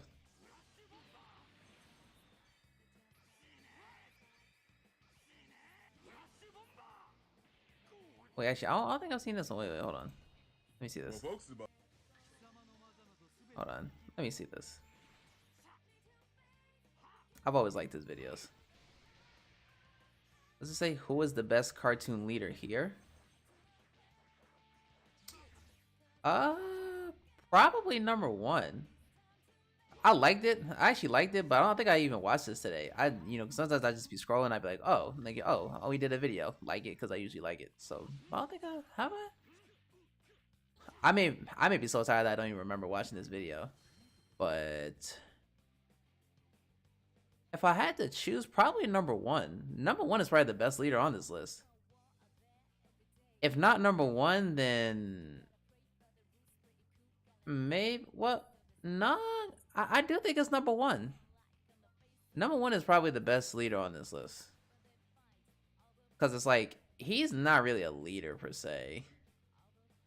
He's not really either. Mufasa was a cool leader, but then like he let Scar like he let Scar do what he wanted, and that's kind of it's not a good thing. Most people don't even listen to Woody until his story until something went bad. It's like they didn't really listen to Woody like that, really. So Eddie's too self-centered to be a leader. He's just too selfish. He's even willing to like go behind the backs of Double D and Ed to get whatever he wants. So I don't think he's a good leader. Leo can be a good leader though. He can be, but there are times where I feel like he kind of falters at times. I feel like Leo can be a good leader, but I feel like there are times where he messes up. So if anything, if not number 1, then maybe Leo. Robin I don't think is that good of a leader, because a lot of times he's broken up the team before. So Blossom I don't think is a good leader. I don't think she's a good leader, but hey, what my man Classic Man gotta say? I got tagged in this one today, and it says, who here is the best animated leader? I really wouldn't call TJ a leader. He's just the most outspoken and likable in the group. In fact, there's a whole episode surrounding TJ being a people pleaser. More often than not, his friends keep him on the right track because he's a bit naive. Fossa was a decent leader for the Pride, I will give him that. I'm definitely not giving him great leader status when he keeps allowing an obvious op to threaten him and his succession. Then he's genuinely surprised when he's betrayed. You're stupid. Boy, half the time the toys barely even listen to Woody. In fact, they don't That's what I'm saying. Until shit get rough for them. Quite frankly, Blossom has a lot to learn when it comes down to becoming a leader, and the other girls have to hold her accountable a lot of the time too. I don't know if I would say Fred is a good leader. He's not telling the gang to split up. Most of the time when they capture someone, they're just winging it. Leo has already admitted that the burden of being a leader is too much on him sometimes. Eddie's too self-centered to be a good leader. I really want to say Robin, but he causes way too many rifts in his own team. It's been shown multiple times he is not the glue that holds the team together, but number 1 is the glue that holds them all together. He embodies the leader role the most. Well, that's a fact. That's a fact. Hey, I knew I liked this video for a reason. But yeah, that's facts. Number 1 is definitely a great leader. Definitely a great leader. But yeah, I think that's probably where I'm gonna end stream today.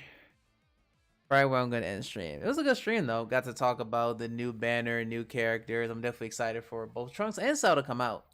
I'm definitely excited. I'm probably not gonna go too hard on the banner just because anniversary is very close. And plus we don't know what else we might get in April, so I'm not gonna go too hard on the banner.